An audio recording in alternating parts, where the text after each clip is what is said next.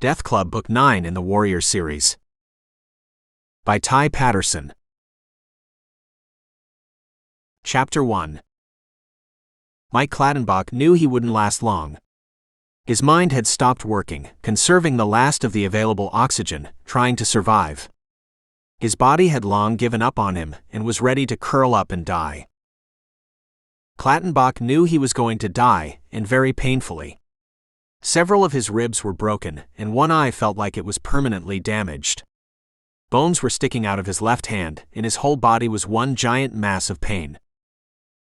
He stood swaying, blinking sweat away from his eyes as a figure danced in front of him. The dull roar assaulting his ears wasn't just the blood pounding in his head.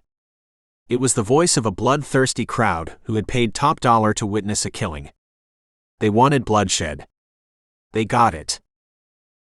They wanted a death. Mike Clattenbach knew they would have it. The dancing figure came closer, a man of enormous proportions, almost 6 feet 5 inches tall, all of it muscle and hard bone, his head clean-shaven, ink all over his body, his face an impassive mask. The man was bare-chested, as was Mike Clattenbach. He was dressed in jeans and sneakers, and on his hands were a pair of boxing gloves. Clattenbach had the same attire, though his gloves hadn't offered much defense to him. The approaching man jabbed and caught Clattenbach flush on his chin. Clattenbach staggered back but managed to stay on his feet. Hands shoved him back against his opponent, who punched again, low, hard, wicked, and another rib broke.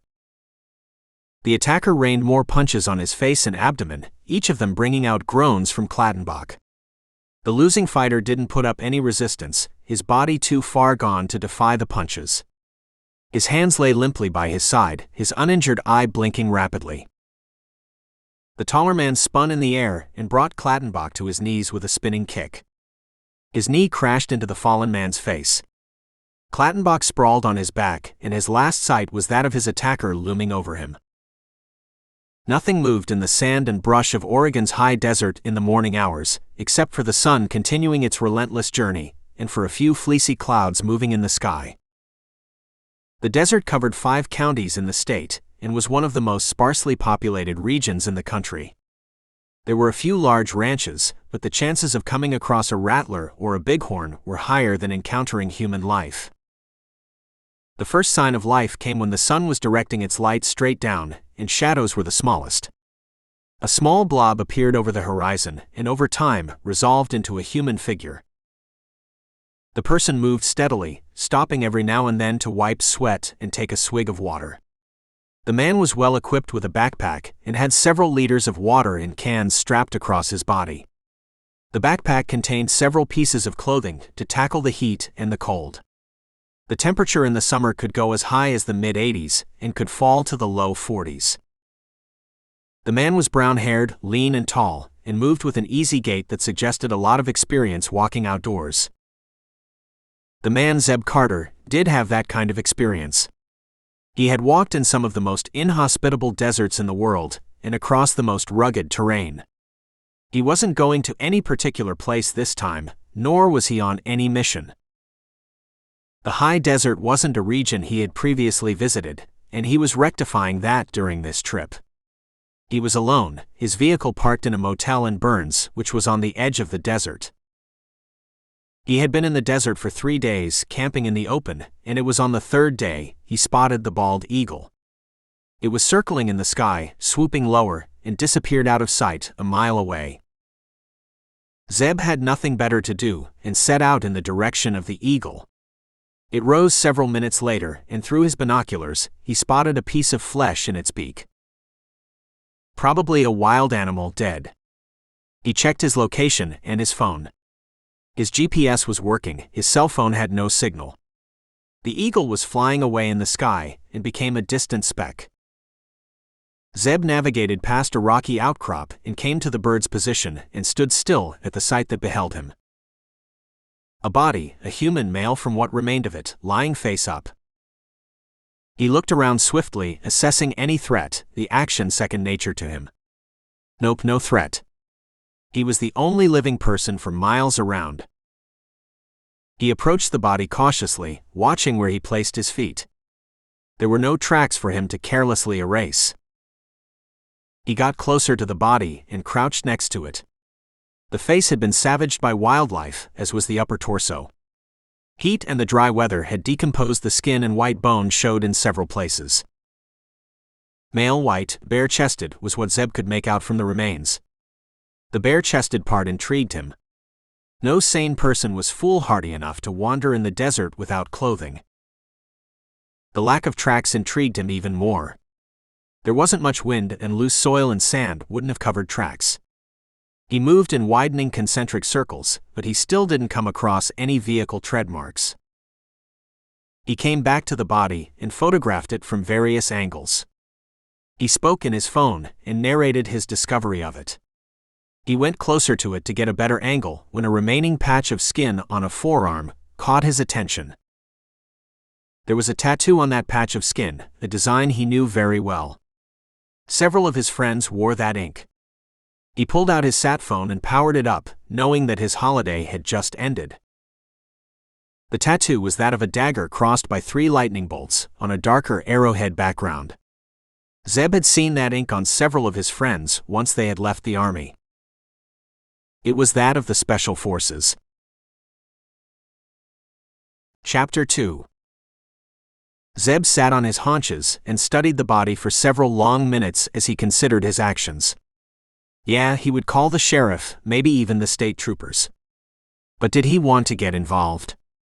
In his mind he heard the twins groaning and rolling their eyes, and that decided it for him. The sheriff could handle it. He searched for the local sheriff's number and called in the body. "Yes, ma'am," he told the dispatcher, "I'll be waiting at the scene." Zeb looked around for shade and, finding none, drew a battered Stetson from his bag and jammed it over his head. He brought out a map of the region and rested his back against a conveniently located rock. The rock was warm and pretty soon it would turn hot, but for now it would do. Zeb's sat phone had maps. He was carrying a laptop and a tablet computer. Those had maps and more applications, but he still preferred the touch and feel of paper. He unfolded the map and folded it back again to focus on the high desert and the surrounding towns. He had set out early in the morning from Burns and had walked for 5 hours before he had come across the body. He was in open country, somewhere to the west of Summer Lake and to the east of Diamond. He could see nothing but undulating land and shrubs and vegetation that didn't reach any great height. Nothing moved, even the eagle had disappeared. He reckoned the sheriff would take 3 or 4 hours to arrive. The sheriff would have vehicles, but topography and natural caution would slow down the law enforcement officers. Zeb took another swig, lowered the hat over his face, and went into a dreamless state between sleep and alert. Zebediah Carter, Zeb to his friends, was the lead agent in a covert U.S. agency that was known simply as the Agency. Barely a handful of people knew of its existence, and the missions it undertook were known to even fewer. The agency went after threats to national security, stolen nuclear weapons, taking down terrorists, erasing international criminal gangs. Its remit was loose and it operated across international borders. The agency's setup was unique, which made it very different from other covert agencies, and that structure played a major role in its success.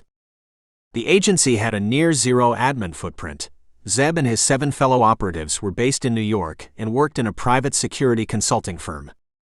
The firm advised corporations and large businesses on premise and executive security. The firm was genuine and had real clients all across the country, and its work provided cover to the operatives as they went about agency business. All but 2 of the 8 operatives had served in the U.S. Armed Forces. Zeb, Bawana, Bear, and Roger were ex-Special Forces, while Broker had been an intelligence analyst in the Pentagon. Chloe had been with the 82nd Airborne and was the oldest of the 3 female operatives. Beth and Megan Patterson, twins, took care of the intel side of the agency and also oversaw its logistics and equipment. The sisters, in their late 20s, were the youngest in the crew and came from an illustrious law enforcement family.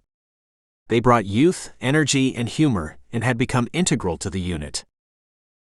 The agency was headed by Claire, who rarely gave out her second name. Those who knew her didn't need it. Those who didn't had no need. Claire had overhauled the covert unit when she had taken over as its first female director, and along with Zeb, had devised its current organization. The structure enabled the agency to move much faster than other deep black agencies and provided total deniability that Claire's boss, the president, needed. The rumbling of engines roused Zeb, and when he peered beneath his hat's brim, he saw two police vehicles making their way slowly over the uneven terrain. The lead vehicle, a SUV bearing the crest of Harney County, flashed its lights at Zeb, acknowledging his presence. A short, stocky man jumped out of it and stood for several seconds with his hands on his hips, surveying the scene. He was joined by a second police officer, who crossed his arms and seemed to take his cues from the short man. Gaurav, the short man introduced himself when he approached Zeb. Sheriff Jeremy Gaurav, he added needlessly since his title was displayed on a nameplate on his chest. That's my deputy, Packman, he gestured to the second man, who nodded at Zeb. Gaurav was in his late 50s with a full head of steel gray hair. His tanned and deeply lined face had a somber expression as he knelt over the body and inspected it from up close. A look at Packman stirred the deputy into action. Packman unslung a camera from his shoulder and started taking pictures of the scene from various angles. What's the story, sir? Gaurav addressed Zeb, his brown eyes moving over Zeb's body and resting momentarily on his rucksack.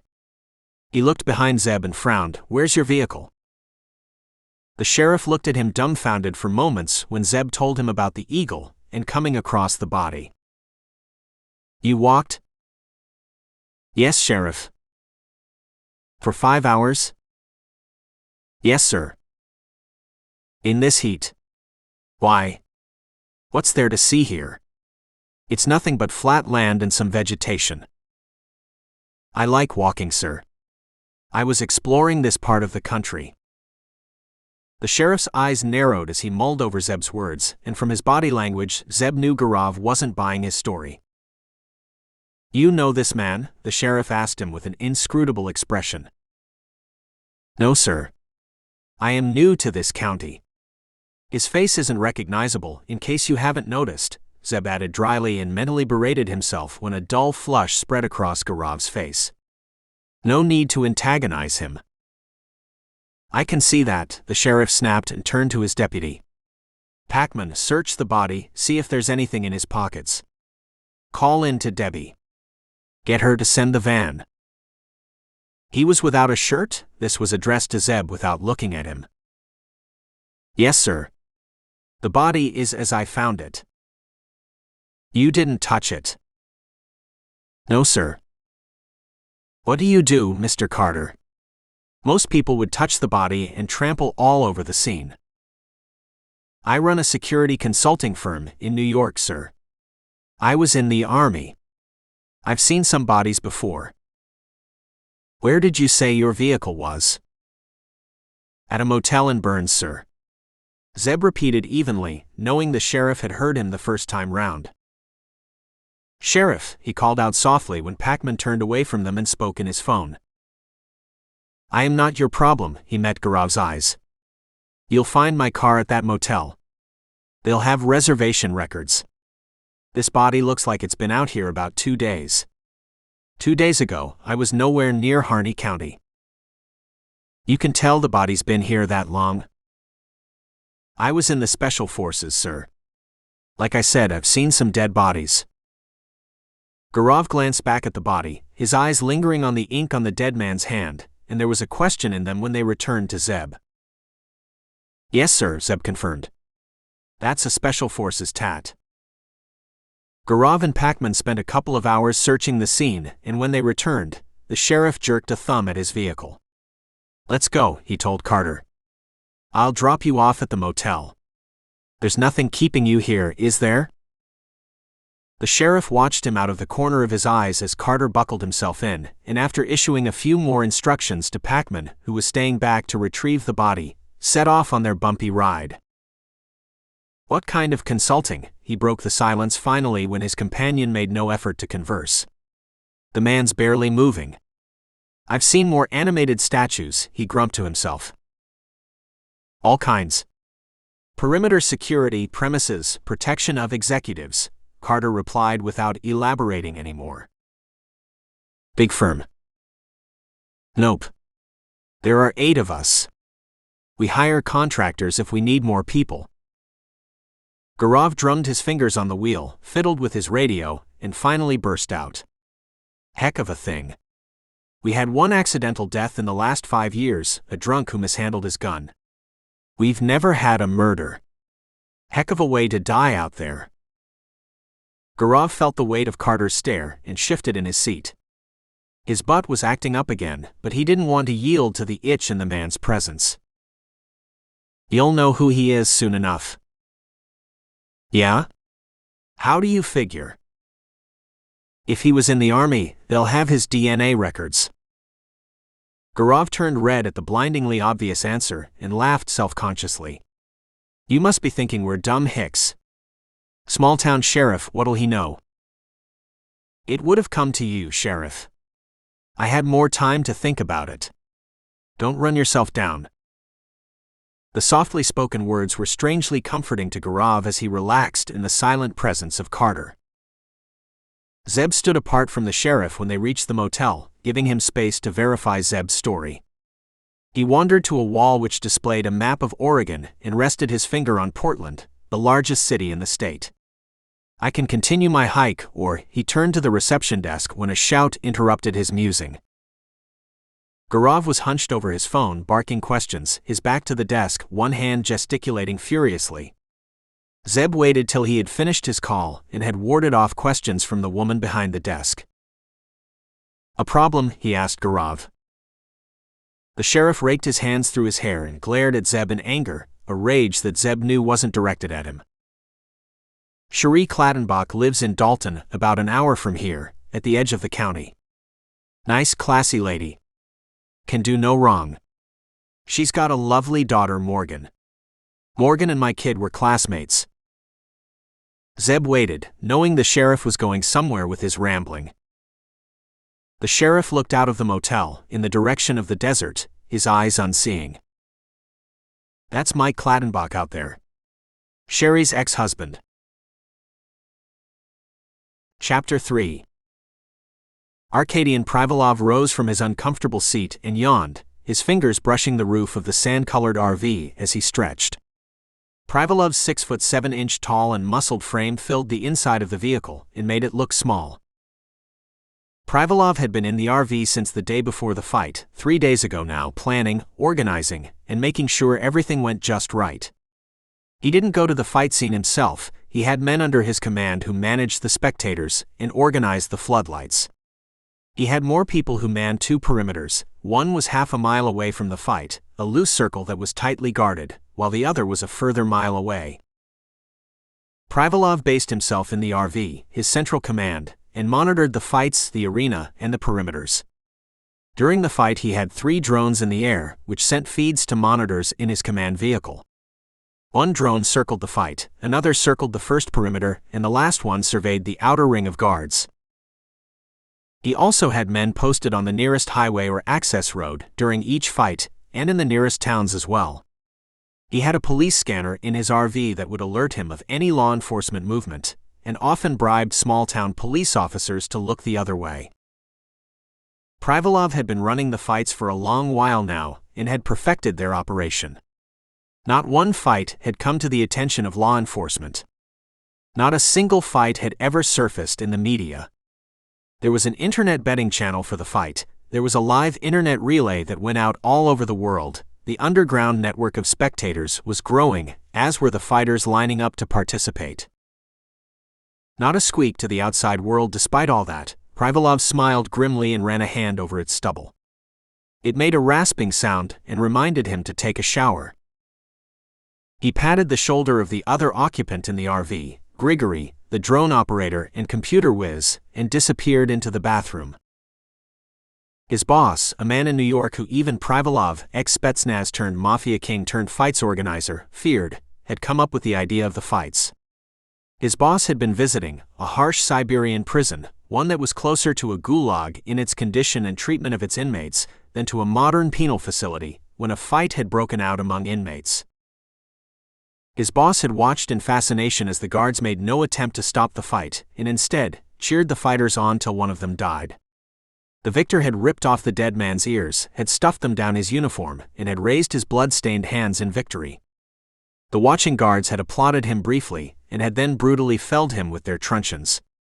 In the prison, there would be only one victor, the guards.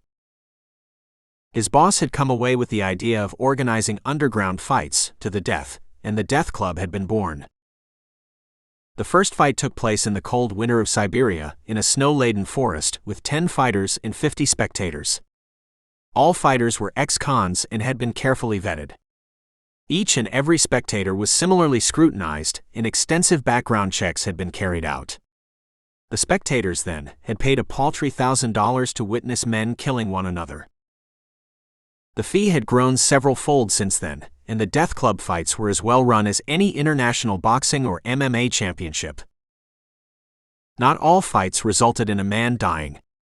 Privalov and his boss had learned lessons from the early days. There was a limit to how many people they could make disappear in a single night. Now each Death Club fight night had just 5 fighters. A software program written by Grigory gave them coded names. The same program made the draws, and the 5 men fought one another in a sequence the program generated. The losers in the build-up fights were severely maimed, and many of them ended up being crippled for life. However, they lived. The final fight was the only one in which the victor killed the loser. The fighters had to pay to participate, but there were some exceptions. Former soldiers could fight for free. There was something about men who had served their countries participating in such illegal fights. It added to the glamour of those particular fights. The combatants came from all over the world, drawn by the prize money, a cool $1 million to the winner.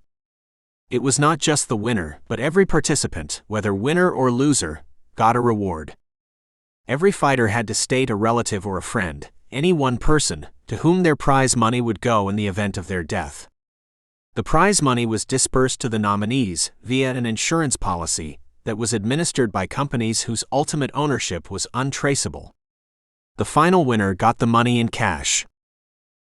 The fights didn't have referees. There were no timeouts. There were no doctors to render any aid. A Death Club fight night was organized in the open, in remote areas, under the glare of vehicle-mounted floodlights. Spectators, those who attended in person, formed a loose ring around the fighters. The fights had minimal rules. Fighters had to be bare-chested. No weapons were allowed. A loser had to explicitly state he was surrendering. The final loser had no such choice. Everything else was game. Fighters could use any style of fighting. They could wear gloves or go barehanded. They could kick, maim, punch, or break limbs. They could bite and draw blood. A loser, a surviving loser, had to make his own arrangements to leave the scene if he was maimed. Every surviving fighter had to abide by several rules. They usually made more money in a single fight night than they had ever earned. That prize money came with a code of conduct. The money couldn't be flashed about. They couldn't go into a bar immediately afterwards and buy a round of drinks for one and all. They couldn't splurge on fancy cars or a home in the immediate aftermath of a fight. They had to spend the money discreetly. They didn't have a choice, since there would be a team of PIs, private investigators, watching over them for 2 years after every fight night. Default resulted in death. Initially, it was the prize money that was the draw that attracted the fighters. Now the Death Club had acquired an underground cult status, and Privalov was in the position of turning away more fighters than he took on. He had to turn down spectators as well, in their hundreds, since only rigorously vetted audience members and fighters gained entry. Fighters came from all over the world. There were North Americans, South Americans, Chinese fighters, South African men, Russian criminals. There were participants from countries Privalov hadn't heard of. All were usually ex-cons, active criminals, or ex-soldiers who had fallen on hard times.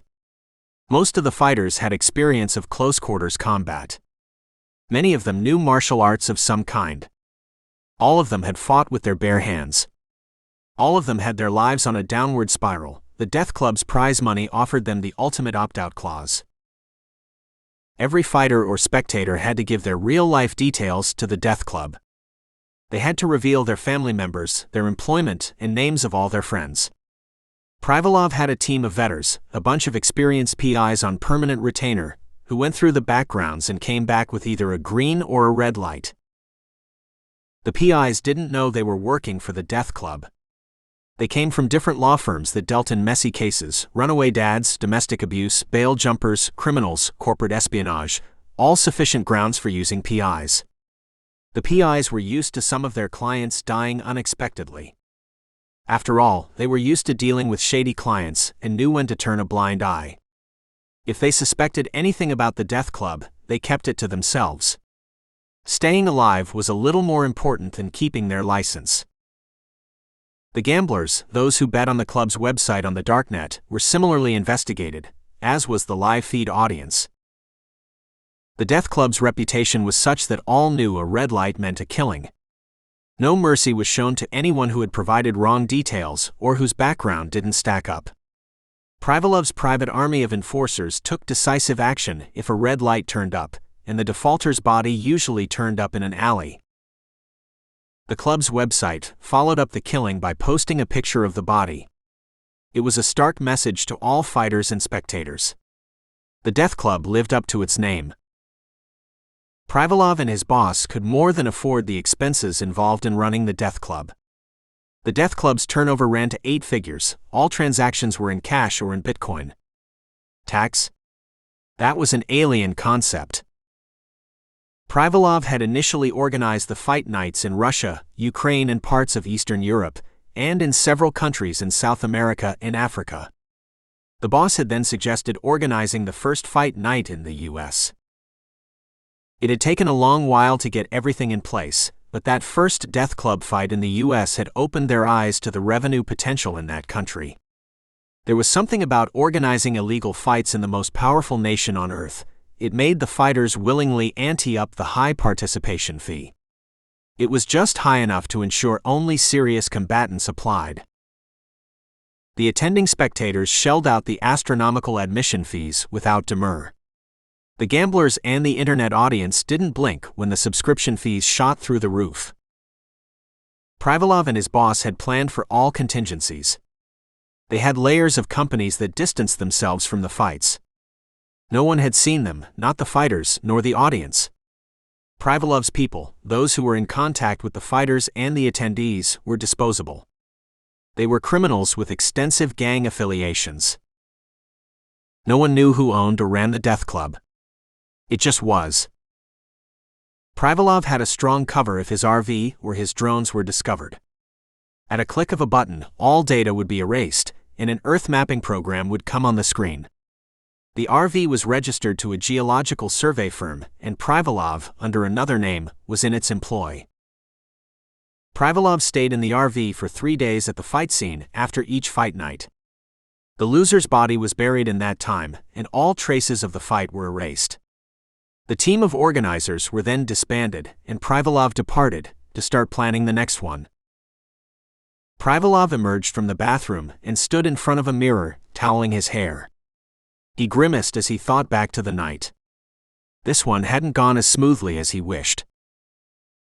3 days since the fight, and they still hadn't been able to bury the body.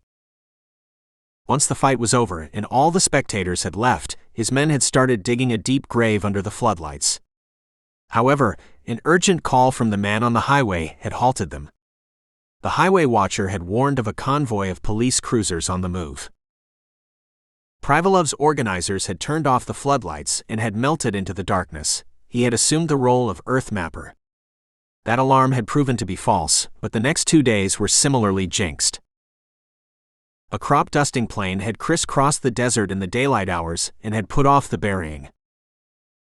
Then that hiker had turned up, followed by the sheriff. Privalov buttoned a blue shirt and tucked it into his jeans and joined Grigory at the screens.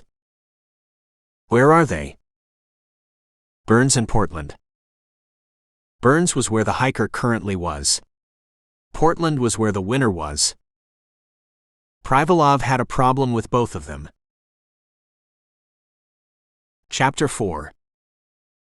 Marcelo Descadeo waved a large hand in the air and roared, "Another round for my friends," to the bartender and smiled broadly at the approving cheers and whistles. He caught his reflection in the glass behind the bar, large frame, bald, bearded, tats all over his face and arm. He was a handsome one. He would find some woman to spend the night with and show her what a real man was. A man thumped his back and clunked his mug with Descadeo's and shouted something in his ears. Descadeo felt warm and happy. His friends deserved to enjoy his success, even if it was the first time that he had met them. Heck, the whole of Portland deserved to enjoy. He lumbered around to yell out, to call even those on the street, but some element of caution stirred in him. He clamped his mouth shut and turned back to the bar and grabbed his mug and gulped it noisily. Descadeo had driven out of the high desert with the rear seat of his Chevy full of plastic bags. The bags were stuffed with bills, used bills in small denominations. Descadeo hadn't seen $100,000 in one go, let alone $1 million, and every now and then he had glanced back to check he wasn't dreaming. Nope. The bags were there. He reached out and grabbed one with his right hand and brought out a wad of notes and smelled them. They didn't smell anything special, but to him they felt like drugs. He rolled down his window and let fly a few bills in the night air and howled at the sky like a wolf. A wolf. That's what he was. He had been a hitter once for a Colombian drugs gang. He had gotten into trouble with his own gang for pocketing some of the baggies and had escaped by wiping out a local boss and his lieutenants. He knew there would be a contract out on him and had made his way to Mexico. There, he had paid a chunk of money to coyotes who had gotten him across the border and into the U.S. He had relaxed a bit, but not much.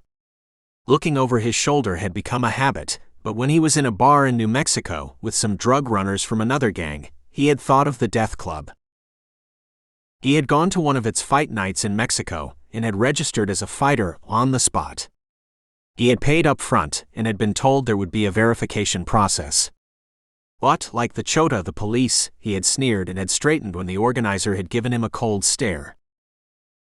Several months later he had been told he had been selected and could put himself forward for any of the fights on the underground website. He had immediately applied and had been put on a waiting list. He had seen more fights and was confident he would beat anyone he came across. The high desert fight was pure coincidence. He had gone back to his motel room and had logged into its Wi-Fi after going through several proxies and had seen the message. A fighter had dropped out. Would he be interested? Heck yeah. He loved fighting. He loved killing too. The fights had been brutal, and unfortunately, he hadn't been able to kill all, except the last one. That last dude had been good, seriously good, and there were moments when Descadeo had felt scared, but he had prevailed in the end. The organizers had offered him cash or Bitcoin. He had chosen cash. He didn't trust the electronic currency, even though all gangs used it. An organizer had helped load the bags in his car, all the while repeating the rules, and for a moment, Descadeo had felt like crushing his throat. He had driven away quickly, the rules floating out of his mind like the wind rushing past his Chevy. First stop would be Portland to celebrate. Tomorrow, who knew about tomorrow? With all those bills in his car, he could forget about any tomorrow. He had found the bar on Albina Avenue, and after moving the bags to the trunk, had started his party. He didn't know how long he was at the bar. The drinks kept flowing, and men kept yelling in his ears. He didn't spot the man in a corner of the bar, who had been on his tail ever since he left the desert. He didn't notice the man who shoved in next to him, till he felt a tap on his shoulder and looked in the coldest blue eyes he had seen. The man jerked his head and walked out of the bar. Descadeo followed him blindly, some instinct in him telling him it was prudent to do so. A drunk grabbed his shoulder and asked him to stay. Descadeo shook him off and walked out in the night and breathed deeply. It was 2 a.m., and the bar had officially closed at 11 p.m., but the party inside had continued. Descadeo buttoned his coat, followed the man around the corner, and into the shadows behind his car. "You know who I am?" the man asked him. Descadeo narrowed his eyes and took the man in. He was big as the hitter, but he didn't think he had seen him before. Wait, was he from the club? Death Club, he guessed. The man nodded. You were told about the rules. You didn't take long to break them. What rules, man? I won, the fight is over. I don't care no more about any rules. Rules are for a reason. They protect the club, the man's voice lowered to a whisper and his shoulders hunched. Descadeo's mind cleared swiftly. This dude was dangerous. He wasn't here to issue a warning. He was here to. He struck without warning, a crippling blow aimed at the man's neck. Privalov read the signs in the hitter's eyes and body long before the blow sailed out.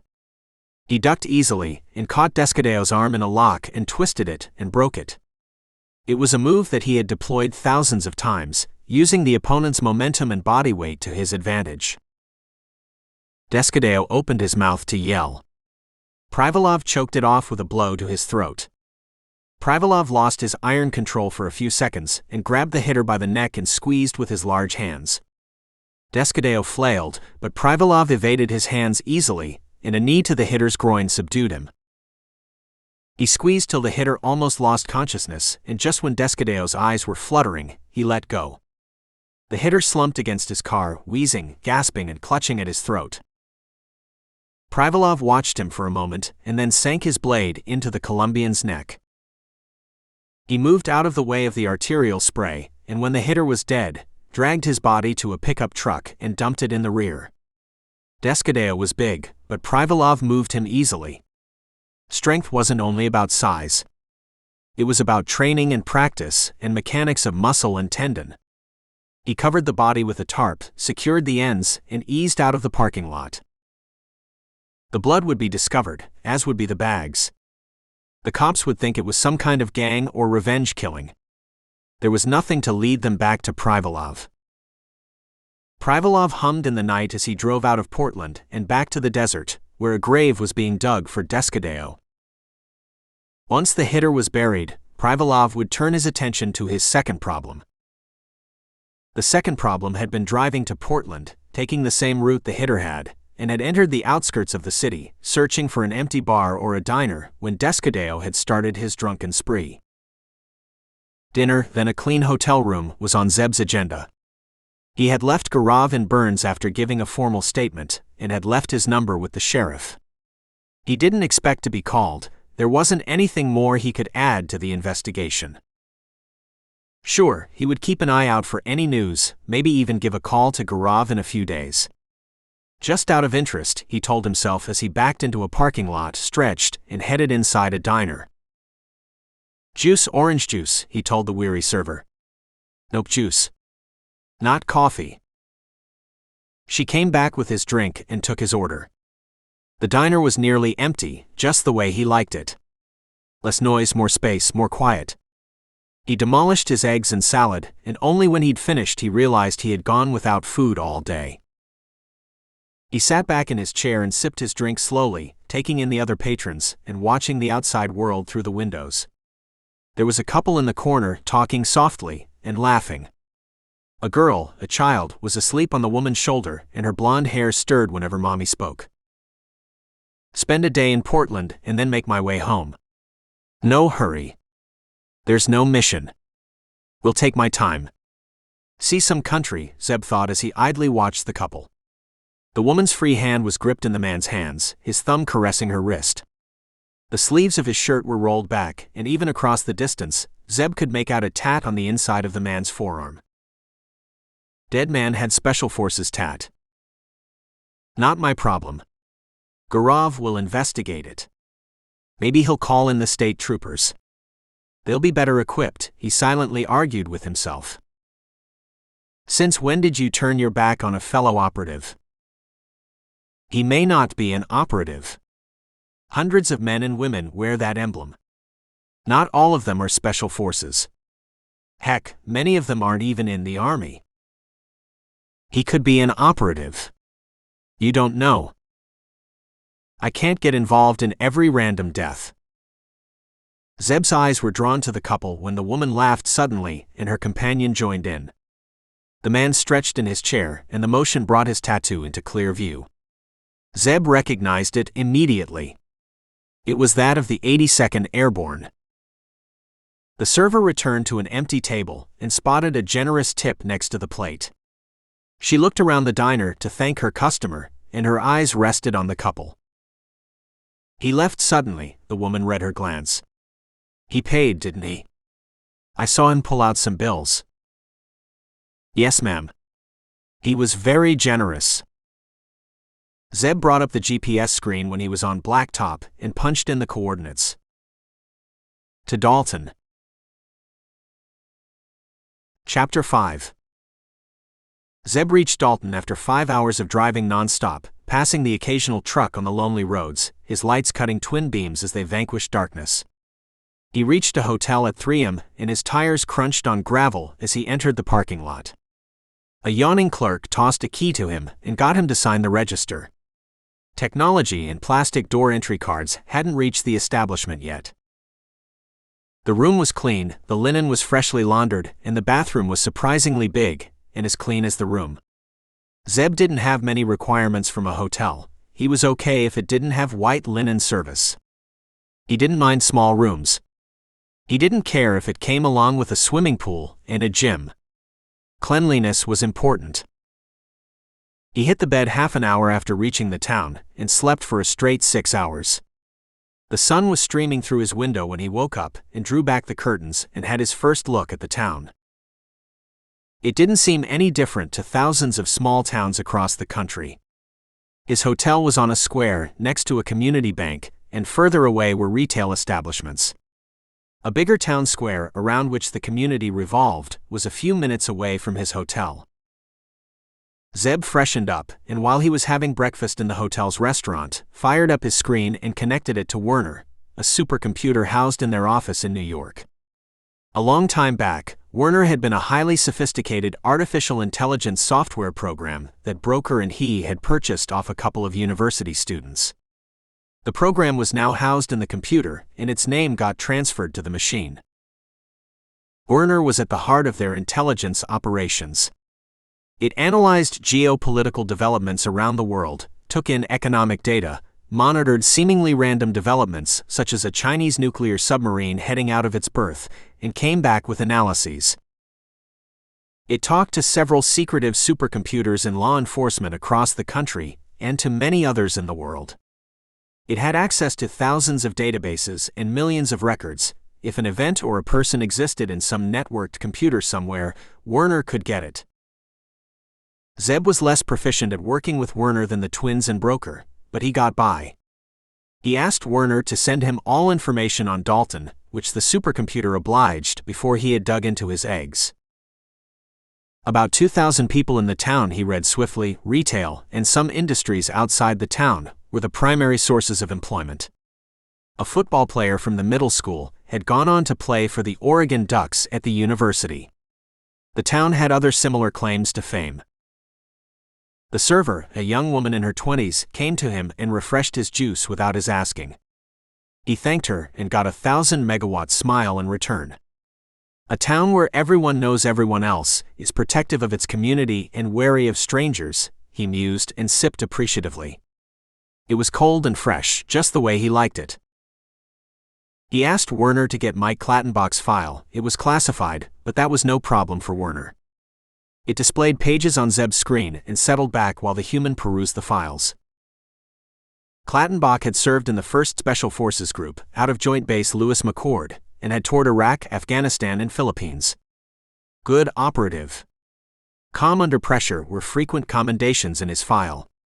He was a Bronze Star Medal awardee and had several other awards and ribbons. There was one particular mission in Iraq during which Clattenbach had rescued 3 injured soldiers. He had hauled them from underneath their vehicle, which had been wrecked by an IED, and had carried them to safety, while hostile gunfire was raining on him. That alone should get him another medal. Maybe a Silver Star. Zeb scanned the rest of his file but saw nothing about any more awards. He had received glowing praise for his bravery during that tour. No awards, however. He made a mental note to check with his contacts in the Army, and carried on reading the file. Originally from Portland, Clattenbach joined the Army when he was 21, married his girlfriend Cherie at 25, and had one daughter, Morgan, when he turned 28. Clattenbach separated from his wife when he turned 31, but he continued to support his family. Didn't divorce. Was reconciliation on the way? Zeb skimmed through the file but didn't find any such reference and continued reading. Cherie and Morgan Clattenbach moved to Dalton after the family split up, the mom having found a job as a teacher in the town's middle school. They had lived in Dalton ever since. That was 9 years ago. Clattenbach would be 40 years old, Zeb figured, and went back to the file to look up Cherie's age. She's 38, Morgan's 12. When did he leave the army? A year after splitting up, the file told him. He would be 32 then. What did he do after leaving the military? Clattenbach worked as a security consultant for a retail organization in Charlotte. That retailer went bust, and the former Special Forces operative then worked in the hospitality industry for a chain of nightclubs. Zeb looked up from the screen for a moment and stared out, unseeing. Glorified bouncer. Economy wasn't good then, jobs were scarce, and things were hard for a vet. He went back to the file, but it trailed off after his last job, which was well over 5 years ago. Zeb got Werner to widen the search and to bring up his bank accounts. Werner didn't pick up any trail on the job front. It was as if Clattenbach had disappeared from regular employment after the nightclub gig. His bank account provided interesting reading. Regular payments into checking and savings account during his army days. Equally regular payments out to his wife's account. The inward and outward flow stuttered once he left the military. The payments to his wife became infrequent but larger. He was making bigger payments to compensate for his irregularity. The payments dried up once he lost the nightclub job. Both his accounts had small sums of money and showed small withdrawals. No big ticket payments to anyone, not even to his wife. There was less than $100 left in his accounts, according to Werner's report. He emptied his accounts, took out close to $1,000 in total. A week before he died. Was killed, he corrected himself, not died. The restaurant was busy, tables emptying, new customers coming in, servers rushing about.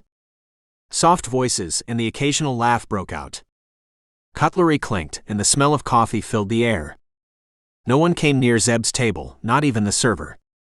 People seemed to give it a wide berth, sensing something in his posture and in the faraway look in his eyes. Zeb stirred finally and went back to his screen. Can you look up his wife's accounts? He asked Werner. Werner did the electronic equivalent of rolling its eyes. Could it? It sure could. It wasn't a supercomputer for nothing. Cherie Clattenbach's details didn't take long to read. She had initially rented her home when they had moved to Dalton, but 3 years later, had bought a 3-bedroom house. She taught science to the 7th and 8th grade students and was popular, going by her students' posts on the school's social media page. The home's purchase intrigued Zeb, and he turned to her financial details. They showed a family of modest means, living well within a teacher's salary. The incoming payments from the separated husband went into a 529 plan. There were small outgoings towards living expenses. The payments to medical insurance rose dramatically 6 years ago, and Zeb made a mental note to follow that up. He was nearing the end of the financial transactions when the last entry stumped him. It was an inward payment of $500,000. Zeb stared at the number, looked up and away, and returned to the screen. The figure remained the same. $500,000 from a Cuthbert and Bros, LLC. Paid recently. Just yesterday. A few hours after Gaurav identified the body as Clattenbach's. He mulled over possibilities, but nothing made sense. He asked Werner to come up with some ideas on how the wife could have received the money. Werner didn't have anything useful, either. He gave up and got the supercomputer to find out Clattenbach's time of death. Werner found out. The autopsy results weren't in yet. Maybe you should ask the sheriff, Werner suggested helpfully. Trouble came to Zeb before he could go to the sheriff. Zeb had been aware of the 3 men for a while. They had been talking loudly, laughing uproariously at coarse jokes, and ignored the looks they got from other customers. An elderly man rose from his seat and requested them to be polite. One of them, a red-haired man, swore at the old man and told him to mind his own business. Loudly. For a moment silence fell in the restaurant, and heads turned toward the restaurant manager, who hurried to the men and spoke softly. They behaved for a while, and then reverted to their unruly selves. Zeb put them out of his mind and turned back to his screen. He was reading another report on Cherie Clattenbach when he felt another silence in the room and looked up to see the three men in front of him. Red hair is the leader. Beard and Skinny defer to him. Knives and forks on my table if I have to use them as a weapon. Backs to the wall, no one can come up from behind. Too many people in the room to use my Glock. Not safe. The thinking and assessment was automatic, hardwired into him from years of experience. He kept silent, waiting for the men to speak. It's their ball. You the dude who found Sherry's husband? Red hair cocked a surly eyebrow at him. Cherie, not Mrs. Clattenbach.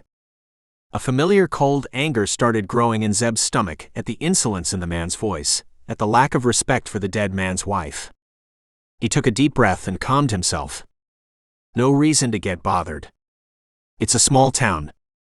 Everyone knows the other. Red hair noticed the breath he had drawn and mistook it. Dude, no need to be nervous. We're just asking. Aren't we, Billy? Billy, the bearded man, nodded and kept chewing his gum. Yeah, I found the body. Mighty convenient of you to be hanging out right there. No one goes there. It's not like there's an amusement park out there, is there, Billy? Nope, there sure ain't. Zeb didn't reply for several moments, letting the silence build. The manager looked in his direction, a question on his face. Zeb shook his head imperceptibly. We asked you a question, dude. It's polite to answer. Don't be scared. Not yet, anyway. Red hair twisted his lips in a grin and got chuckles from his friends. It was their town. It was fun to corral a stranger and mock him. You guys need to practice on your comedy act. Now can you leave? The grin froze on Red hair's face as his brain processed Zeb's words, and his eyes grew small and mean as their import sank into him. Look. Zeb had enough. He rose swiftly, came around his table, and took a step in Red hair's direction. Red hair, shocked at the speed and smoothness of his movement, was startled. Zeb wedged his foot against Red hair's heel and got closer to the man. Red hair moved back, lost his balance, and fell, flailing wildly. When you arise, you will be polite. You will apologize and walk out of this restaurant. If I see you again, I will break your legs. If you approach me in the night, I will break your arms. Do you understand? Red hair's eyes went wide in shock at Zeb's words, at the manner in which they were delivered, at the change in Zeb's demeanor. His mouth opened, but no words came out. There were three of them. The stranger was alone, however. There was something in the stranger's cold eyes, something about him. His friends helped him get to his feet, and when he faced Zeb, the insolence was gone. Sorry, buddy, he mumbled, his eyes not meeting Zeb's. He turned away, mustering all his dignity, and walked away with his friends. Calm returned to the restaurants, laughter resumed, and servers bustled about. Zeb's server came to his table, carrying a jug, and topped his glass without a word. She left a note on his table, and didn't wait for him to open it. Thank you, the note read, and when Zeb looked up, the manager winked at him. He took a sip of his juice, and was getting his mind back to the Clattenbachs when a shadow fell across him. Chapter 6. Sheriff Jeremy Garov loomed over him and growled angrily. First, you find a body and make a heck of a lot of people unhappy. Then, you're rude to our welcoming committee. Zeb stared at him nonplussed and started to protest when Garov's eyes twinkled and a smile creased his face. He gestured when Zeb started to rise. I got a call from Tony, he nodded in the direction of the restaurant manager, who told me Jed, Billy, and Kane had been picking on you. I hurried across as quick as I could. By then, you had resolved the matter. His fingers drew quotes in the air as he seated himself with a sigh. Back and knees, he grumbled, not what they used to be. He greeted a couple of townspeople who stopped by their table, but didn't introduce Zeb, even though they cast curious looks in his direction. "You're a minor celebrity," he said when he finally turned to Zeb. "The whole dang town knew you were here within minutes of your checking in." "That kind of town, huh?" Zeb asked, making small conversation, hoping the sheriff would leave soon. "All small towns are like ours, buddy. So what brings you back? I thought you'd be several hundred miles away." "Who were those guys?" "Your welcoming committee?" Zeb stalled. "He won't like it if I tell him I'm going to look into Clattenbach's killing." Gaurav waved the question away as if the men were of no consequence. "Louts? They spend all day drinking and annoying townspeople. I've put them in the slammer a few times. They're not bad, like real criminals. They have too much time on their hands and think too much of themselves. They won't cause you trouble." Eleanor, the sheriff pointed a thumb at a table next to Zeb's, which was now empty, was seated right there and heard something about you breaking their legs. He chuckled briefly. "That would put the fear of God in them. They're all bark. No bite." "So what brings you here?" The sheriff persisted, a faint smile playing on his lips. He knows I avoided his question. Zeb thought swiftly, decided against telling the truth, and brought up a map of the region on his screen. "I was leaving, but didn't feel good about it. It felt like I was running away from my vacation. I've still got several days left before I head back home. I figured I'd head to Fremont National Forest." "That's lame. I wonder if he'll buy it." The sheriff looked at the map and then back at Zeb. "There are quicker ways to get to the forest. Coming to Dalton is a big detour." Zeb raised his hands in defeat. "All right, Sheriff." Gaurav rose suddenly, mumbled an excuse, and approached a woman who was entering the restaurant. She was a silvery blonde, dressed in a cream suit, and when she came inside she removed her shades and smiled when she spotted the sheriff. Cherie Clattenbach. Zeb recognized her immediately from Werner's file. He studied her, noting the gray in her hair, the easy smile, and the fine lines on her face. Isn't it a school day, he wondered. And heard Megan snickering in his mind. Yeah, Zeb. She found out her ex is killed. She would go to school like nothing happened, wouldn't she? He turned his back on the screen, closed the files and enlarged the map, conscious of Cherie Clattenbach's glance in his direction. Probably the sheriff pointing me out. The ex-wife hesitated, but at a vigorous headshake and a gesture from Gaurav, made her way to Zeb. "Mr. Carter." He rose and shook her hand. "Zeb, ma'am." "Only if you call me Cherie." She broke the awkward silence that followed with a chuckle. "I too wouldn't know how to react in a situation like this, Zeb. I was ready to run away when Jerry pointed you out. He insisted I meet you." "I'm sorry for your loss, ma'am." "We split up a long time ago, Zeb. He was a good man, we just weren't compatible. He was a good friend, however. Jerry tells me you two were in the Special Forces." "Yes, ma'am." "Cherie. I insist." "Sure, ma'am. I was in a different unit. It was just luck that I was out there when I came across," he trailed off, not finding the right words. "Jerry told me, Zeb." She smiled at his reluctance to use her first name. "Mike was like that too. He was very formal with women. Always held the door open." "Yes, ma'am." "No, ma'am?" His friends were similar. When Jerry called me that day with the news, I wasn't that surprised or shocked, Zeb. I had spent 6 years with Mike. Each time my phone rang, I dreaded answering it. I wanted him to quit, but the army was his life. I am equally headstrong, and neither of us was willing to compromise. I moved out with Morgan and came here. He quit a year later, but it was too late by then. The torrent of words surprised him, but he kept quiet and listened. Listening was second nature to him. He could sit for hours, motionless, listening. She broke off and looked out of the window and discreetly wiped her eyes. Zeb followed her gaze and spotted a girl on the sidewalk, leaning against a truck that gleamed and shone in the sunlight. She was in bright colors, a loose red shirt over blue jeans, but she looked somber. She brushed her hair away from her face as her fingers moved rapidly on her phone. That's Morgan. That's Morgan, our daughter, Cherie confirmed. She thought the world of him, Zeb. She wanted us to get together again. Not many people know it, but she suffers from blood cancer. The curable type, thankfully. Zeb didn't know how to react and schooled his face to show no expression, but something must have shown on him, for she patted his hand and smiled wanly. We discovered it a few years back, and ever since then, Mike sent us every dollar he had. I wasn't too proud to turn him down. Anything for our girl. Are you married, Zeb? Any kids?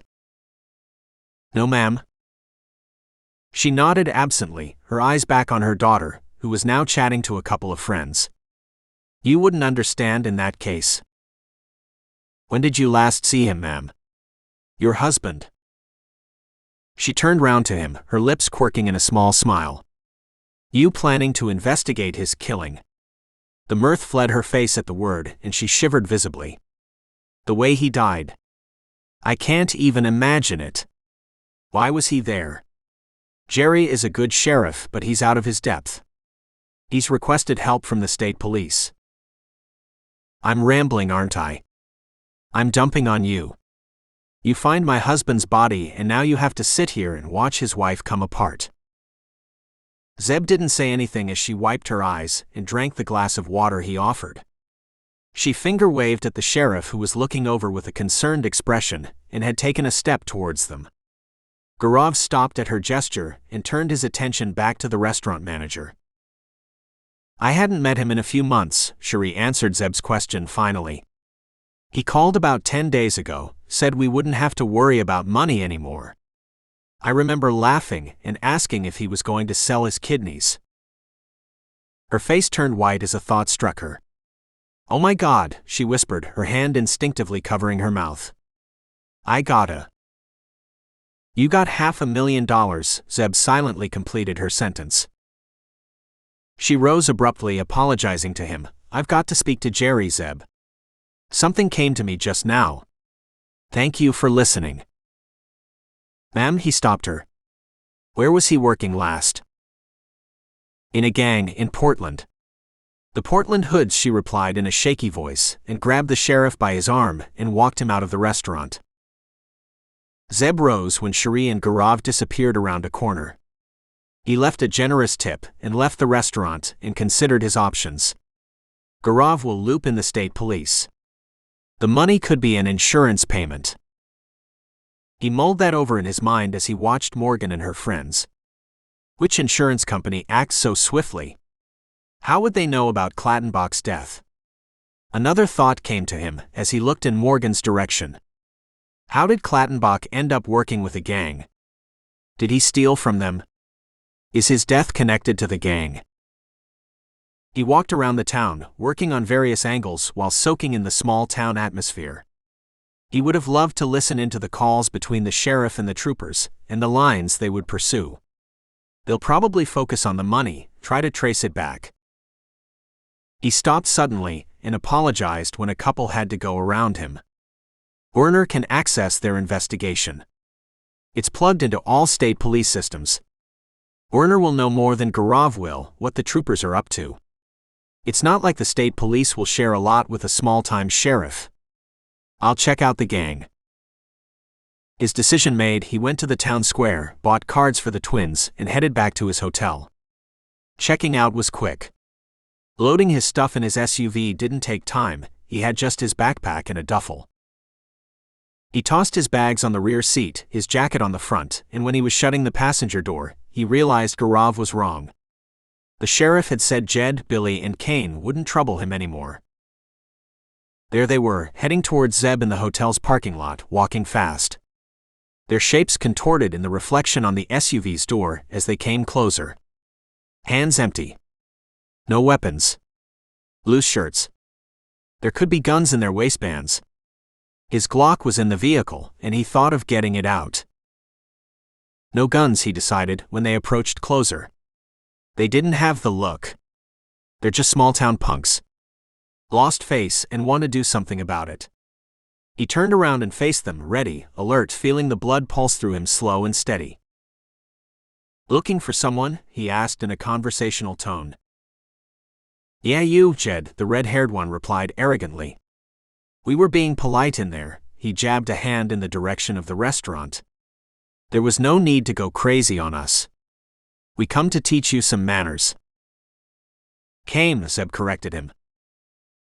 "Huh." Jed's brow creased as he tried to process Zeb's reply. "Forget it," Zeb sighed. "You sure you want to do this?" "Better ass.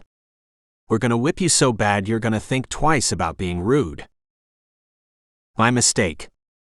I didn't know you were being polite and courteous." Jed spent a few seconds trying to figure out Zeb's meaning. "You're funning us, aren't you?" he snarled finally. Zeb had enough. "Are you all talk?" Jed swung, a haymaker that Zeb read long before the swing started. He ducked easily under the blow, grabbed the hand, twisted it, and smashed Jed's face in the door. He pulled the red-haired man back and shoved him in Billy's direction, who was breathing hard, prepping himself to join the fray. Jed's head plunged into Billy's midriff, and the two men fell. Zeb took a couple of steps to the side and looked questioningly at Kane. Kane didn't meet his eyes. He was looking down at his friends, his mouth open, his hands clenching and unclenching. He shuffled his feet and took a step back, signaling he wanted no part of the fight. "Damn it, Kane," Jed roared when he raised his head. "Get him," he yelled through split lips. He cursed and swore when his friend turned and ran away. Jed got to his feet, shook his head, breathing harshly. "I'll get you. I'll beat you to pulp." "This can end here," Zeb interrupted him. "You can walk away while you're still able to." "You won't be able to walk away when I'm done with you," Jed goaded and charged. Zeb waited till the attacker was on him, turned slightly to take the first blow on his shoulder, and watched Jed's eyes widen in triumph. The victorious light turned to shock when Zeb's knuckles punched his sternum. Zeb followed up with a knee to Jed's unprotected groin and raised the man by his hair when he was collapsing. "I said I would break your legs, didn't I?" Jed moaned in reply and screamed when Zeb dislocated his shoulder. He left Jed and Billy in the parking lot and went to the restaurant, where he found Tony, the manager, waiting for him, his phone to an ear. "I bet those two will spin a different story to the sheriff," he thought, while he waited for the manager to end his call. "I'm calling the sheriff," Tony mouthed at him while waiting for his call to be connected. "One of my men was out for a smoke. He was there the whole time, watching what went down. Those guys never learn." The manager's eyes darted as he surveyed the restaurant, multitasking, and got a server's attention and directed her to a waiting couple. "Yeah, he's here in front of me." He spoke in his handset. "Nope, doesn't look like he's in any hurry." He listened for a moment, chuckled, and hung up. "Sheriff's coming. He asked me to hold you back if you started manhandling anyone else." He eyed Zeb up and down and said straight-faced, "I'll say you overpowered me, in case you want to have another go at those guys." Gaurav rolled his eyes theatrically when he approached Zeb and the manager. "You got a beef with anyone else in this town?" "He's got no beef with anyone." He was minding his business both times. "It's that Jed you need to talk to," Tony rounded angrily on the sheriff. "They pick on newcomers every time, you know it. This time they had it coming." "Tony?" "You." "Tony," Gaurav repeated mildly. Tony quietened and glared at the sheriff. "What?" "Let me do my job, okay? You got an eating house to run, don't you?" "It's called a restaurant, Sheriff. Not that you'd know the difference since you never tried our food." Tony sniffed and went to his office, leaving them alone. "You see what I've got to deal with in this county." Gaurav leaned against the manager's desk and folded his hands across his belly. "Jed called me. He said you tried to kill him and his friends. What's your story?" Zeb told him, and when he had finished, Tony returned with a man in the restaurant's uniform. "Jake's your witness, Sheriff. He saw everything." Jake was a reliable witness, and when he'd finished his narration, the sheriff took a formal statement, made a few calls, and told Zeb he was free to go. "Try not to run down anyone as you leave," he deadpanned. First Tony, then Gaurav, Zeb shook his head and powered his vehicle and left Dalton. It was when he was on the US 26 West that Cherie Clattenbach's words came to him. "You wouldn't understand," she had said. Zeb's hands tightened instinctively on the wheel. "I do, ma'am. I was married once. I had a son." Zeb would find Clattenbach's killers and bury them in the desert, for no son or daughter should have to lose her hero father under those circumstances. He stared blindly out of the windshield at the highway that unfurled like a ribbon taking him to Portland. "I'm coming." Chapter 7. "His name is Zeb Carter," Privalov told Nikolai Voronov. "He runs some kind of security agency in New York. You know, where they tell fat executives how to protect themselves. Ex-army guy. Special forces." He read out a few more details from the screen in front of him and waited for Voronov to respond. "Check your email," Voronov grunted. Privalov hung up and logged into a free email application. He went to the drafts folder and read the brief message from Voronov. "Rough him up. If he still doesn't back off, kill him. Is the other problem taken care of?" The other problem was Descadeo. "Yeah," he typed and saved the email and exited the program. He and Voronov had access to the same email account and composed draft messages to communicate with each other. A draft email never got sent. There was no internet traffic for the ever-listening, ever-watching intelligence agencies. No messages to be scooped by their algorithms. Low-tech always beat high-tech. Privalov rose from behind his desk and watched people scurry down below from his 20th floor office in downtown Portland. Ants always hustling, always running, always working. They thought action movement was progress. Privalov shook his head at the dumb people, finished his vodka, and went back to his seat. Russian Culture Center, the signboard on his office discreetly proclaimed. It was a legitimate business and gave him the cover he needed to travel all over the country. "Russians are a deeply misunderstood people," he said during business meetings, while organizing fight nights in parallel. He tapped on his computer and watched the green dot speed up the highway towards Portland. "Carter." Privalov leaned back and crossed his arms behind his head. "Rough him up," Voronov had said. Privalov could have arranged that in Dalton itself, but the town was too small to make it look like a random incident. He had eyes on Carter as soon as the man had been identified in his RV. He had one of his men place a tracker on Carter's SUV when he had returned with the sheriff. He knew where Carter went and what he did. He knew the former soldier would likely go asking questions at the Portland Hoods establishments. He knew everything except what Carter thought. He dialed a number and spoke briefly in his cell phone. Organizing a welcome for Carter. Carter wouldn't know what he had gotten into once Privalov's men were done, and if he had any sense, he would back off. And if he didn't? Privalov had an answer to that too. Voronov made several calls after reading Privalov's reply, and hung up after he was satisfied with the various responses he received. Voronov worked from a small home office in an apartment building in the Bronx in New York. The apartment building had several such establishments, essentially single-person traders, and it wasn't unusual for people to be seen in the building during work hours. Voronov had a more lavish home in Chelsea which was funded by his real job, arms sales. Voronov was among the top 5 arms dealers in the world, and he was numero uno when it came to selling illegal armaments. He was the go-to man if a Middle Eastern regime wanted proscribed weapons. African warlords came to him, East European and Asian dictators, they all beat a path to his door. Of course, officially, he was the CEO of the Russian Culture Center, whose headquarters were in his Chelsea mansion. "Culture is very rewarding," he quipped if anyone asked him how he could afford the palatial home. He had inherited a pile of money from an uncle who owned several Russian oil fields, was his more serious answer. Voronov and Privalov had come to America when they were teenagers. They had come illegally, via a tortuous route that had them cross the desert in Mexico. That illegal status had long since changed. It was remarkable what money and the right contacts could achieve in his adopted country. He had started the Death Club almost as an afterthought, once he had seen that fight in the prison.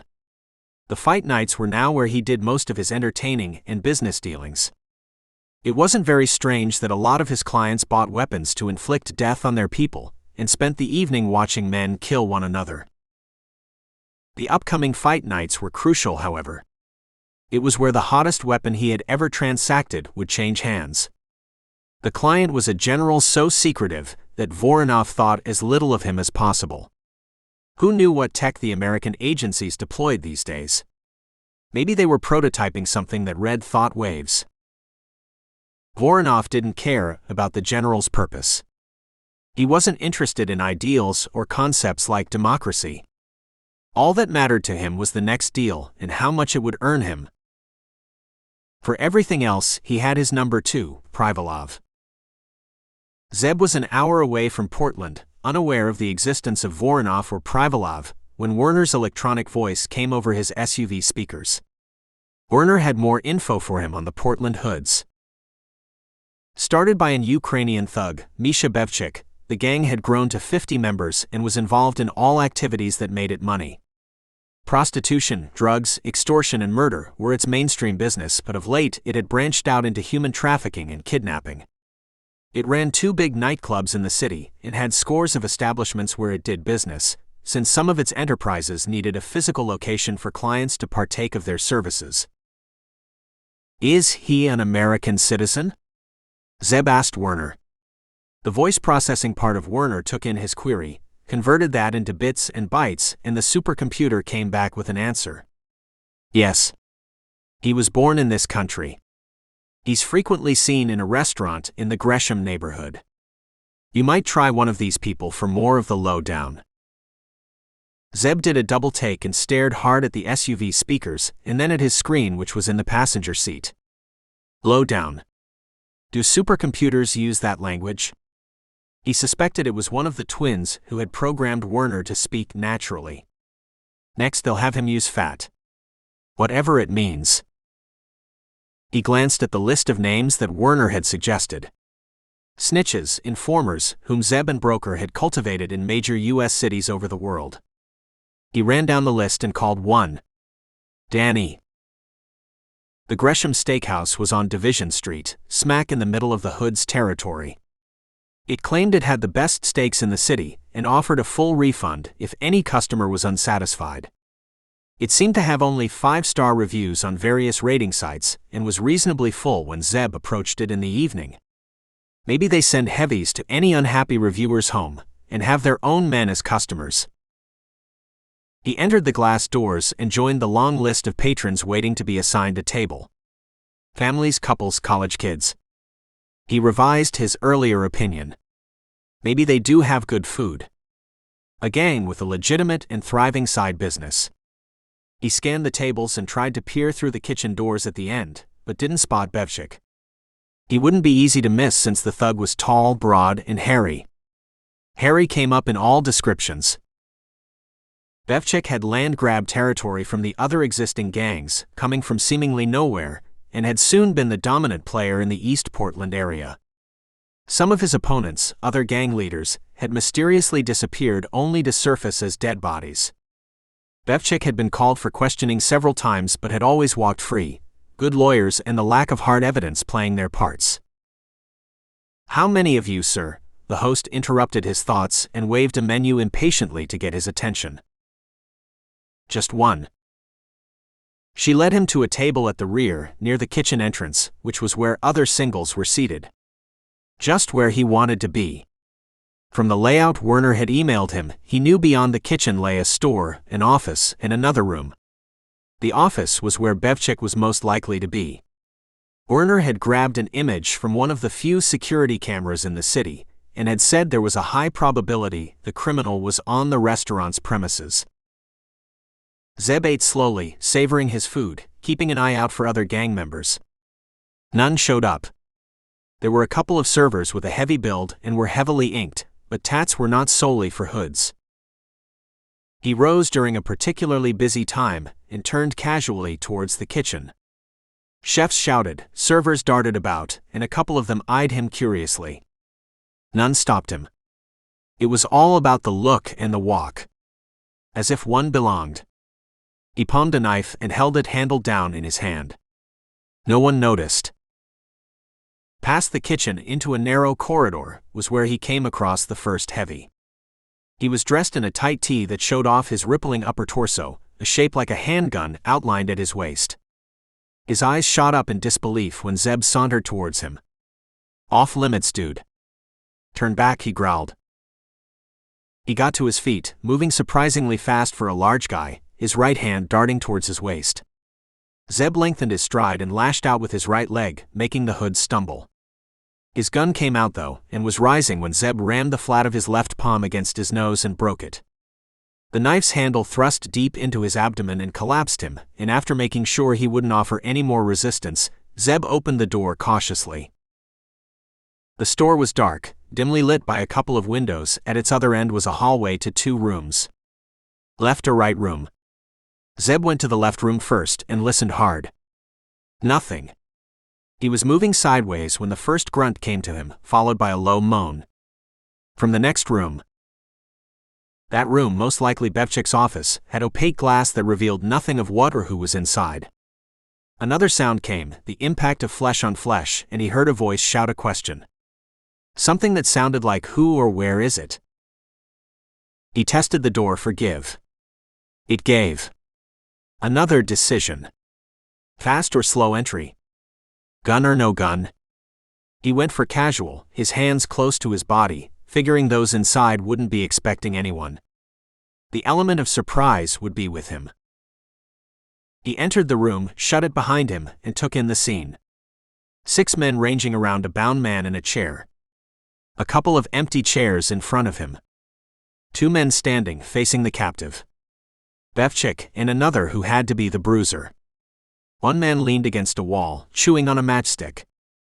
Another was yawning lustily. A third was playing on his phone. The 4th man yelled out, "Who are you?" Zeb didn't reply. He took 2 more steps forward, watching, going into autopilot. Bruiser will wait for his cue from Bevchik, who will take at least a couple of seconds to process and respond. Other 4 are the threats. Of the 4, the one who had shouted was moving towards Zeb fast. "Rico, where are you?" Rico. That would be the guy outside. "He's sleeping," Zeb replied and threw the kitchen knife at him. It flashed in the light and buried itself deep in the man's right shoulder. Zeb drew smoothly and followed up with a round that buried itself in the man's left shoulder. Hood with the phone was moving. His phone dropped as he grabbed at a gun. Zeb shot him in the chest. 2 more steps ahead. 4 men ahead of him. Bevchik sheltering behind Bruiser. Yawning man running at him. Matchstick man shouting something unintelligible, raising his gun. Yawning man to his left, matchstick man to his right. Too close to turn his gun.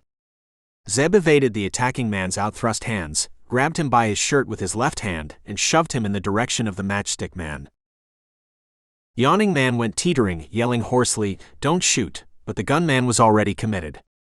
His round got the hood in his shoulder, and when the shooter lined up for a second shot, Zeb blew out his knee. Something moved in the corner of his eye, and he ducked just in time. Bruiser's fist sailed above his head, but the attacker reacted rapidly. He shoved a knee at Zeb. Zeb dropped his Glock, parried the knee and counterpunched. It felt like attacking a wall. Bruiser didn't even flinch. His meaty arms wrapped around Zeb and lifted him easily. Bruiser's eyes were triumphant as he started crushing, then they flared open wide when Zeb's pointed elbow came swinging down and landed between his eyes. A quick glance around. 5 men on the ground. 1 man, Bevchik, leaping behind his desk scrambling at something. Maybe a weapon. Not enough time to recover his Glock. Zeb grasped the nearest empty chair, hurled it at the gang boss, and followed with an angled dive, away from the line of a rising gun. Bevchik ducked as the chair shattered behind him and lost a vital second. He turned desperately. Too late. Zeb palmed him on his mouth and broke several teeth. Zeb punched him in the side of the neck, and when Bevchik fell, hauled him to the center of the room and dumped him on a chair next to the captive man. He bound Bevchik with ties, evaded the man's thrusting legs, and ignored his curses. The gangster's victim was watching him with wide eyes, and when Zeb spared him a glance, his mouth opened in an "oh." No words came, however. The shock of seeing Bevchik taken down so easily had probably frozen his voice. Zeb secured the rest of the men, recovered the dinner knife, and went to Bevchik's desk. He rummaged through several drawers before he found what he wanted: duct tape. Bevchik had stopped swearing and was watching him curiously. Curiosity turned to fear when Zeb taped his mouth roughly. Fear turned to a muffled scream when Zeb jabbed the dinner knife deep into Bevchik's meaty thigh. He loosened the gangster's victim, who shot up from his chair as if spring-loaded. "Bevchik roughed you up bad?"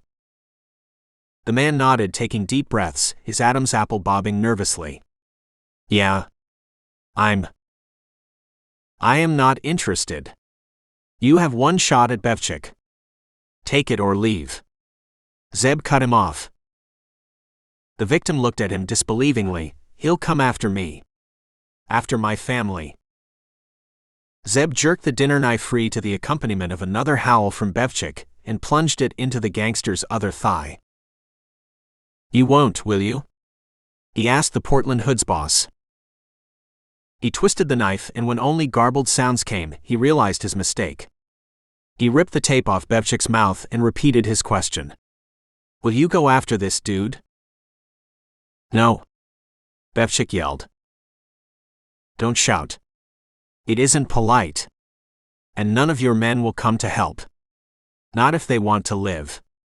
You don't want them killed, do you?" Bevchik shook his head rapidly, spraying them with sweat. Zeb stepped back and gestured at the victim. "You heard him." The victim steeled himself and sank his fist deep into Bevchik's belly. He was preparing to hit him again when Zeb stopped him. "Once is enough. Disappear now." The man took a halting step forward, and when no one attempted to stop him, fled. Zeb shut the door to Bevchik's office, took a chair, turned it around and faced Bevchik. "What was Mike Clattenbach to you?" Chapter 8. "Mike?" Bevchik squinted, trying to keep the sweat out of his eyes.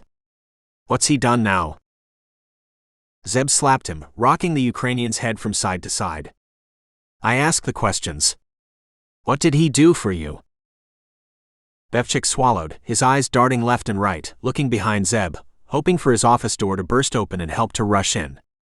No men came barging in. He licked his lips nervously and flinched when Zeb raised his hand again. "He was my bodyguard, dude.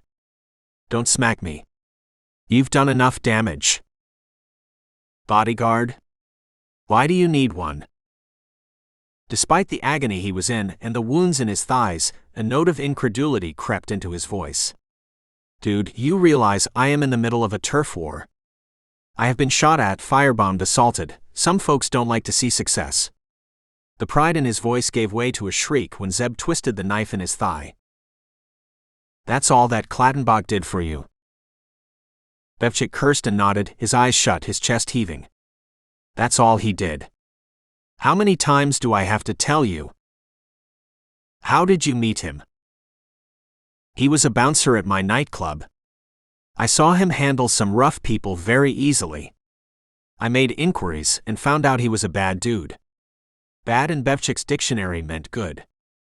Zeb wondered for a moment what words the gangster would use for the genuinely bad. Bevchik's eyes flew open, and that pride surfaced again. "You know I'm the only gang boss who's got a special forces protector. Clattenbach put down a couple of shooters from another gang some months back. No trouble since then," he gasped. "When did you last see him?" "What's this about? What's he done?" Bevchik's belligerence turned to a yell when Zeb punched his thigh. Sweat dripped off his face and his hair stuck to his forehead in loose tendrils. He breathed harshly through his mouth, his body heaving as he tried to get away from Zeb's reach. When did you last see him? A month back, Bevchik sobbed out loudly. He said he had some family stuff. What's he done? How much did you pay him? Bevchik squinted and shook his head in an attempt to dislodge sweat from his eyes. 100 Ks. Not $500,000. Bevchik stopped moaning for a moment and snapped his head up. Where would I get that kind of money? Why would I pay him that much?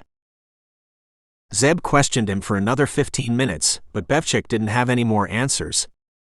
The gang boss was clueless about Clattenbach's whereabouts and hadn't paid any large sum of money to the protector. He went to the door and opened it cautiously. The hallway was still clear. He picked up the dinner knife, wiped his prints off it, and tossed it back. He went behind Bevchik's desk and erased security camera footage of his entry into the restaurant. Bevchik watched him for a while, and his courage returned.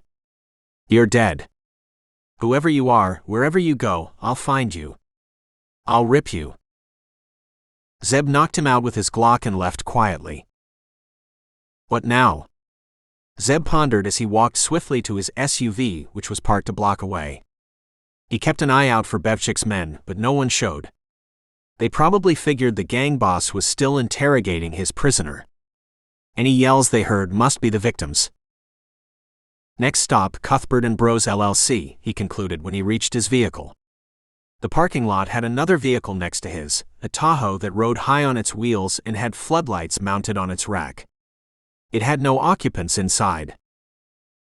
He was deep in thought, figuring out an approach to the law firm, and didn't hear the stealthy steps behind him until it was too late. A hand shoved him against the driver door. Got him, the voice breathed. Zeb twisted at the last minute and took the impact on the side of his face. He wasn't quick enough to avoid the punch that caught him on his temple. It was hard, hit with the attacker's full weight behind it, and it knocked his head back against his vehicle. 3 men, he noted dimly as he sagged to his knees. No weapons. None that I can see. Rough hands grabbed him by the shoulders and heaved him up. A fist sank into his belly and he doubled over, gasping. Fingers dipped into his pockets and relieved him of his wallet. Got it, a voice triumphantly shouted. A hand plucked at his Glock and was drawing it out when he grabbed the nearest man by the waist and drove him towards the second attacker. A startled shout rang out and an elbow landed on his back. He ignored it, knuckle-punched the nearest thigh and followed up with a groin blow. The attackers cleared, giving him room. Cool air rushed into him, chasing away the last of the cobwebs. His head hurt, his back felt like a ton of bricks had dropped on it, and his abdomen felt sore. None of those were serious injuries. He had been in far worse situations. His mind compartmentalized, it locked the agony into a box. Tossed it away. It focused on the immediate threat. 3 men. Average height. Too dark to make their eyes out. No weapons. That was interesting.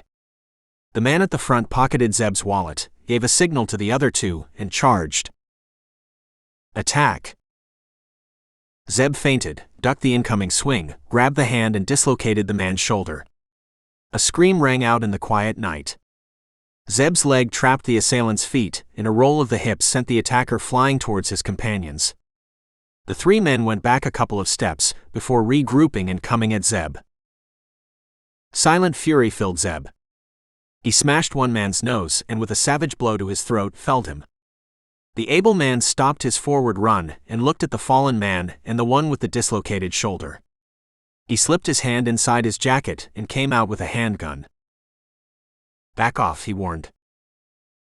Zeb tensed, ready to make a move. The men weren't pros. A pro wouldn't go for hand combat.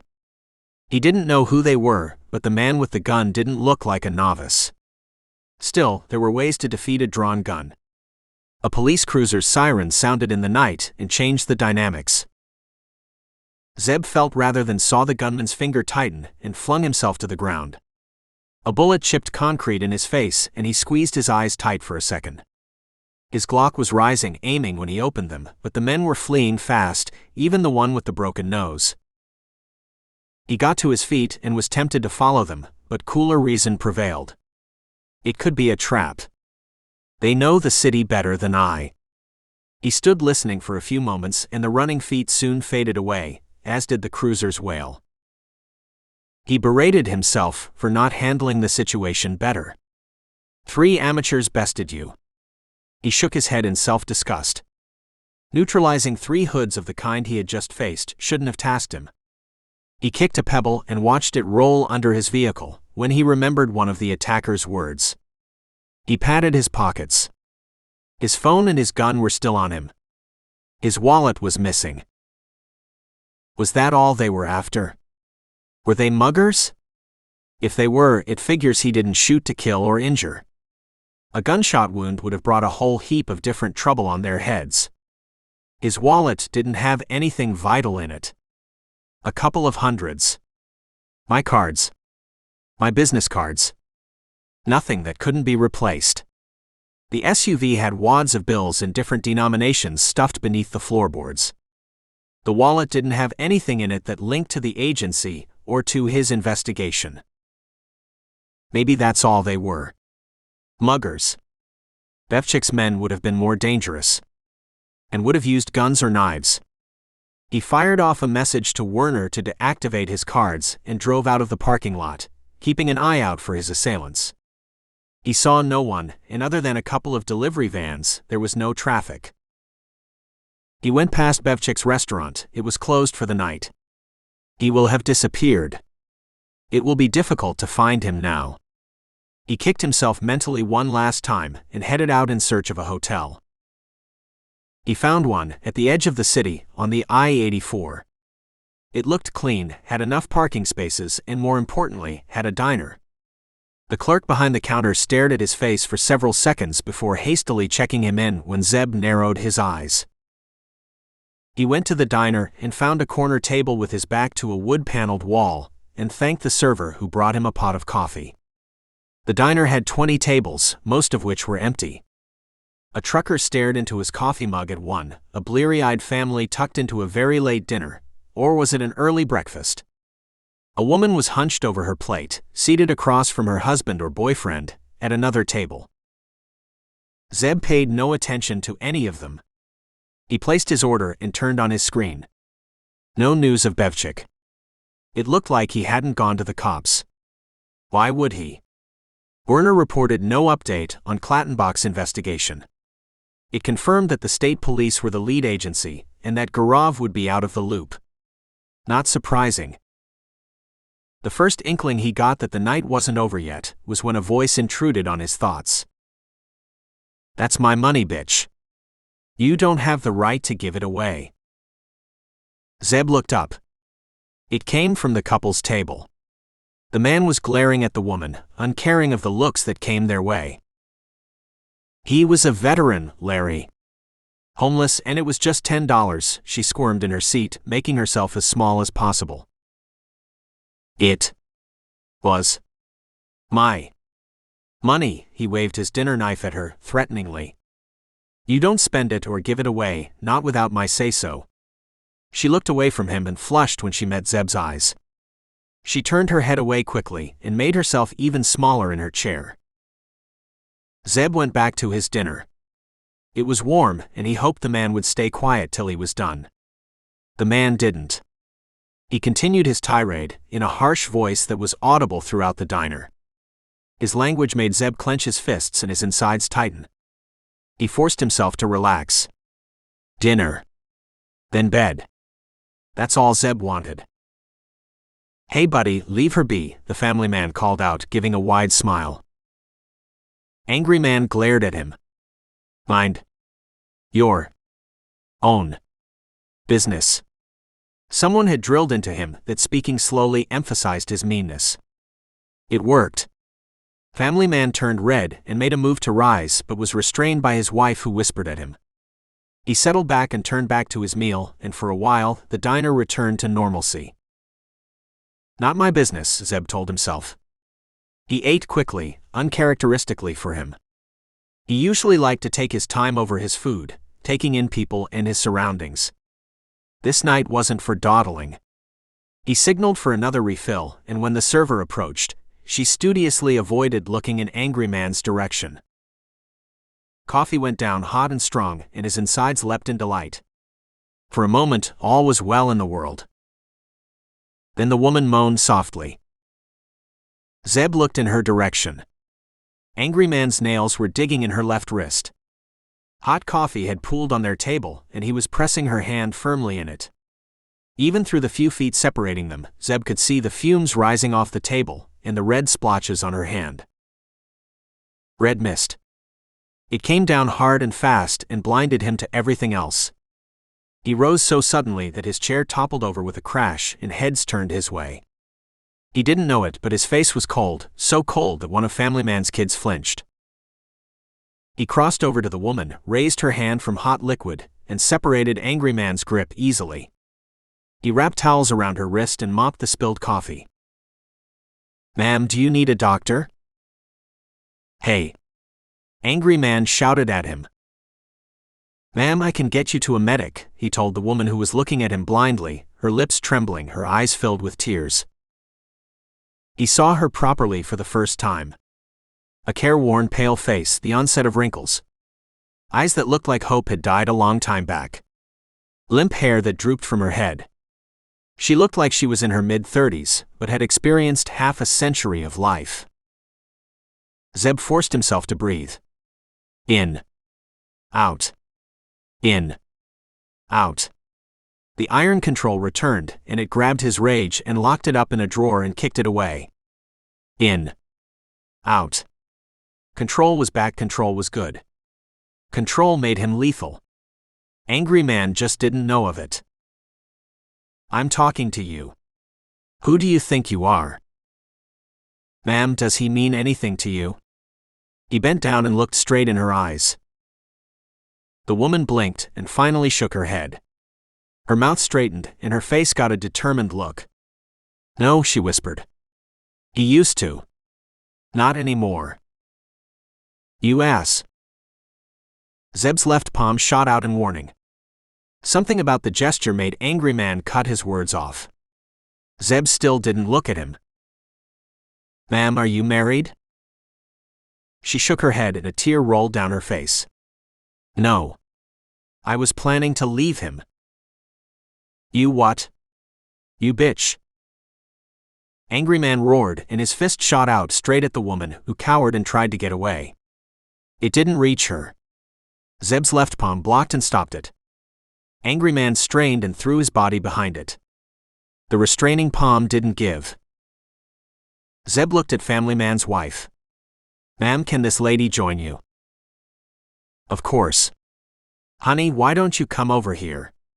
Family Man's wife had a round face, her eyes were the color of warm honey, and her voice was rich and deep. Her welcome couldn't have sounded better. Angry Man strained and struggled, showering spittle on Zeb as he swore, unable to rise since Zeb had jammed the table over his thighs. "You. Sit. Right. Here." He shouted at his girlfriend. She didn't heed him. She rose and hurried over to Family Man's table, without looking at him. "Ma'am, your kids might want to look away," Zeb told Family Man's wife. He made eye contact with everyone in the diner. "Anyone know who this man is?" A chorus of no's came back. "Look away, please." Everyone looked away. Zeb finally turned to Angry Man. "I hate men who pick on women." He upended the pot of coffee and poured the rest of its steaming contents on the table. He released Angry Man's left hand and easily evaded its punch. He grabbed Angry Man's hair and slammed his head on the table and mashed it into the hot liquid. "Lesson number 1, he spoke over Angry Man's agonized shouting. "Always treat women with respect." Lesson number 2. "If you don't, I will find you." He punctuated each word with a smash and threw the man off his chair when he had finished. Angry Man collapsed to the floor and curled into a tight ball, shuddering in shock.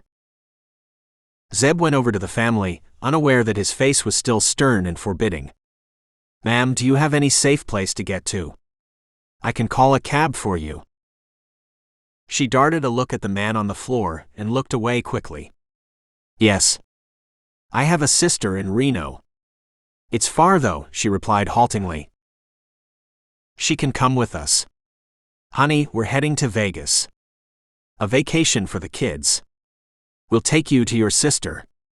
Family Man's wife spoke in a tone that brooked no refusal.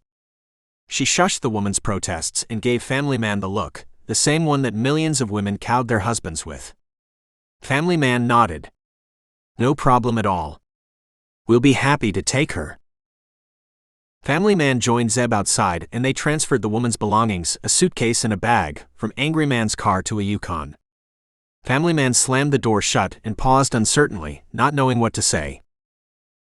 It's all right, Zeb told him. I'm experienced at this. He nodded in the diner's direction, won't trouble her again. Or hassle you. Family Man stuck his hand out silently and shook Zeb's hard, without uttering a single word. Zeb waited in the dark interior of his SUV, till Family Man's Yukon swung out of the parking lot, half an hour later. They didn't spot him, and he made no attempt to make himself visible. He went back inside the diner and gave the manager his card. Call the cops. Tell them what happened. Give them my card. You'll not be bothered. He drove out of Portland, and as he left the city, he saw a glowing billboard that flashed, "Thank you for visiting Portland." In the span of a night, he had interrogated a gangster, had been mugged, and had rescued a woman. The mugging had rankled, but saving the woman had more than made up for it. The woman huddled in the warmth of the Yukon for a long while, Family Man and his wife giving her time and space to collect herself. Thank you, she whispered finally and started crying deep choking sobs when the wife hugged her and held her tight. Who was he? She asked the couple when she straightened and rummaged in her purse for a tissue to dry her tears. The wife replied, but she wasn't listening. Her eyes fell on the unfamiliar brown envelope inside, and she stared at it for a moment. That wasn't hers. She picked it up, felt its weight, and opened it with fingers that shook. She froze in shock at the thick wad of bills inside. 20s and hundreds. More money than she had ever seen in her life. She ran a finger along the sides of the notes and felt something sharp. She plucked at it and extracted a card. It was white like a business card, plain on one side. Neat handwriting on the other. Ma'am, that's for you to start over again. There's always a better tomorrow. Zeb was asleep in his vehicle in the parking lot of a big box store when she spotted the other card an hour later.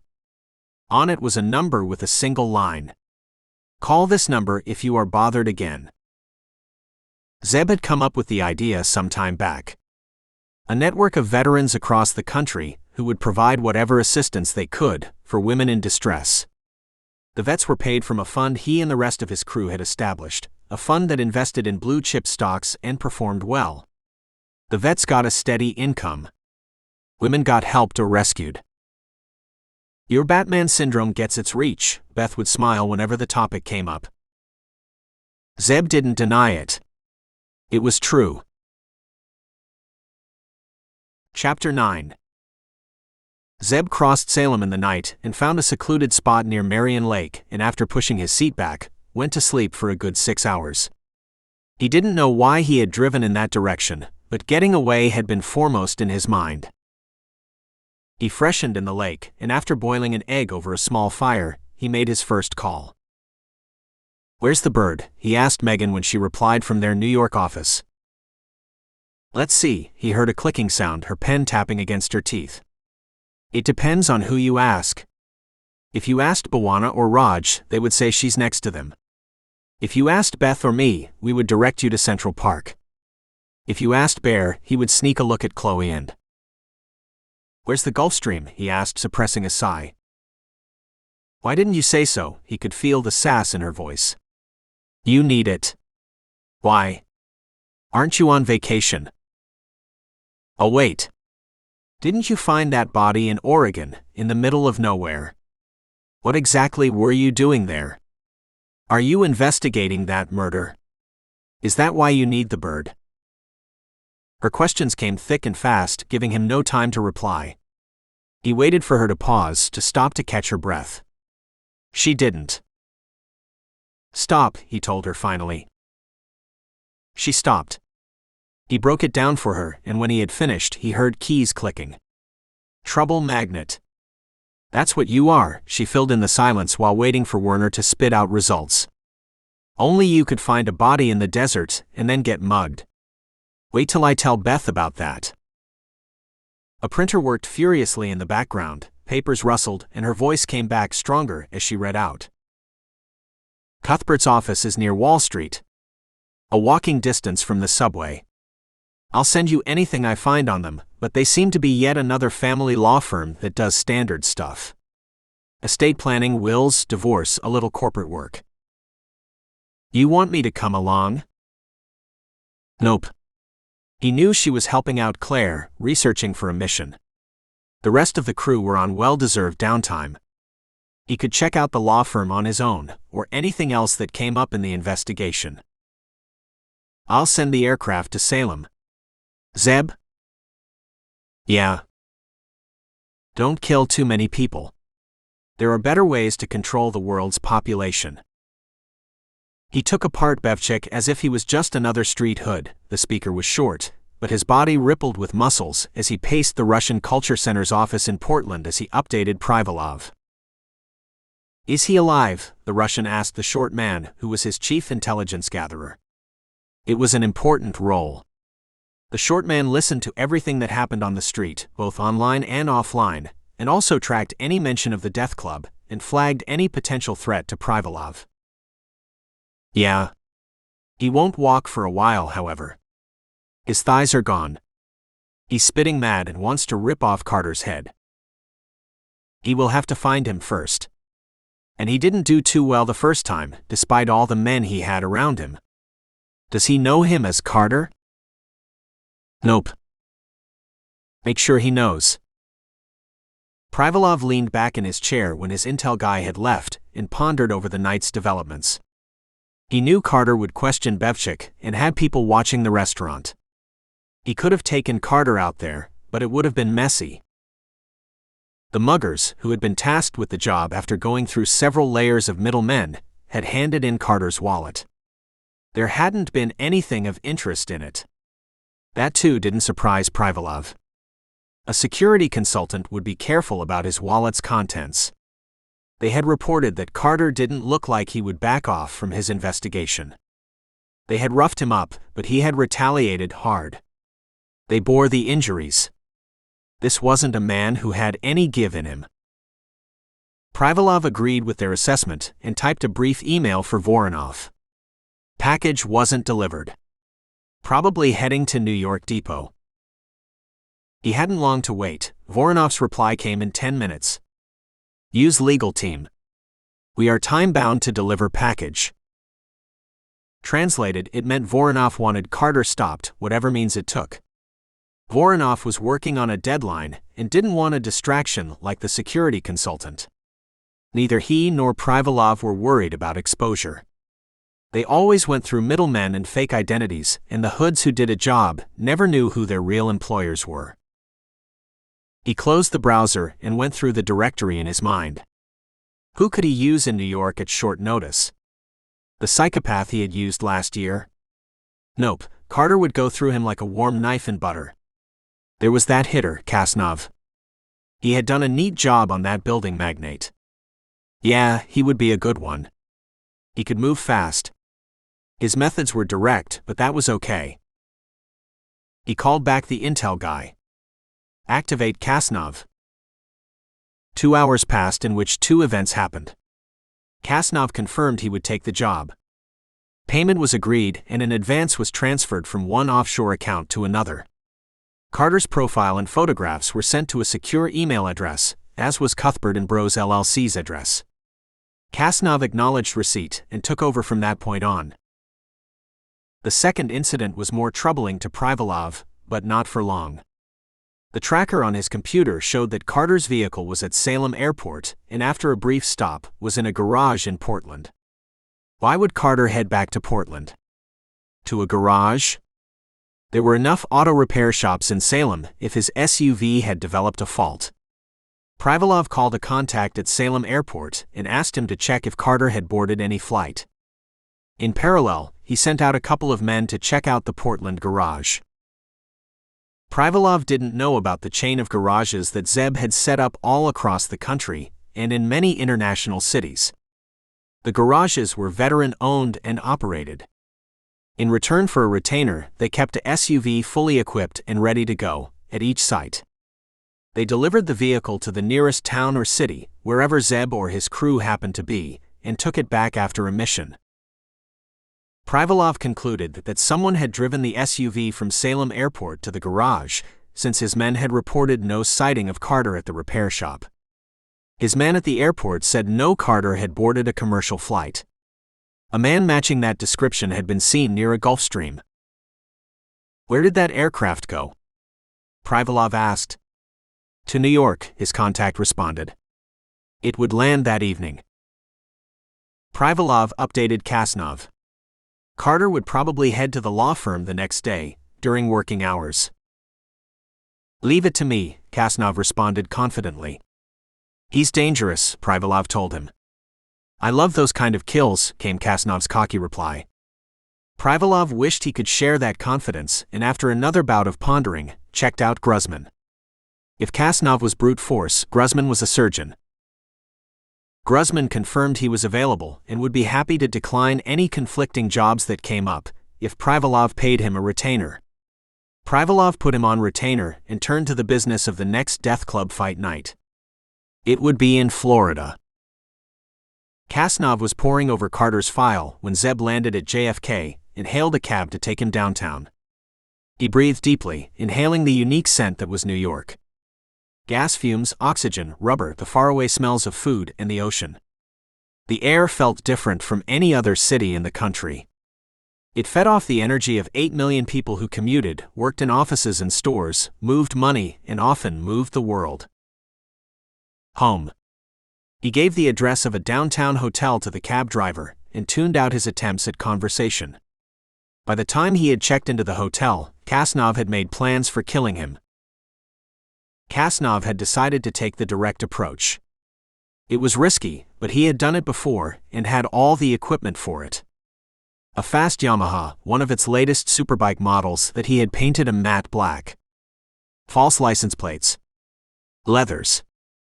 Helmet with no marking. A getaway car parked 2 blocks away from the law firm's offices. An HK ump that spat 600 rounds a minute. Surveillance equipment.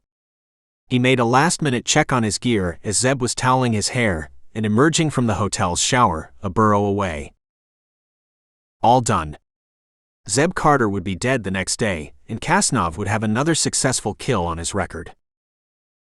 Cuthbert and Bros LLC had black engraving on a brass plate mounted on the wall next to its imposing entrance on Pearl Street. The front of the building had white columns that extended high and dwarfed any human entering its marbled lobby. A security desk was opposite the entrance and was manned by 2 suits who looked competent and alert. Polished floor on which footsteps echoed. Shining brass elevator doors. Another suited man just at the entrance who had his arms crossed in front of him. The law firm's entrance and lobby was designed to make a person feel he was entering hallowed ground. "Here for Jesse Cuthbert," Zeb told the first man who looked in his direction. "You have an appointment, sir?" The man looked Zeb up and down and took in his tee and jeans. They were neat, the t-shirt was tucked in, but it wasn't normal wear in a law firm. "Nope. I'm from the FBI. I need to talk to him about a client."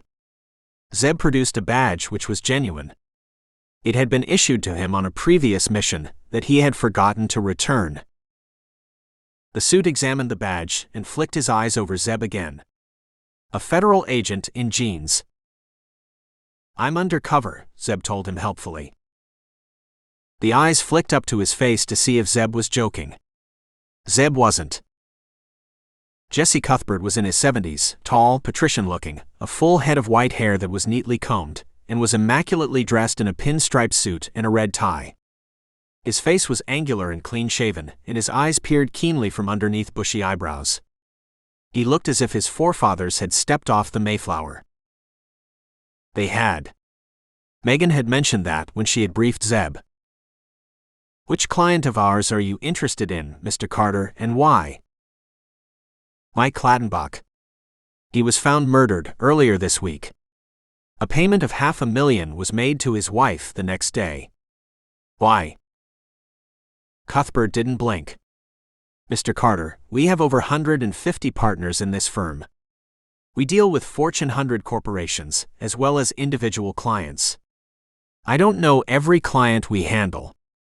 Even if we did, we wouldn't give out that information. Not even if you were posing as an FBI agent." His thin lips creased into a smile, and he looked knowingly at the phone on his desk. "That's why they took 15 minutes to lead me to his office. Someone checked me out. If they had called Sarah, she would have backed me up even without knowing what I was involved in. They had no reason to call her. Probably went through the official number or a help desk." Special agent in charge Sarah Michelle Burke was a nationally acclaimed FBI agent, a star tipped for great heights. She was also Broker's girlfriend. "I thought you did mostly domestic work." Cuthbert snorted elegantly, no doubt an action refined over generations. "Mr. Carter, you really think drawing up and executing wills pays for all this?" He waved a hand around his office, which had framed prints, originals, hangings from its wooden walls. "A Pollock. A Monet. A Sargent. Our corporate work is discreet. We don't advertise. Our clients come to us through references." He glanced at his watch, a Patek Philippe, signaling the meeting was over. "We can't help you, Mr. Carter." Zeb didn't rise when Cuthbert stood up. He reached inside his jacket, withdrew his Glock, and placed it on the partner's desk. "Does that change your mind?" Chapter 10. Jesse Cuthbert didn't panic or start sweating. He smiled incredulously. "You really think that's going to convince me? You know where you are?" In New Y. Zeb fired into the panels behind the lawyer. The report sounded loud in the confines of the office, and for a moment shocked silence followed. "Good God," the lawyer exclaimed, turned to look at the neat hole just below the Monet's gold frame, and swung back furiously. "I'll call the police." "The Monet will be ruined by that time." Zeb raised his gun. Cuthbert stared at him in disbelief, and sank back slowly in his seat. "You don't care, do you?" "No, sir." "Very well. We'll do this my way." He pressed a button while keeping a wary eye on his visitor. "Send Conrad in," he ordered when a voice squawked. "My office is soundproofed," he told Zeb when he had hung up. "You're lucky. My staff have guns. They would have shot you to pieces if they'd heard." "I'm sure they would have, sir." Cuthbert frowned heavily at Zeb's even reply, trying to make out if his visitor was being sarcastic. His silent study was interrupted when a knock sounded on his door, and it opened to admit another tall man, silvery-haired, wider than Cuthbert. "That's where the bros comes from. Conrad, my brother. Partner. The firm has been in our family for generations." Jesse Cuthbert confirmed Zeb's suspicion. "Conrad, Mr. Carter has a demand, and as you can see, a gun. He has threatened to shoot our paintings." He explained swiftly, and when his brother nodded, he brought out a recording device and turned it on. "Let it be known that Mr. Carter has threatened us, and any information we reveal is under coercion." "Yeah," Zeb agreed. "Can we get to Mike Clattenbach now?" The pair of lawyers took another 40 minutes to get to Zeb's query, as they spent more time in what Megan called cover-your-ass language. When they got to the murdered man, the answers were anticlimactic. Clattenbach had taken out an unusual insurance policy, one that would pay out the sum whatever be the circumstances of his death, regardless of any declared or undeclared illness. The law firm made sure the insurer paid out immediately. Jesse Cuthbert summoned a flunky who brought a file and showed Zeb the policy. He noted the insurer's name and took photographs of the lengthy document and sent them to Megan. "How did you know he was dead?" Jesse Cuthbert looked at him as if he was dumb. We have good contacts with the police. How many such clients do you have? A few. None of them are dead. That kind of policy might be unusual to you, but it isn't unheard of. Zeb walked out of the lobby, frustrated and wondering what his next move would be. No witnesses to question in a desert. Law firm is a dead end. Wife knows nothing. Bevchik is likely to be in hiding. The muggers were probably just that. He slowed as he approached the large doors to don his shades. Something stirred in his mind. Trying to nudge him. To get him to focus on the present. What? Law firm. Jesse Cuthbert? No. Not those. Something else. He frowned as he stepped out into bright sunlight and started down the short flight of steps to street level. His muscles tensed instinctively, readying for explosive action. Why? He glanced to his left. Pearl Street wound in front of him and away, two ribbons separated by the yellow lines in the middle, taillights flaring as traffic bunched up at the light, far ahead on Beekman Street. Nothing there that signaled danger. He looked to his right. Cabs. People on foot. A tourist bus, one of those hop-on hop-off ones, SUVs, one that seemed vaguely familiar. A school bus trundled past, faces at his windows, a girl waving at him. He dragged his mind away from the events in the law firm, urging it to rise. To identify the threat his body was prepared for. An angry honk from an SUV. Something moving fast. Sunlight reflecting off something, a helmet. A rising arm. A metallic shape glinting at its end. Move. He flew, finally recognizing the threat, diving behind a food truck, yelling loudly, "Down! Gunman! Get down!" The first burst peppered the air and bit into concrete where he had been standing. Now his mind was processing. Sharp. Clear. Slowing time down just the way he wanted it. Another burst went into the truck's body. Screams and shouts. People diving. A wide-eyed man diving next to him. A woman sobbing loudly. Get away from innocence. He spotted the bike's wheels below the truck's body. It slowed a fraction. He won't dismount. He'll go ahead and try another burst. He'll expect me to cower behind the truck. He ran down the length of the truck, stepping out from its cover. Towards the shooter, his Glock coming up, his body small and low. He fired fast and low, deliberately, not wanting stray shots in the air. He dived again immediately, rolled fast, and got to his feet, readying for another burst. The biker stiffened for a moment at the unexpected attack. He sprayed at Zeb's previous position. The rounds went into the sidewalk. One hit a trash can and toppled it. He didn't fire anymore, intent on getting away. He revved and rubber burned on sidewalk as his machine surged forward. Zeb read his intentions immediately and threw caution to the wind. He stepped forward and chased the shooter on foot, his Glock still ready, knowing his pursuit was futile. Runner against bike. He'll get away. I won't know who he is or who sent him. As if on cue, the rider fired in the air and more screams rang out. Traffic scattered away from its path, giving him a clear path. Zeb stepped onto the now near-empty street, lined up his Glock and lowered it when another honk, louder, persistent, sounded beside him. A black SUV came up. Get on. Megan. How? Later. Not now. He climbed onto the running board and clung to a roof rail as she surged ahead. The biker was still visible, accelerating fast, the helmet turning back occasionally to look at them. SUV versus a bike in New York's traffic. Still no contest. Megan sensed his thinking. She veered to the sidewalk suddenly, towards another biker who had emerged from behind a bus shelter was preparing to mount his motorcycle. Bike's running. She's got to get timing right. She did. She got just behind the rider and sounded her horn loudly. He jerked in surprise and looked at the SUV. Zeb left its running board in a flowing run and shouldered him away. A hasty apology. Right leg over. Right hand gripping the throttle, accelerating even as his butt landed on the seat. Hey. You.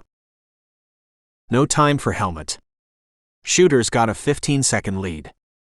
Got to close that. He flicked the transmission to auto, and his ride, a white Honda, sped forward. It nearly careened into a passing cab before he corrected it. People were still shouting and yelling.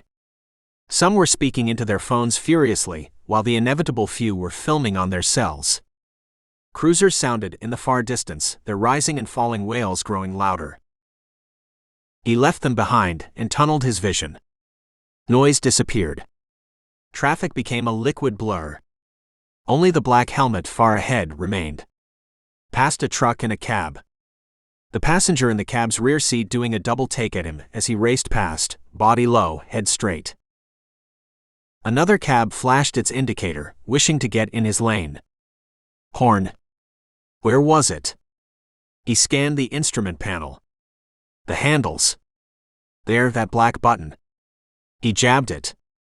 The horn blared and the cab went back to its lane. The horn got the shooter's attention. He saw the helmet turn and look back. The hitter accelerated. Zeb did the same.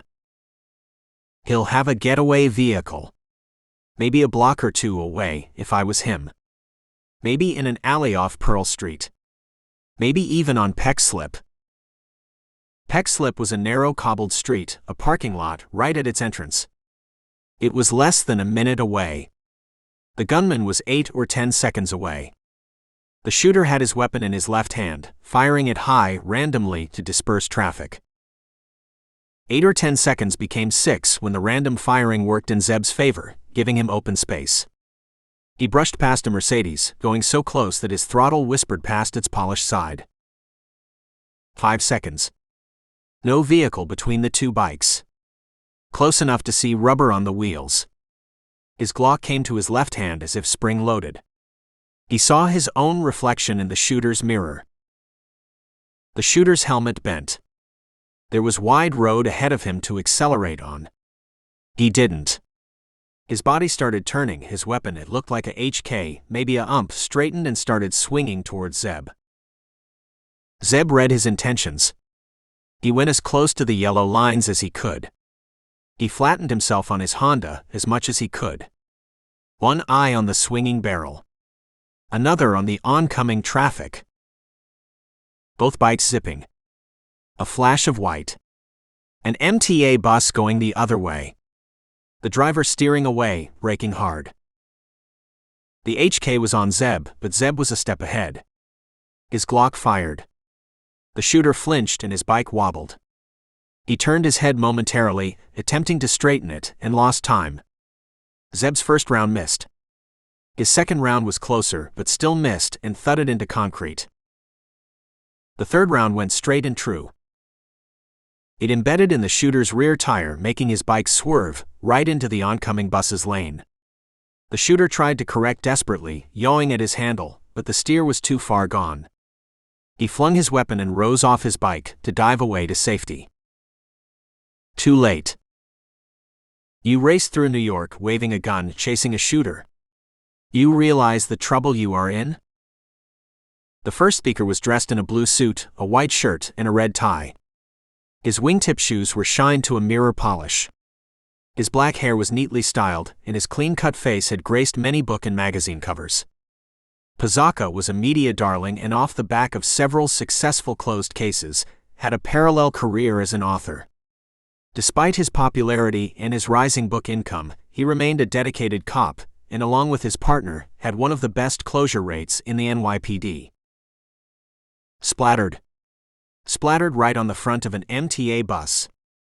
There was an air of satisfaction in the second speaker as he lounged in a chair and watched Pizzacca question Zeb. Chong was Pizzacca's partner and was his opposite in demeanor and in the fashion stakes. His suit looked as if it had just come out of the dryer. His shoes were scuffed, he walked with a lazy gait, and his hair looked as if he'd just woken up. His eyes, however, were sharp and piercing and missed nothing. Chong and Pizzacca, who were good friends as well, headed a special unit that took on high-profile and complex cases. They had come up against Zeb and his crew several years back, and had soon worked out it was better for their careers to work with Zeb. They were aware Zeb worked for a secretive government outfit. They knew of the extraordinary juice he could wield. All that didn't lessen Pazaka's desire to put Zeb in his place. Vigilantes, he had snorted once when referring to Zeb, and that defined how he saw Zeb. The media are already going to town on this, he carried on, after glaring at his partner. Flippancy. How Pazaka hated it. Shootout on Pearl Street, they're calling it. You are lucky. He wagged a manicured finger at Zeb. No pedestrian or passers-by was hurt. That's a miracle. Even the bus driver is unharmed. If anyone had been injured or killed, he shook his head, leaving the words unsaid. Zeb knew luck had nothing to do with it. He had noticed the shooter's careful shot placement, even as he had Dove. The shooter was brutal, but not stupid. He wasn't after a mass killing. Those are harder to get away from. He refrained from voicing his thoughts and put on his game face when Chong winked at him from behind Pazaka's back. Did you give any interviews? Zeb cut off the cop mid-diatribe. Yeah, one, he caught himself quickly, and his eyes flashed angrily. That's not the point. You were reckless, careless, and could have caused death and mayhem. He savored the words for a moment and caught himself when Chong chuckled. It's not a laughing matter. The commissioner wants to close this case quickly and shut down the media machine. Maybe if you stopped giving interviews. Chong trailed off and raised his hands in surrender when his partner turned on him. Any idea who the shooter was? Zeb asked them. Nope. His features weren't recognizable. Pazaka replied and was about to continue when his partner interrupted. That can happen when you collide with a bus. Pazaka sighed in resignation, removed a pair of shades from his jacket, polished and wore them, and adjusted his suit. One always had to be camera ready. A reporter might turn up anywhere, anytime. Too early for identification, he straightened when he caught Zeb's sardonic look. The lab says they'll process the body fast. Maybe another hour or two. Was he after you? Chong slid forward in his seat, levity disappearing from his face. Yeah, I think so. Zeb replied and spent the next hour briefing the two cops on the events in Oregon and his meeting with the law firm. They voiced theories for a while, but they all knew they were speculating. They had dead bodies but no leads. It was evening, and rush hour had started when he left the cops after hearing Chang's gleeful splattered one last time. He waited for several moments inside the building, looking out at the street, but nothing pinged his radar. He stepped out and climbed into the SUV that came to a stop in front of him. Megan, she had been waiting patiently while the cops had been interrogating him. Her green eyes were missing their sparkle as she waited for him to buckle up, and it was only when she joined the traffic that she broke her silence. How did he find you? Chapter 12. Miguel knew he still had a long fight ahead of him, but he took a few minutes to breathe deeply. America. It even smelled different from Mexico, from Tennessee, his hometown. It had been a long and arduous journey to get to America. It had started many months back when Maria, his wife, and he had finally saved enough to pay a coyote. They both had this dream. Get to America. Find jobs, even if it was picking oranges. Give the opportunity for 6-year-old Juana, their daughter, to grow in a free country. Miguel worked as a bicycle courier in Tennessee, deep south in Mexico, close to the Guatemalan border. It was a town that had seen its share of drug dealing and cartel activity. Miguel and Maria both had their lives threatened several times for not peddling drugs. A gang had once come to Maria and had asked her to join their prostitution ring. She had spat in the hood's face, and that had started Miguel's current problem. The gang was the Crescents, one of the few gangs in the country which boasted an English name. It was growing fast and used extreme cruelty to wrest control from the Sinaloa and the other cartels. Miguel had been furious with Maria for spitting at the hood, but she had retorted angrily if he wanted his wife to be a prostitute. His Maria had cojones, he thought glumly, knowing the Crescents wouldn't let the matter lie. He was right. They burst into his shack on the edge of the town late at night. 2 gangsters had grabbed Maria, and another had scooped up Juana. A bald man with glittering eyes and a crescent tattoo over his right eyebrow had crouched in front of Miguel, who was restrained by 2 men. The bald man removed a gun from his waistband. His left hand held a knife. "You know who we are?" Miguel nodded dumbly. He knew. He wished for the millionth time that Maria had held her tongue. "You want to go to America?" Miguel stopped struggling. This wasn't the way interrogations worked. Normally the gang just killed people after torturing them. So far they hadn't been tortured. "Si, senor." It didn't hurt to be polite if that bought them more time. He tried to control his fear and reassure his wife and daughter with his eyes. "Senor." Glittering eyes pointed at himself. "No one's called me that before." His smile had no warmth and didn't reach his eyes. "How much money you got for your passage?" Miguel hesitated, wondering if he should answer. The hood's gun came up and that punctured any resistance. He mentioned a figure, the entire savings he and Maria had. There was no point in lying. The intruders would find the money if they searched his shack. "Good.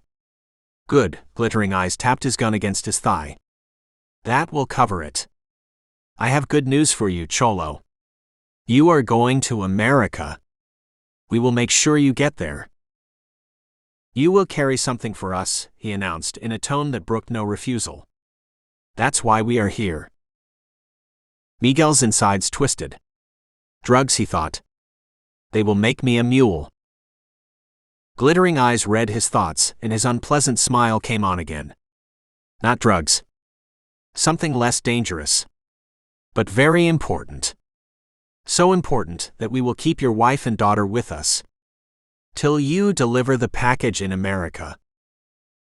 Miguel's cold fear turned to hot rage when the man's words sank in. He lunged, growling furiously, and the next moment sprawled on the floor, dazed, as a barrel struck him on the temple. "If you don't deliver, well, Hector here fancies your woman. And he also likes them young. I think he'll have some good times with Juana." Glittering Eyes' mocking voice came to him from far away. "They know my wife and daughter's names."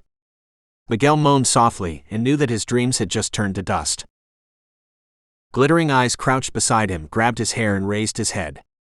"Cholo, you wouldn't think of saying no, would you? What do you think, Hector?" Hector had a lizard tattoo on his face and more ink on his bare arms.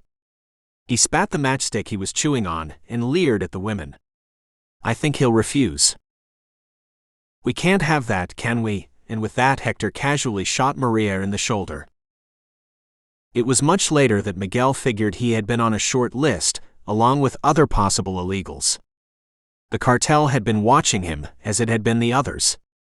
It was probably Miguel's fitness and endurance, he and Maria cycled great distances, that convinced them he was the right man. Glittering Eyes, who went by Pico, and his men corralled the family into a truck that night and headed north. They stopped at Frenilo for a short break and pushed on towards the border, reaching Hermosillo by nightfall. The family was shoved into a room above a cantina and spent the night there.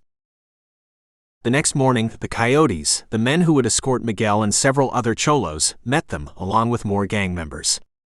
The other cholos were a mixed bunch, most of them young men of Miguel's age, but a few women as well.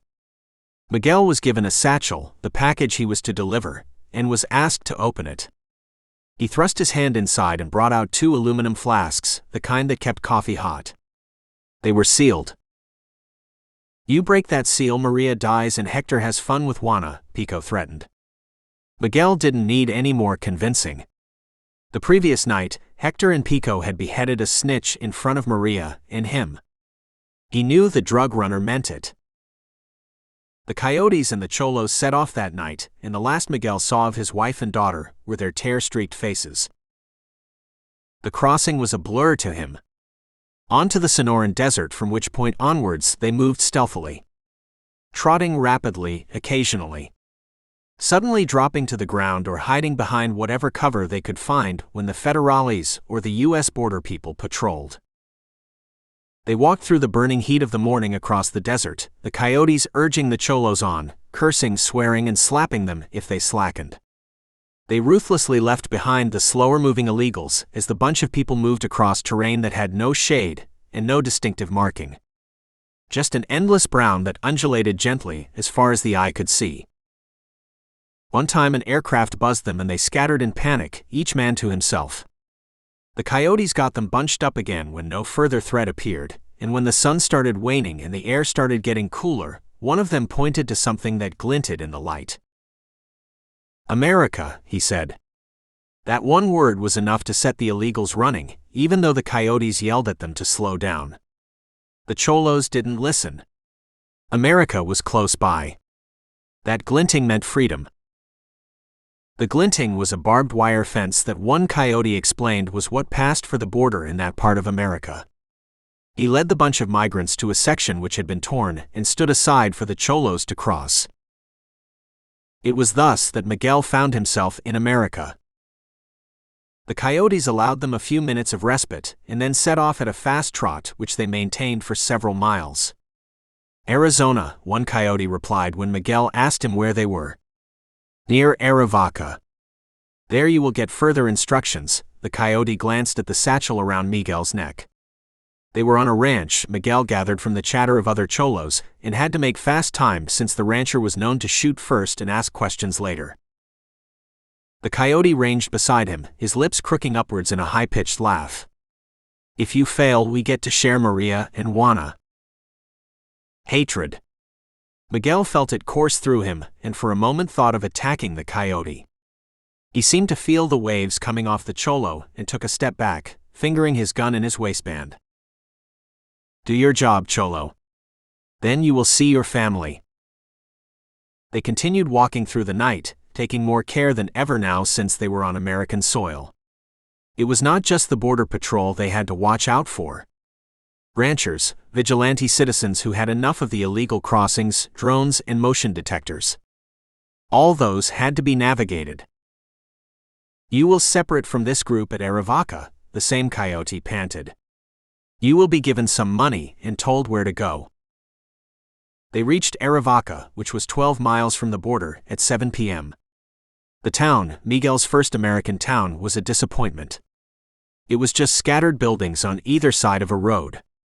There were a couple of stores, what looked like a water tank in the dark, some shacks not dissimilar to the shack he had back in Mexico. Where were the tall buildings? The cars? He swallowed his disappointment and asked the coyote, who chuckled at Miguel's ignorance. "This isn't a city. This is just a small community. Wait till you go to the big cities." They had stopped running now and had split into smaller parties of 2s and 3s as they shuffled quietly in the darkness, stopping every now and then whenever they saw movement or some Americans driving past. The coyote peeled Miguel away from the rest of the illegals and took him to a large white building that looked like a church. "School," the coyote whispered. They went to the back of the building, where a jeep was waiting along with 2 other men. "He is yours," the coyote said and shoved Miguel at the 2 men. Both men were short and wore dark clothes and hiking boots. Both could have passed for American or Mexican. Both had short hair and light facial growth. One man pointed silently at the rear of the vehicle, and when Miguel climbed inside, he and the other man had a whispered conversation with the coyote. The coyote pulled out his phone and after a brief conversation, gave more instructions to the 2 men. Miguel didn't like any of it. He felt vulnerable and uneasy. "Where will they take me?" he asked the coyote. The coyote ignored him, continuing his conversation with the 2 men. "Tucson," he answered when the meeting broke up, and the men climbed into the front of the jeep. "They will tell you what to do there." "I don't like it," Miguel replied, hating the whine that had crept in his voice. "Will you like it if Hector rapes Maria?" Tucson was the large city Miguel was hoping for. Bright lights. Huge buildings. Lots of big cars and SUVs. People. American people who spoke in their distinctive drawl. He watched round-eyed as the jeep navigated the city and brought him to what looked like a bus station. A long pale corrugated sheet building with the name Greyhound on its front. The driver dismounted and held the door open for Miguel to climb out. "You are on your own from here on, buddy." He was American. He handed over a bundle of notes to Miguel and a phone, a basic phone with a small screen and a keypad. Not one of those fancy ones. "That's $300. You have to reach Miami in 3 days. Travel by bus always. Use that phone every day. Only one number on it. Call that number and let them know where you are. Don't forget." "Call now," the second man suggested. He too was American. Miguel gathered his scattered thoughts and tried to control the growing panic in him. Things were moving too fast for him, but there were his wife and daughter to consider. He pressed a button on the phone and the screen lit up. He pressed another button and the stored number came up. He dialed it. "Cholo, your dream has come true, hasn't it? Pico chortled from Mexico. Now do your business and your family will join you and you can live the American dream." "This is too much for me. How will I travel to Miami?" "Those men will give you a map and bus timings. It is simple." Pico responded sharply. "I can't do this. I will get caught." He heard Pico bark an order at someone and he nearly dropped the phone when Maria shrieked loudly. "Now can you do it, Cholo?" Pico whispered softly. He nodded dumbly, his fingers trembling, and then realized Pico couldn't see him. "Sí. It is very easy, Cholo. Traveling in America is easier than in Mexico," Pico reassured him. "Once you reach Miami, I will tell you who to meet and where. Make sure you call me every day." "Every day," Pico's voice hardened. "Sí, señor. What if the police catch me?" Pico replied promptly, as if that scenario had been thought of too. "In that case, open the flasks." Chapter 13. Zeb wiped his mouth, capped the flask, tossed it on the seat beside him and floored his Yukon. He was heading back to Dalton the day after Bevchik's interrogation. He had scoured the internet for fights but had gotten too many hits and in disgust had flagged the word for Megan to look into. Going to Dalton was a whim. It's not as if I have any lead to pursue. Clattenbach was a boxer. MMA was one of his hobbies. I can ask his wife about that. Megan can check if he enrolled for any fights. He reached Dalton in the afternoon, checked into the same hotel, and after freshening up, headed to Tony's restaurant. The manager remembered him, and after effusively greeting him, ushered him to a corner table from where he had a good view of the restaurant and the street. He powered his screen and checked if Megan or Werner had any hits on any fights. There were none. No developments on the state police investigation, either. That didn't surprise him. He left a tip on his table, thanked Tony, and left the restaurant. Back to the hotel, where he backed out and headed to the desert. To the scene where he had found the body. He drove slowly, the Yukon shocks absorbing every dip and rise and smoothing them out for the driver. They didn't dump the body there for all to see, he decided, when he topped the rise and located the spot where he had found Clattenbach. Easier ways to hide a body, and many other better places to do so. Maybe they were planning to bury the body, but I got there. In which case, they had eyes on me? Hands on hips, he looked around at the vast land. Gaurav and I circled. We didn't find anything. The state police would have also checked out the area. There was a flaw in that argument, however. The police would have searched the area much later, giving enough time for any observer to vanish. Still don't get why anyone came here to bury a body.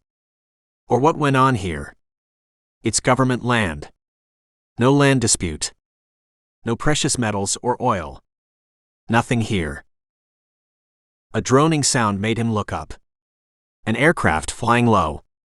The next moment he was running to the Yukon and on reaching it, yanked the door open and grabbed Beanos from his backpack. The aircraft was further away, but still close enough for him to note its tail number. He fishtailed and raced back to Dalton and took a table at Tony's. He logged onto the internet and got Werner to search for the aircraft. Werner disappointed him. It said the aircraft was registered to a private company in Los Angeles, and this wasn't its regular flight path. Okay, but were there any planes that regularly flew over the desert? No, Werner scoffed. It's not a commercial route. But maybe you should check out crop dusters. Why don't you check out and let me know, he typed in irritation. I will. If you say please. Zeb wasn't one to bury his head in his hands, but he came close to it. The twins. They had a lot to answer for. Werner came back with 3 aircraft, all within 2 hours driving of Dalton. They belonged to local ranchers who used the planes for crop dusting, surveying their ranches, and for transport. They don't have to file flight plans, Werner warned him. Is this your way of making excuses? Werner didn't reply. Zeb called the 3 ranchers, one of whom confirmed he made regular runs over the desert, specifically that section of the desert. Ed Lapich stumped across his porch when Zeb came up on his driveway and stood silently while the 60-year-old rancher appraised him from under bushy eyebrows. You came up all the way from Portland just to see if I flew Louise every day. Louise. His plane. Lapich waggled his eyebrows impatiently when Zeb didn't reply immediately. Not Portland, sir. Dalton. A dog bounded out of the house, yawned lustily, and ambled over to sniff at Zeb's legs. It curled up at his feet and went to sleep when it worked out Zeb was no foe. That's never happened before. Buster doesn't take kindly to strangers. Lapich shook his head as if disappointed with his dog and stumped away on his short legs, beckoning at Zeb to follow him. We'll go in Heidi here. Heidi was a bright yellow SUV that he climbed into and set off on a dusty track when Zeb climbed in. Lapich drove to a rust-colored building in the far distance that grew larger as they approached. A hangar. Louise sleeps here. Lapich turned off the engine, his voice booming in the sudden silence. His footsteps crunched as he walked across soft gravel and walked around the massive dome-shaped building. He went to the front and slid open the sliding doors with Zeb's help, and gestured proudly when the hangar was open. Louise. Louise was a fire-engine red Cessna that gleamed and showed signs of loving care. 30 years old but still flies as if new, its owner walked around the aircraft pointing out the spray nozzles to Zeb. Say, you want to take a ride? We might as well, since you have come so far. Dalton was just 2 hours away, Zeb thought of telling him, but bit his tongue. Meeting Lapich was turning out to be a surreal experience. The rancher had not once asked him the purpose of his visit, and seemed to expect blind obedience. Zeb didn't reply immediately, knowing the aircraft was a single-seater one, but he was intrigued when its owner pointed to a modification to the cockpit. Got it hollowed out and extended. Built an additional seat behind the pilots and got it certified. Lapich patted the window frame. I sometimes take Helen up, she loves to fly too. Helen. Is she his wife? Or a domestic animal? Dare I ask? Zeb kept quiet and climbed into the rear, folding his legs tight, and accepted the helmet that Lapich handed to him. Brace yourself. It can be bumpy, Lapich yelled in his headset and rolled out of the hangar. Lapich flew them over his ranch, pointing out its boundaries, the herds of animals he had, and the Deschutes River. I keep an eye on the river too. He turned tight over the water and started heading back to the ranch. There've been times when folks gotten into trouble and have waved a white flag. I call the sheriff and he organizes a rescue. Now this is where you found the body. He pointed a gloved finger down, flying low over the spot Zeb had given him coordinates to. It's on my regular flight path. Some of my animals stray over there, and I buzz them back to the ranch. Nothing jumped out at Zeb when looking from above, but then he wasn't expecting it to. He had wanted to know if Lapich had spotted anything, and it looked like he hadn't. At least I got a plane ride and quirky company out of my visit.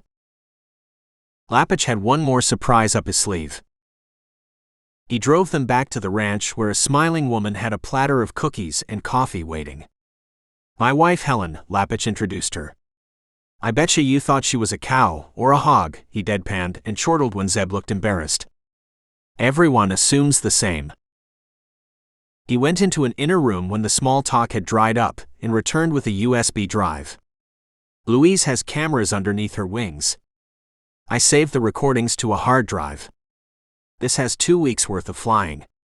Maybe you'll find something there. His leathery face crinkled into a smile at Zeb's expression. You thought I was wasting your time, didn't you? There was 8 hours viewing in the USB drive. Zipped and compressed files, one for each of the 14 days. The last day was when Zeb had discovered the body. He had an early dinner in Tony's restaurant and settled down for a night of watching the desert landscape. The files were more or less similar, the same takeoff sequence, the same terrain, Lapich speaking to himself occasionally, cattle breaking out into a trot whenever the aircraft swooped low over them. I guess Werner could find anomalies in the videos if they existed. There was only one problem in that logic: he could get Werner to execute simple commands. Getting it to search videos was beyond him. He had lain awake watching nothing move in the night, in hostile territory. He had watched goats feed all day for several days. Watching a few videos was nothing, he told himself, and pressed the play button. It was on the D3 file, 3 days before the body's discovery, that he spotted it. He only spotted it because he had his eyes close to the screen and was playing the feed in slow-mo. He had no particular reason to do so, other than to stave off boredom. He paused and looped back the section and played it again. There. Right in that sandy bottom where no vegetation grew. That line looked too straight. He didn't know how to enlarge the video, so he took a picture of it and expanded it on his screen. Not one line. 4 lines. An oval rectangle. A rectangle with rounded edges. One that was almost invisible, camouflaged to look like it was part of the terrain, very easy to miss if the feed had been playing at normal speed. Even in slow-mo, it was hard to detect. He compared its location from the bodies. 3 miles out. Gaurav and he had scouted the region, but they hadn't looked that far. He got Werner to look up the trooper's case file. They had searched within a 5-mile radius, so why hadn't they spotted it? He slapped his head mentally, rose and did a fast 50 sit-ups. He returned to his seat after the endorphin surge and answered his own question. They didn't spot it because it wasn't there. He made a note to call Lapich the next day and get files for the days up to the police search. Maybe for a couple days after too. Just to be sure. He went to the D2 file. Yeah, the rectangle was there. Same place. It was present in the D1 file, as well as on the day he found the body. He measured the rectangle on the screen and got Werner to calculate its normalized size. 30 by 9 feet, Werner told him. 30 by 9. What could be that size in a desert? At 3 a.m. he gave up and sought Werner's help. There could be millions of widgets of that size, Werner told him doubtfully. Which is why I am coming to you. You need to be more specific, was the retort. Well, you are the supercomputer. You can use all that brain power, can't you? Thankfully, Werner didn't reply, and Zeb hit his bed. In the morning, Werner had an answer. Chapter 14.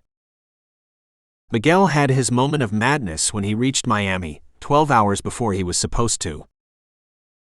Tucson to El Paso had been his first bus journey in America, and his initial wide-eyed reaction had given way to exhaustion. He had slept most of the journey and had been embarrassed that he didn't have exciting stories to tell Maria and Juana. Maria and Juana. His spirits dampened instantly. He hoped they were safe. He prayed that Pico or Hector hadn't hurt Maria anymore. He touched the flasks in the satchel and vowed to get them to Miami as quickly as he could and hand them over. Then he would unite with his family.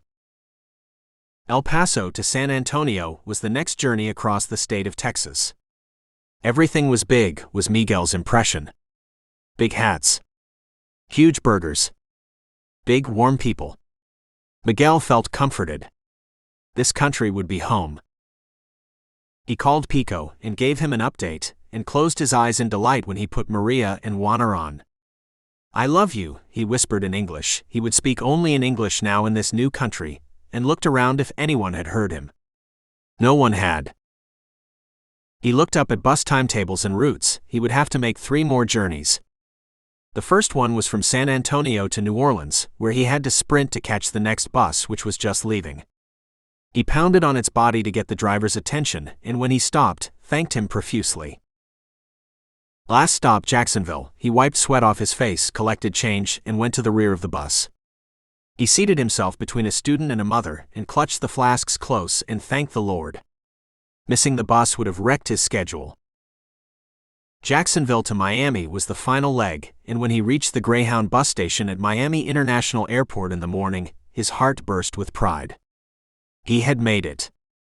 He, Miguel, who had never stepped outside Mexico, had just completed a cross-country journey across America. He savored the bright sunlight and then grew conscious of his filthy appearance. He still had enough money left and went in search of public restrooms. Feeling a new man after a quick shower, he decided to go downtown and explore the city. There was still time for him to call Pico, enough time to discover more of his new home country. He took the metro rail to Central Station, and a couple of bus changes later, he was at the waterfront, struggling with a sensory overload of images, sounds, and smells. The yachts on which suntanned bodies lounged. Hotels and food carts of all kinds that catered to all tastes and wallets. Street musicians. Jugglers. It was while in front of the Freedom Tower that Miguel decided he wouldn't be jerked around anymore by Pico. In this great country, people wrote their own future. Miguel would too. He tossed the phone into a trash can and walked away. Gruzman was in Los Angeles when Privalov green-lighted him. Killing Zeb Carter was a go. The assassin went through the dossier the Russians sent him. There wasn't much in it, which was understandable, since Carter was a former Special Forces operative, and his missions would be redacted. There was background material on his consulting firm, several photographs, and last known location. New York, where he had taken down Kasnov. Gruzman had followed that killing on the news, the bike chase that a pedestrian had caught on his cell phone. Then Gruzman hadn't known that the pursuer was Carter. He had been impressed with the rider's agility and calmness, and now that he knew it was Carter, it made sense. This would be a worthy opponent. Gruzman had come out of the South African Recce's, the elite Special Forces Brigade. He had served in the 4th Special Forces Regiment for several years, before he had wearied of working for his country, for a pittance. Gruzman was a killer. He didn't sugarcoat it. He knew there was a value to his capabilities, and on leaving the Recce's, he had forged a career as a private contractor. He had initially taken up jobs in his home country. There were enough businessmen who wanted their rivals killed, or politicians who wished a problem to go away. He developed a quiet reputation for getting the job done, for either making the deaths look natural or accidents, or make them a statement. Whatever the client wanted, Gruzman delivered. Garrote handgun, sniper rifle, knife, unarmed combat. Gruzman excelled in all and had used them all in his kills. His first kill in the U.S. was a building magnate who was overreaching himself. At least that's what his rival claimed. Gruzman didn't care. The businessman in Texas had to go, and it had to look natural. Gruzman had killed the man at his home, while the man was working out in his personal gym. He had made it look like the businessman had a stroke during a particularly strenuous workout. Gruzman got a bonus for his clean kill, and word of his skills spread through the underground network. It reached Privalov's attention, who got him to dispose of a death club fighter who was proving to be a nuisance. Gruzman got the job done. Privalov gave him more work. Gruzman didn't fail him. Now Gruzman had the Carter job. Gruzman was of average height, blonde hair, green-eyed, and concealed his body's superb conditioning under loose clothes. A shirt that was a size too large covered a knife around his chest. His jacket concealed his shoulder holster. His shoes, Vibram-soled, were customized to hide pressure-activated blades. Gruzman was a walking arsenal. He was death on legs. That death was coming to Carter. He accessed a dark internet website and looked up hotel registrations all over the country. It was a site that hacked into the major chain hotels and posted their guests' details, even their credit card numbers. He got immediate hits in Portland. Several Zeb Carters had checked into hotels the same night that Kasnov had been killed. Portland. Didn't Privalov say Carter had interrogated Bevchik? He scrolled through the dossier. Yes, he had. So he killed Kasnov and then headed to Portland. Why? Carter was investigating Clattenbach's death. That much was obvious. He also knew there was someone after him. Kasnov was a big giveaway. What was in Portland, though? Other than Bevchik? Bevchik. Carter didn't know who had sent Kasnov. Maybe he thought Bevchik had. Gruzman sent a message to Privalov. Need to question Bevchik. Where can I find him? Privalov got back immediately with an address. He looked up flights. There was an Alaskan from LAX in 4 hours. He would take that. Weapons? He could get them in Portland. He wasn't planning to kill Bevchik. Only question him. Gruzman didn't believe in needless killing. A message was blinking on Zeb's phone when he woke the next day. Check your screen. Next time, ask for help. It will be quicker. Megan had signed off with one of those faces that poked a tongue out. It's the top of an RV, Werner told him when he had logged in. Most likely an Airstream, its luxury model. Wouldn't an RV stand out in the desert? He brought up several images that Megan had uploaded when Werner didn't reply. It looked like she had seen his commands to Werner and had taken it upon herself to save him the hassle of engaging with the supercomputer. In one image she had whitened the background. Now it was clear that the rectangle was up above the ground. In another image that she had enhanced and had added magic touches to, a faint shadow was visible. Well, I'll be. What's an Airstream doing in the middle of nowhere? His cell rang and he thumbed it on without looking at the screen. Only one person would call him at that moment. Megan. An Airstream Classic. Its roof is of that size. He could hear her smiling. Could feel her energy bursting through the tiny speaker. I've already put Werner on the job. To check out how many such RVs are out there. See if they can be located. Thank you. Zeb? Yeah. Next time call me, will you? If you need help with Werner. Yeah. He couldn't come up with a retort. He never could, not with the twins.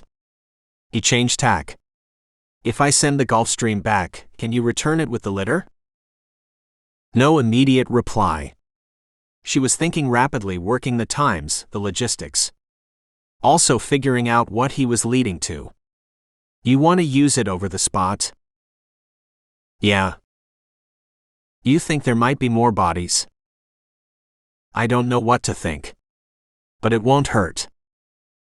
Litter, light detection and ranging technology, fired laser beams at the Earth and captured the reflections to create a three-dimension model of the topography. The device that Zeb's crew had was an advancement over conventional litter. It combined ground-penetrating radar and infrared thermography to read underground. The technology wasn't perfect, however. Since the desert didn't have a lot of green and was largely an even surface, Zeb hoped it could reveal what was underneath the ground. Like more bodies. The Gulfstream flew the next day with the device strapped to its belly, piloted by two experienced ex-servicemen that were in the agency's employ. The luxury aircraft wasn't designed to fly low, since it lacked the maneuverability. However, the pilots had handled more than their fair share of different machines in different conditions. Making several passes over the desert was a piece of cake to them. The litter sent several petabytes of data to Werner when the runs had been completed, and then Megan took over. She got the supercomputer to process the data through several custom algorithms and simulation models. She consulted a couple of ground mapping experts at Columbia University, referred the findings to a few professors at Stanford Uni. They gave her an answer the next day. Your hunch was right. She had spent most of the previous night on the models and had started early in the day. She was bright, sparkly, and didn't show any trace of exhaustion. The experts say there is a high probability there's a body or something next to where you found Clattenbach. Did you look at that image I sent? He had. She had marked the likely spot, 10 feet away from Clattenbach's location, with an X. There was a 3D model that showed changes in the underground topography that suggested recent digging. 6 feet down, she said. That's how deep whatever it is buried. Gruzman didn't bury Bevchik. He didn't need to, since the Ukrainian was still alive when he had finished. Damaged but alive. He had located the gangster in his hideout in Kelly Street, surrounded by a protection gang. It was midnight when Gruzman entered the house, taking out the surrounders with surgical precision. He killed 4 men and tied and taped 3 others. Bevchik was sleeping alone, snoring loudly when he entered. He woke screaming when Gruzman poked his thigh with his Sig Sauer and the night began. He left an hour later, after washing his hands in the dirty sink, and studied his reflection in the cracked mirror. He looked fine. Maybe a little disappointed that Bevchik didn't know anything more about Carter. The man didn't have a clue where Carter was or how to contact him. It was not a big problem, though. He had some places to start. The first place would be the hotels Carter had checked into. Maybe he had left a forwarding address. He would put a trace on the cards Carter used in the hotels. He left the bathroom and looked at the moaning human mass that was Bevchik and wondered if he should kill the Ukrainian. No need. Who will he tell about me? Even if he does, nothing exists about me. I am invisible. Gruzman didn't know it, but he had just made his first mistake. Zeb was in a quandary. The Oregon high desert needed to be dug. He couldn't do it. He couldn't ask the sheriff or the state police to do it without revealing his hand. He had no interest in letting them know he had a parallel investigation running. He went to Tony's and filled himself up while he pondered over the problem. As it turned out, the solution was easier than he thought. It was something he should have realized earlier. He was back in his SUV when he saw Gaurav heading purposefully to Tony's, his cell pressed to his ear. I can call him. Zeb lost sight of the sheriff when he went through the swinging doors, but that was okay. He pulled out his phone and turned on an application. He waited for Gaurav to pick up. His cell was busy. He waited for a few more moments, wondering if he would see Cherie and Morgan again. He tried Gaurav's number again. It rang, but the sheriff didn't pick up. Maybe he was one of those who didn't take a call from an unknown number. Zeb kept trying again, and after the 5th attempt, Gaurav's impatient voice came on. Sheriff Gaurav. How can I help you? Sheriff, you need to dig 10 feet to the left of Clattenbach. 6 feet under, and you'll find another body. The app converted Zeb's voice and made it sound bland and accentless. The application could turn a male voice into a female's, make an American sound British. It was just one of the handy tools that the twins had equipped their team with. Body? What body? Who are you? Sheriff, I don't have much time. There's another body next to where Clattenbach was found. 10 feet to the left. 6 feet under. Zeb gave him the exact coordinates. You need to dig up that body. I'll do no such thing, Gaurav said tightly, astonishment giving way to anger. Your problem, Sheriff. In 24 hours, I'll call the state police. Maybe they'll act quicker. Zeb hung up and drove away. Gaurav had no choice. He would dig. Chapter 15. Cletus dug through the trash can in downtown Miami, rooting around for food, loose change, clothing, anything that he could use. Once he had found a pair of shoes which had kept him warm 2 winters. Another time he had found a camera. An honest-to-goodness camera. He had sold that to a pawnbroker, and boy had he enjoyed life for a few months. Cletus was a drunk who lived on the downtown streets of the city. He had been called a tramp, a hobo, a walking piece of filth. Cletus didn't care. The streets gave him all the food he needed. Strangers tossed him coins once in a while. The doorways gave him a home, and if he was really desperate, the food banks and the homeless shelters were close by. Cletus didn't like going to the shelters or the banks. Seeing people just like him depressed him. On the street he was his own man. He was free. Cletus had a beard that reached to his chest, and that interfered as he leaned over the can and jammed his hands inside deep. He swept his beard to the side and rooted inside till he found a hot dog, intact in its wrapper. That was breakfast sorted. Now for lunch. The ring startled him. The can was black, as dark as him, and was large and round. He had his head inside it, and the sound echoed in the narrow space. That sounded like a cell phone. Maybe it was someone behind him. He extracted his head with difficulty and turned around, glaring. A man had the right to sift through a trash can without being disturbed, hadn't he? There was no one behind him, though. People were giving him a wide berth. He dove back into the can when the ring sounded again. It came from the can. Was it a cell phone? Maybe it was one of those shiny ones. He could sell that. It would feed him for days. He tossed out wrappers and plastic bags. He flung dirty clothes, beer cans. Someone seemed to shout behind him. He didn't look back or stop. He was on a treasure hunt. The cell, if it was that, rang a third time. Cletus panted as he reached low, and at last his seeking fingers felt something hard. With buttons on it. It was a cell. He grabbed it greedily with a triumphant yell and straightened. I gotta. His voice died as he stared stupidly at the device in his hand. It wasn't shiny or new. It wasn't aluminum or silver. It was black, stubby, and was one of those old phones that had outlived its life. He was readying to throw it back in the bin when it rang again. What the heck? He accepted the call. Miguel, where are you? You were supposed to call every day. Are the flasks safe? Why aren't you going to the fight? Huh? What you calling about? Cletus grunted. Miguel, are the flasks safe? Cletus patted his hip. Yeah, his flask filled with cheap rum was safe in his pocket. Why was this dude getting hot and bothered about it? I got it, he growled, thumbed the call off and tossed the cell back in the can. What a waste of time that was. Why couldn't people throw away perfectly good cell phones and make life easy for Cletus? Pico threw the phone hard against the wall of his house, his eyes narrow slits of fury. Its battery came off and went sliding several feet.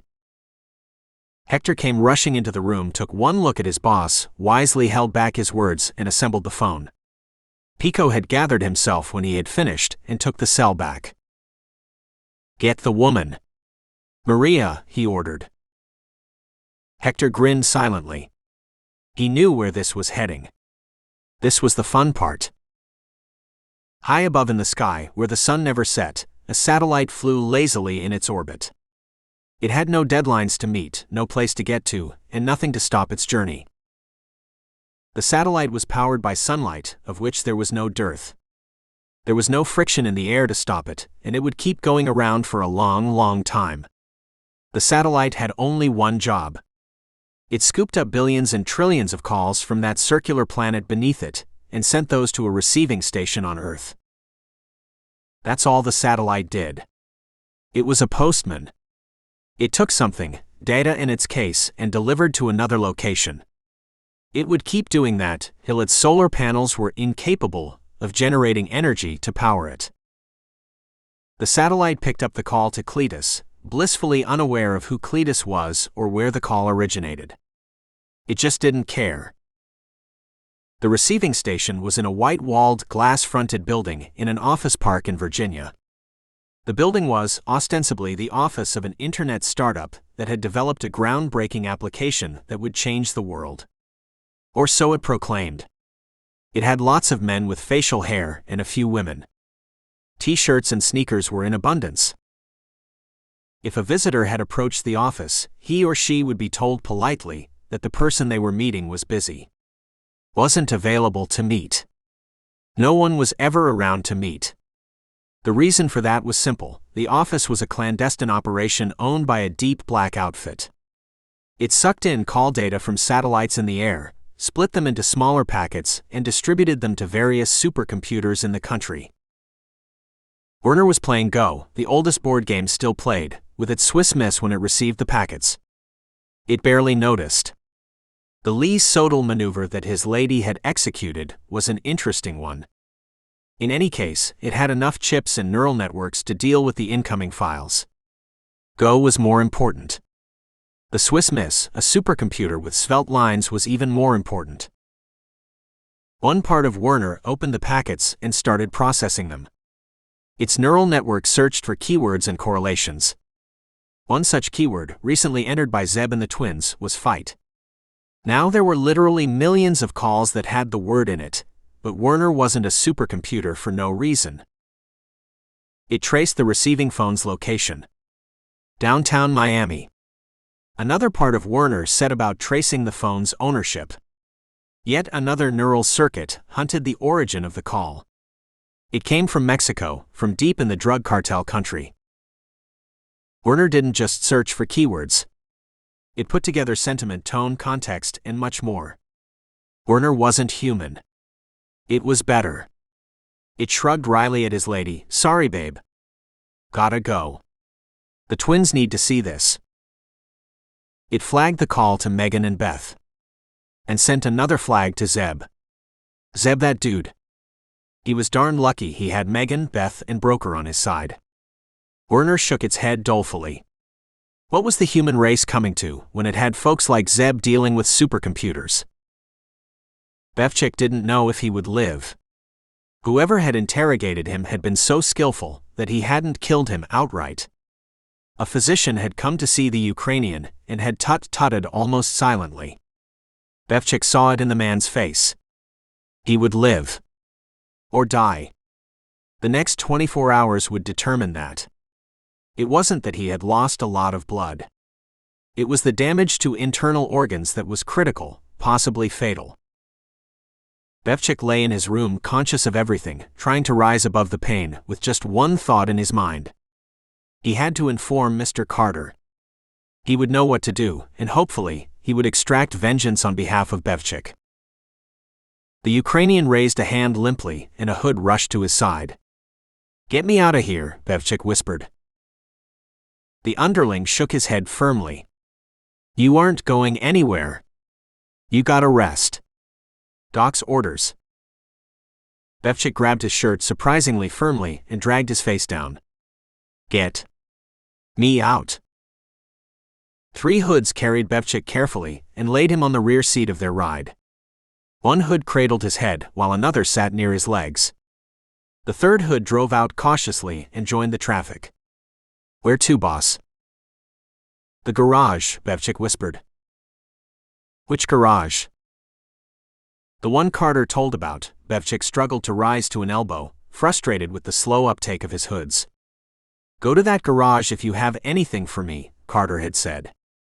Bevchik hadn't revealed its existence to his interrogator. Maybe he would have if the stranger had questioned him for longer, but thankfully he hadn't.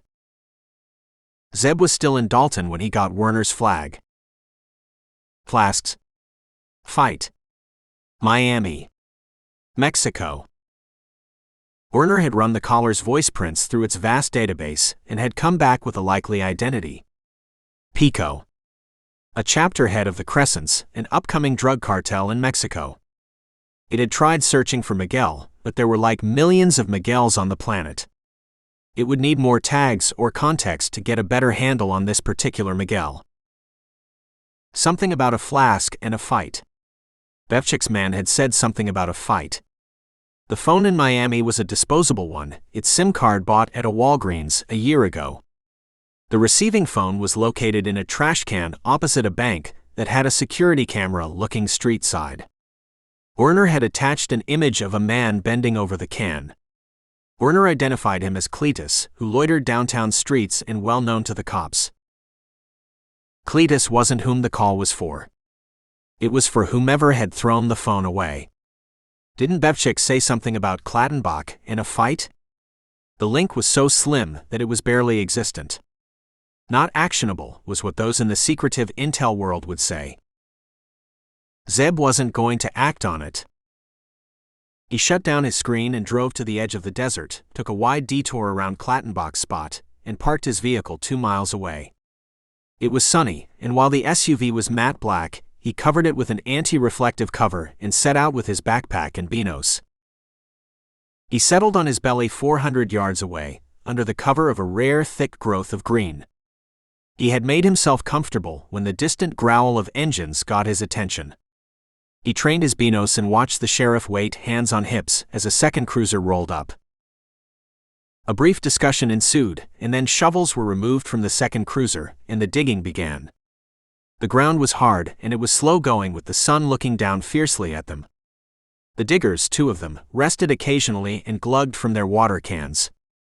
Zeb could read their body language whenever they stopped. The dig was a waste of time. He lip-read one of them asking the sheriff, "Are you sure, Chief?" "Sure looks like rock and gravel down here. Not much else." "Get to it," was the irritable reply. 6 feet wasn't too deep to shovel, but it was the heat and the hardness that made it difficult. The men got back to it determinedly, their implements ringing dully on the silent desert. One officer jammed his body behind a shovel as he attempted to drive it deep, when he stopped suddenly and shouted hoarsely. The other slowed, stopped and bent down as Gaurav pressed forward and leaned over them. The crouching man rose and whooped and high-fived his partner, and Gaurav's face split into a smile. There was a body down there. Marcelo Descadeo was the identity of the second body, Werner reported to Zeb the day after the find, after snooping into Gaurav's and the state troopers' files. The identification had been made quickly because of the man's tats. The outstanding warrants in Colombia, Mexico, and the U.S. helped. Hitter for a Colombian drug lord. Rapist. Killer. Drug dealer. Descadeo had been wanted for a multitude of crimes on both sides of the American border. Now he was dead, and no law enforcement agency would be spending any time on regrets. Werner came up with another snippet of information. Law enforcement agencies, both state and federal, across the country, had created a sightings list that they shared informally with one another. The sightings were nothing but reports of which criminal had been seen where. The intel came from snitches, from police officers, from retired cops, from anyone connected to law enforcement. Someone recognized a felon in a bar in Toledo, it went into the sightings. The cops followed up sightings as and when they could, and quite often arrests followed. It was a tool, like any other, available to the law authorities. It was a list that Werner could access too, and it told Zeb that Descadeo had been seen in Portland at the same time as Clattenbach's disappearance. "Do you know what Descadeo was interested in?" the supercomputer asked Zeb. "You mean other than killing or raping?" "Yeah. He was a bare-knuckle fighter." Werner brought up articles from Colombian and Mexican newspapers that mentioned the dead man. They weren't substantiated, but Zeb wasn't planning to go to a court of law. Zeb shut down his screen and stared blindly out of his SUV. Clattenbach. Fight. Miami call. Mexico. Fight in flasks. Descadeo. Fight. The Miami call was now actionable. Zeb dumped his duffel to the rear and headed out of Dalton, making plans, arrangements, making a mental list of who to call when his cell rang. It was Doug. "Got something weird for you," he said, and Zeb prepared himself to listen to another of the man's ailments. It wasn't an ailment Doug had called him for. "This dude visited me yesterday. He was barely alive. Maybe he's dead now, he broke off abruptly and yelled loudly. Pirelli. Dan, the Mustang needs Pirellis. These mechanics, he grumbled to Zeb when he picked his phone again. I gotta think for them. The dying dude. Zeb prompted him. Yeah, about that. 3 men carried him. Said he was Bevchik. Said you knew him. Zeb had known Doug for several years. He had saved the older man from a brutal mugging several years back. On finding out that the vet owned a garage, he had put forward his proposition, keeping vehicles ready and helping out vulnerable women. Doug had readily agreed and the two had become firm friends. Zeb knew enough not to hurry the garage owner. He would get to it in his own time. I didn't know you had roughed him so bad. He said it wasn't you. He had another visitor in the night. He was smooth. Scary smooth. This stranger wanted to know about you. Bevchik didn't have anything to give. He hauled himself all the way to tell me. To pass it on to you. Bevchik described him. Yeah. Did more than that. Bevchik had a camera in his bedroom. Don't ask me why. The stranger had shot out everything else, but he didn't find the camera. I'm sending you the images. Bevchik. How's he? He'll live. Still close, but the doc said he'll live. He's with your doc? Yeah. Has his men around him. He'll be safe. Watch your back, Doug. I will, Doug wasn't perturbed. I've got Corey. He's a good man. Returned from Iraq a few years back. Good with a gun. And other things. Some of my other men are good too. Don't you worry about me. Zeb reached out for the end button when Doug called out. Zeb? Yeah. You watch your back, you hear. Bevchik said this dude was as scary as you. He laughed. You are planning it, aren't you? Planning what? I can hear you thinking. Zeb heard a sound like a palm slapping a thigh, and Doug chuckled. He thinks he'll come after you, all stealthy-like. He's already in your sights. Chapter 16. As Zeb was heading out to Portland, thinking about the newest wrinkle, Privalov was in Miami, making last-minute preparations for the fight night. The Everglades. That's where the Death Club's fight night would take place. That very night. The Everglades spanned 1.5 million acres of wetlands in southern Florida. Mangroves, sawgrass prairies, and pine flatwoods. The Everglades had them all. Then there were the alligators, male ones that grew to 11 feet and weighed close to 500 pounds.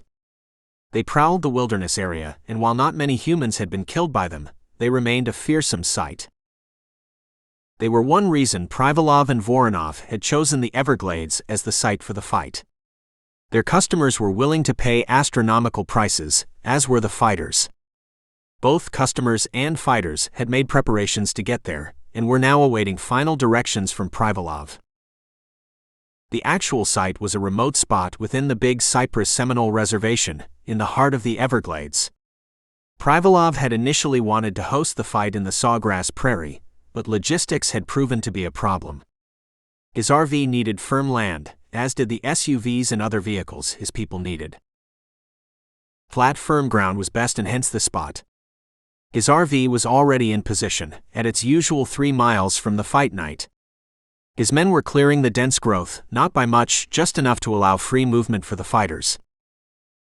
He had planned a special ending for this particular fight, but was now focused on the logistics. The Everglades were a very popular tourist spot, and hence in-person attendee numbers were restricted to just 50. All 50 were being monitored by Privalov's men. The Death Club had more than recovered their costs from those 50. The fight spot had spotty cell phone coverage, and hence Privalov had informed the online members that the live streaming could be flaky. They didn't mind. They hit the pay button, and the Death Club's coffers grew. Privalov did promise them a video download once the event was over. Vroman, a Slovenian pedophile; Byers, a Hungarian killer; Nander, a Uruguayan drug dealer; Correa, a Brazilian rapist; and Morelas, a Tunisian terrorist, were the fighters. No Americans. Carter was still out there. He was still looking into Clattenbach's death. Privalov wasn't going to complicate matters by selecting another American fighter. His chosen brawlers were ready, in different locations in Miami, under the watchful eyes of Privalov's PIs. The fight night would be for just 2 hours, each fight for 20 minutes, with a short interval between each fight. No round-robin format. No knockout rounds. Grigory's program determined the order of the fight, and the viewers and the participants would just have to accept it. Last man standing would get the $1 million in cash. The dead loser's nominee would get $500,000 through the usual insurance policy that all fighters had to sign up for, and the rest would get $200,000 each. Privalov called Grigory over a secure connection and turned on his screens. Grigory was already in the reservation, in the RV, and he flew the drones at Privalov's command.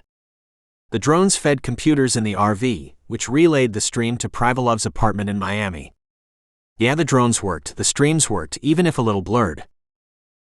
Perimeter? Privalov asked. Secure. Grigory got a drone to fly around the perimeter, and the lookouts waved at the flying craft. I'm heading out. Privalov checked one last message from Voronov before leaving for the site. The exchange was still on, Voronov told him. The flasks were on their way, carried by a Mexican, one Miguel.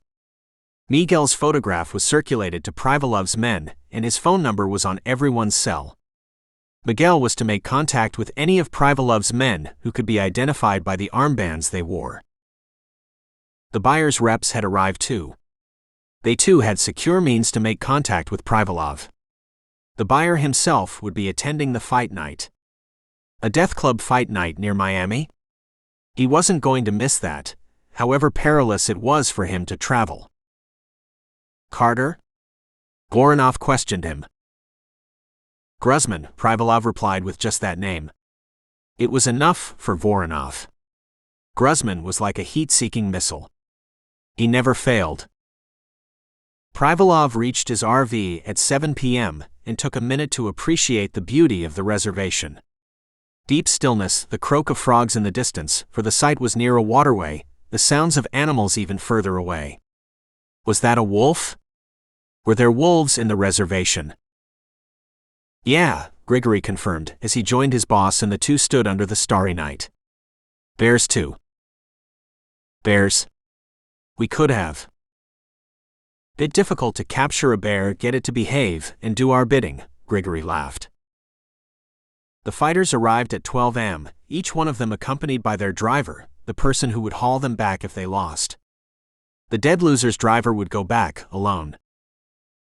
There were no changing rooms in the vast open. The 5 fighters stood with their driver, talking softly, not paying attention to anyone. Vroman and Correa limbered up with light exercise and drew the attention of the spectators who were trickling in. The volume of noise grew but was quickly hushed at a single command by one of Privalov's men. All the fighters were large and had tats. 3 of them were bald. 2 had goatees. All of them were wanted men, hunted by various law enforcement agencies in the world. Privalov briefly wondered how they had come into the country, and then shrugged.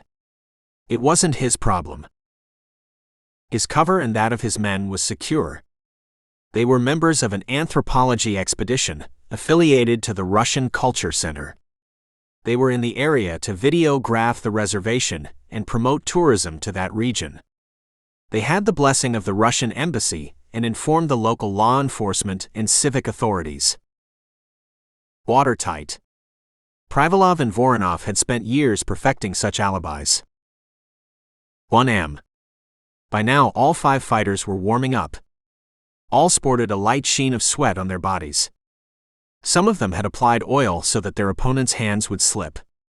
Privalov scanned the screens in front of him. All 50 spectators were clearly visible, all forming a circle around the cleared-out arena. The buyer was there.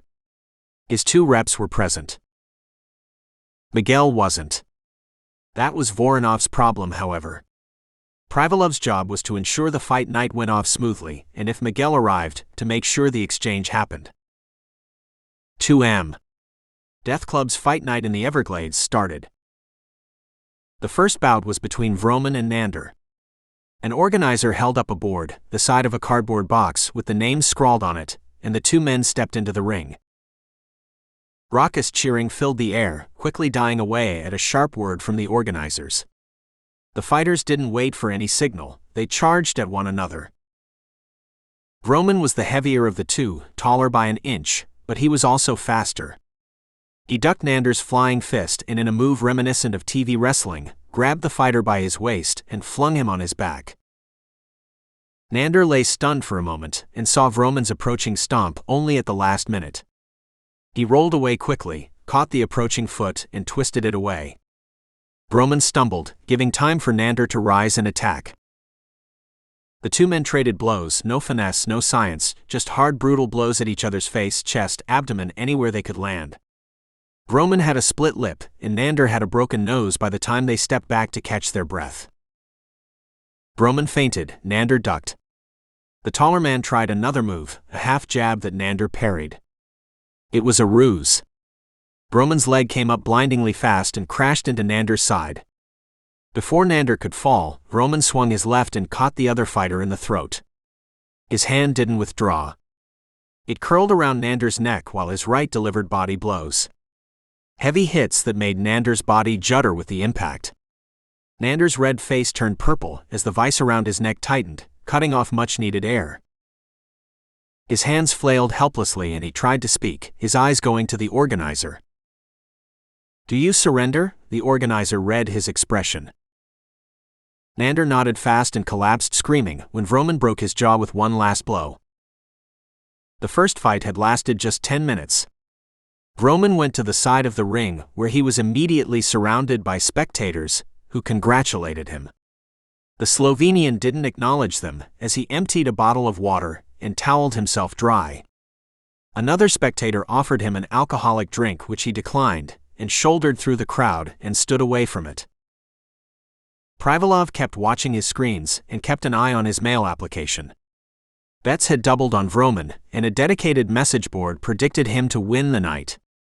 The message board would disappear after the night, its comments erased. So far the crowd was behaving. They were using the break, some to fuel themselves from hip flasks, others from bottles that they had carried. A few had brought food and were dining out under the night sky. At one of the earlier fight nights, a few spectators had gotten drunk and turned aggressive. Privalov had set the fighters on them, and after that incident, no fight night had seen unruly behavior. The fighters were his crowd control, and they were good at it. "Did you spot him?" A message appeared on Privalov's screen. "No," he replied. His drones hadn't picked out Miguel, nor had any organizer seen him. He glanced at his phone to see if he had received any calls. No calls either. He had made sure Pico had gotten all the directions to the location. It was Pico's job to convey those to Miguel. Privalov turned back to his screens when an organizer held another board up. The second fight was starting. A few hours before the fight night started, Zeb had decided he would go to Mexico and question Pico, whoever he was. He went through all the intel Werner had extracted on the chapter head. Plaza Chief, Werner's file corrected him. That's what each gang boss within the cartel was called. There were 6 Plaza Chiefs, including Pico, who controlled the southern territory of Mexico and was responsible for bringing the drugs from Guatemala. Pico was based in Tuxtla, the capital of the Mexican southeastern state of Chiapas, which had a population of close to 750,000. It was a large market for the Crescents, and Pico ruled it with an iron hand. He killed, maimed and raped almost at will and had running battles with the larger cartels. Zeb made several calls to his contacts in Mexico, one of whom was the country's National Security Commissioner, Adán Urbina. Urbina and he went several years back when Zeb had been involved in joint operations along with the Mexican Special Forces. In one particular shootout, Zeb had saved the commissioner from a bomb attack. Urbina didn't ask too many questions, deniability had to be maintained, and answered all of Zeb's queries. The head of the Reaction Special Force, a special forces group in the Mexican army, would be the right person for more inquiries, he said. Zeb called Valdez the head, who went by only his last name. Valdez had been briefed by Urbina and told Zeb everything that he knew about Pico.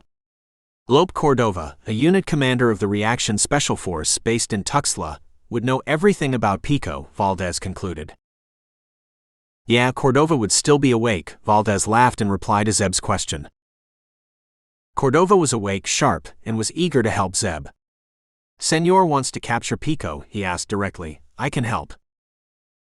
Byers was facing Morellas when Zeb made his last call to New York.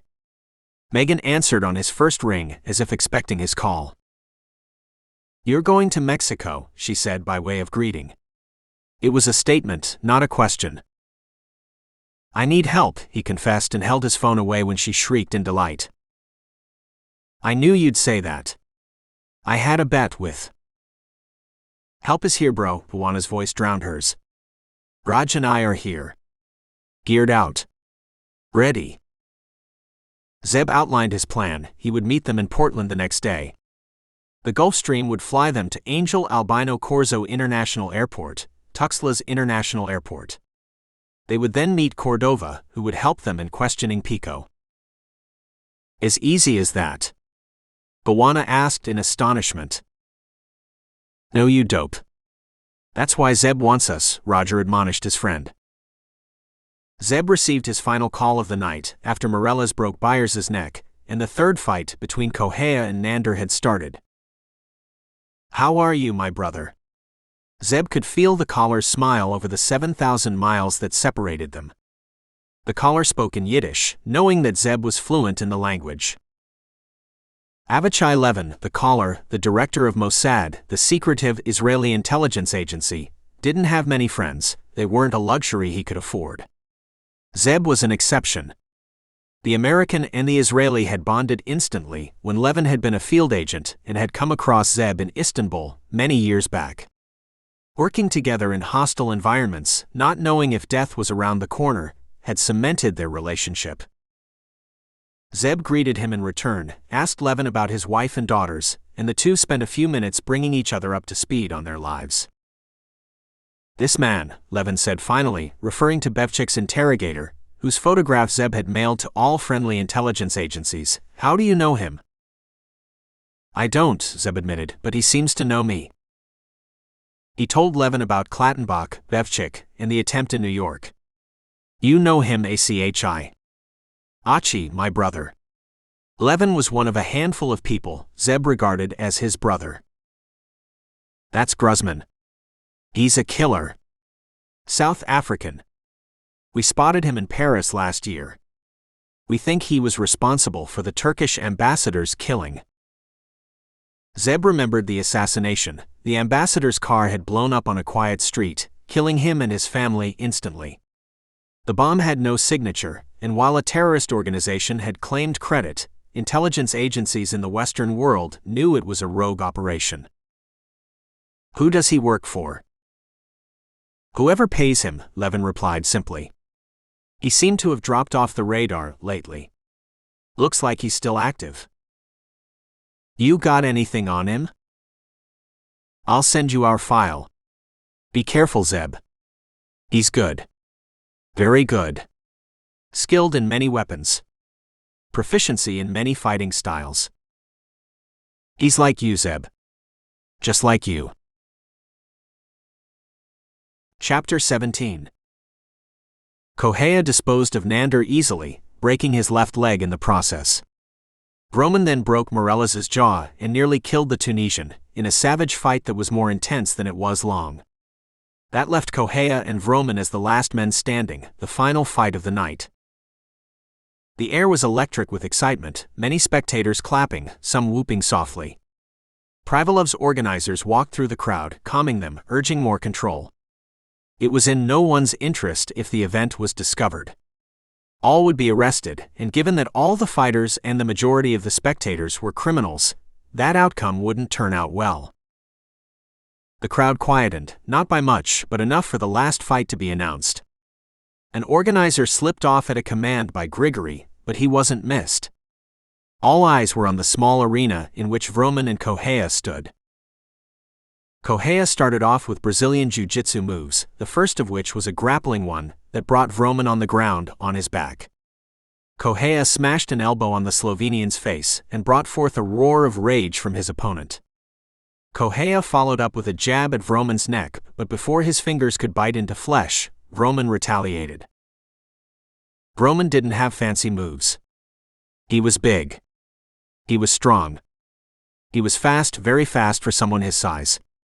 He had a few karate chops and blocks, but he relied on his superior strength to overpower his opponents. He now used that strength to throw off Correia. He planted his feet on the ground and with a mighty heave of his waist, dislodged the Brazilian's hold. He struck Correia's temple with a palm which was the size of a shovel, and the Brazilian fell away. Vroman sprang upright, but before he could attack, Correia punched him in the meat of his thigh in a lightning strike. Vroman's body bowed and jerked back when Correia whipped a kick at the Slovenian's face. Both men fell apart, panting but not for long. A spectator pushed Correia forward, and that was the opening Vroman needed. With a low growl, he punched the Brazilian's midriff and swung a brutal fist at the man's face. Correia's head snapped sickeningly, but he wasn't out of the fight. He used the momentum of the blow to evade another fist, turned nimbly, and rose high in the air to kick Vroman's head. The Slovenian fell to his knees and then to the ground when Correia clubbed his head savagely. Correia jumped up in the air high, bent his knee and landed on Vroman's spine. The cry that rose from Vroman rent the night, but Correia wasn't done. Well aware of Vroman's strength, he straddled the Slovenian's back, his face to Vroman's feet, grabbed the fallen man's leg and yanked savagely. Vroman's knee dislocated. The Slovenian kicked out limply with his good leg. It was caught easily by the Brazilian who twisted Vroman's ankle and broke the joint. Vroman didn't give up. He used his left hand for leverage and tried to dislocate Correia by powering off the ground. He nearly succeeded. The Brazilian started sliding off his back but recovered himself, lunged back, his left elbow pointed like an arrow, and crashed it in the back of Vroman's neck. Vroman's head slammed on the ground, a tortuous groan escaping him. He feebly tried to raise himself, but the fight had gone out of him. Correia, sensing victory, pivoted around, applied a chokehold on Vroman's neck and started squeezing powerfully. Vroman's face started to redden, his arms thrashed weakly, and with his last few gasps he shouted, "I give up." "You can't," the crowd roared and urged Correia on, whose biceps flexed and bulged as they tightened inexorably. Vroman would die soon, Privalov calculated, as he watched dispassionately on his screen. "Get it," he commanded, and Grigory whispered in his mic. "Stop," an organizer shouted and rushed towards Correia and tapped him on his shoulder. "Stop right now. He needs to live." "That's not in the rules," Correia replied balefully, not letting up. "We changed them," the organizer said, and pointed in the direction of another organizer, the one who had slipped away earlier. He was leading something to the arena. The crowd, which had gone silent, suddenly came alive when they realized what was going to happen. The organizer came to the center of the arena and let the spectators admire what he was leading, an 11-foot alligator, its jaws fastened by restraining tape. Vroman made his move when everyone's attention was on the reptile. He grabbed Correia's arms, wrestled free, and started crawling away as fast as he could. He didn't get far. Correia caught him, and to a rising chant from the crowd brought him back. The alligator fed well that night. Privalov stayed well after the spectators and the fighters had left. The arena had to be cleaned up, Vroman's remains had to be buried, and all traces of their presence had to be erased. There had been an ugly scene after the fight when the buyer and his reps had confronted Privalov's organizers. The buyer was furious that the exchange hadn't happened, that the courier hadn't even turned up. One of the organizers explained to the buyer that it wasn't in their control. The courier had been given directions and instructions, and all they could do was wait for his arrival. The buyer slapped the organizer, and that sparked the standoff. Privalov's men were armed, but so were the buyers. The two parties stood glaring angrily until the buyer's phone rang, and he broke away to take it. Voronov had made the call after watching the incident on his screen. It wouldn't do to have a shootout in the Everglades. Nothing would be achieved. My man is right, he adopted a conciliatory tone. None of us have any control over the courier. He was supposed to come to the fight. He didn't. I need the flasks. I am not interested in any excuses, the buyer grated harshly. I'm not making excuses, Voronov replied as smoothly as he could, trying to control the conversation. Maybe you sold the package to someone else. You have done it before. No, Voronov bit back a sigh. He had once diverted a consignment of arms when the buyer had been slow in completing his payment. The flasks are only for you. Where are they then? The buyer lost his control. I'll find out and get back to you. You had better. You know me. You know what I can do to you. Voronov swallowed the bile in his throat and made another call to Mexico, to the Crescence's head. Where's the package? He asked roughly when the man came online. Your man never turned up. The head of the Crescents, Kenzel Vasquez, one of the most wanted men in Mexico, frowned at his phone and signaled an aide urgently. He cupped the phone and asked his man to call Pico. I don't know, he admitted to Voronov. I will check and let you know. You don't know? Voronov yelled out loudly in his New York home. I thought your organization was like a well-oiled machine. That's what you told me. You don't know where the courier is? He ranted for several minutes and threatened, and hung up grumpily when Vasquez had no more information for him. Vasquez got Pico on the phone, and it was only then he found out that Miguel had dropped off the radar. Vasquez didn't yell or rant. He gave Pico 72 hours to find the courier and the flasks. He didn't need to say or else. His reputation was well known. Even as he spoke, a human head was being impaled on a stake, on his instructions. Send the wife and daughter to me, he instructed Pico. That will be his punishment. And yours. For now. Don't contact Miguel. I will do that. You are out of this. He relayed the development to Voronov and listened tight-lipped as the arms dealer vented his anger again.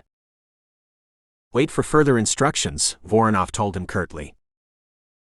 Voronov got back to him after several hours. The package was to be delivered to New York. At the fight in that city, which was in 10 days. The exchange will happen at the New York fight. Privalov strained to hide his disbelief when he heard Voronov. That's what the buyer says. That's the only option since this courier never turned up.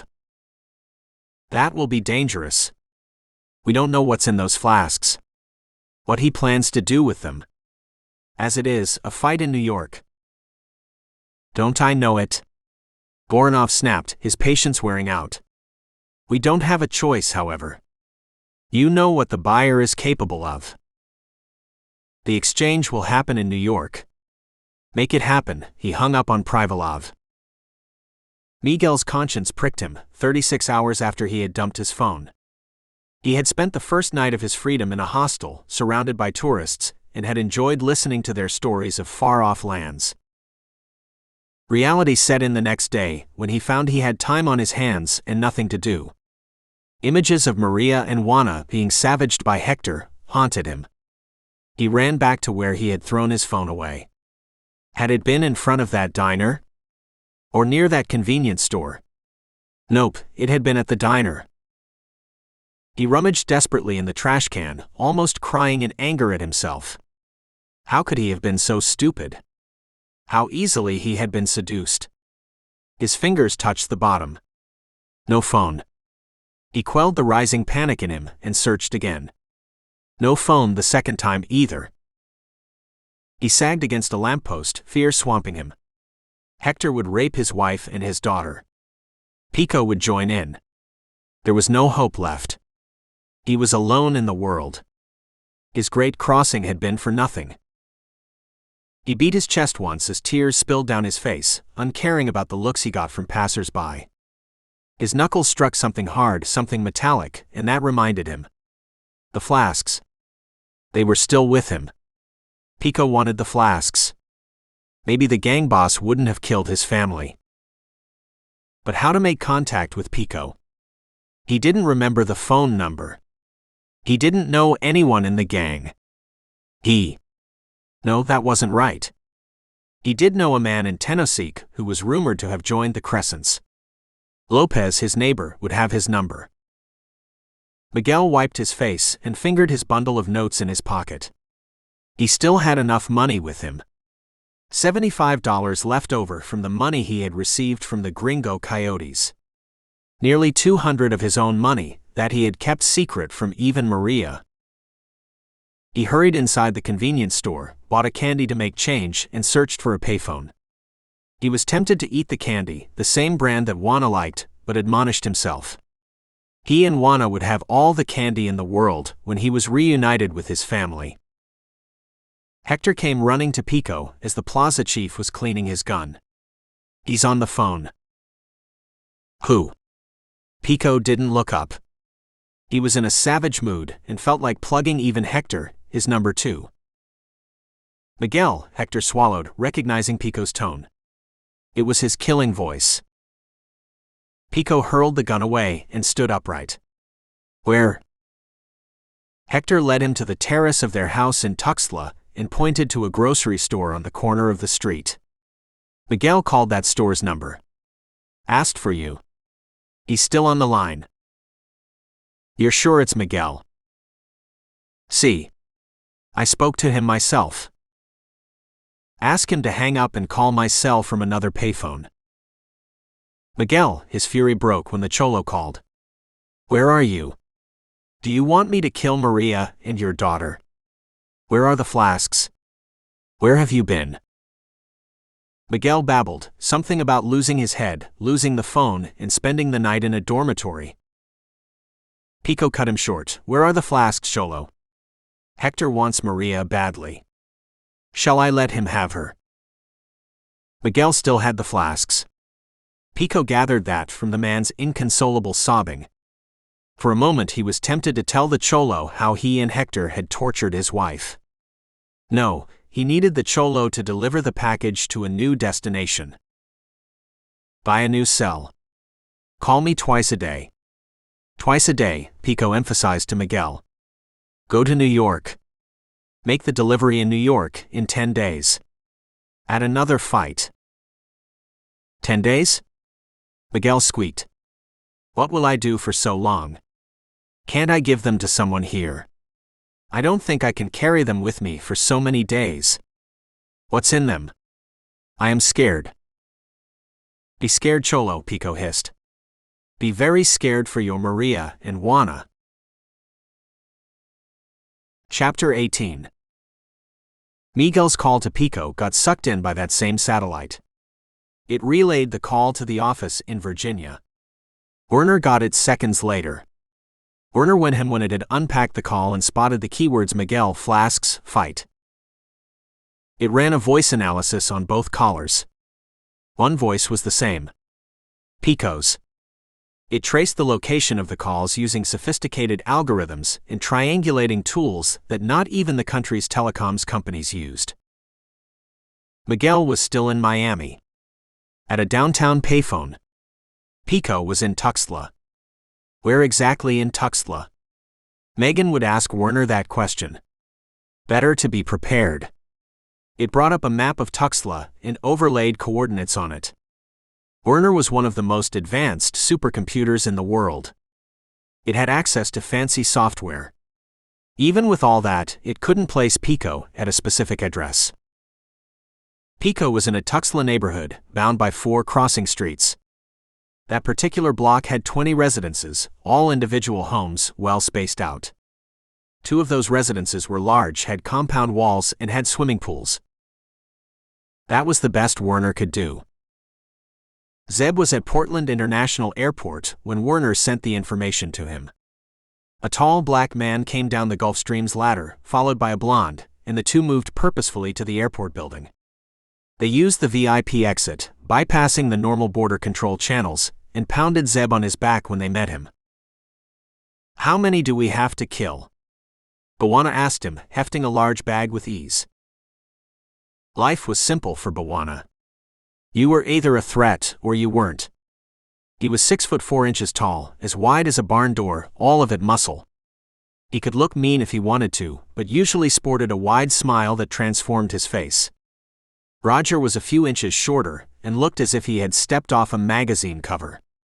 His blonde hair was styled contemporarily, and any fashion designer would have approved his taste in clothes. To the casual observer, the two didn't have much in common. The casual observer would be wrong since the two men were what the twins called macho BFFs. "What's in that?" Zeb watched as Bwana placed his bag carefully in the rear of the SUV and secured it with belts to the side of the vehicle. "Rocket launchers, missiles, and some other toys that can penetrate 3 feet of concrete." Zeb stared at him, wondering if he was joking. "We're going to Mexico to question this dude, Bwana. Not to raise the city down." "You never know," Bwana replied darkly. "It might come to that." The SUV creaked in protest and rocked on its springs when Bwana climbed into the back, while Roger joined Zeb at the front. "What's the plan?" Roger drawled when Zeb drove out of the airport and headed to his hotel. "How much did Megan tell you?" "Quite a bit, but why don't you run it past us again?" Bwana interjected. "Memory," Roger apologized. "It isn't his strong point." Zeb laid it out for them, right from his finding Clattenbach to the latest development of Gruzman on his back. Roger was silent when he finished, but Bwana was rubbing his hands in delight at the prospect of an elongated spell of action. Zeb caught his wink in the mirror and couldn't help smiling at his friend's enthusiasm. Bwana's bloodthirsty impression and Roger's slow-witted Texan act were just that. Bwana and Bear were Mensa members, while Roger read philosophy in his downtime. Chloe was a science nut. She went to conferences and could speak on the subject as knowledgeably as any university PhD. The twins had run their own business before joining the agency. Zeb's crew was not a bunch of trigger-happy gunmen. It was a highly intelligent, tightly knit team that could and would raise a city down to help a friend.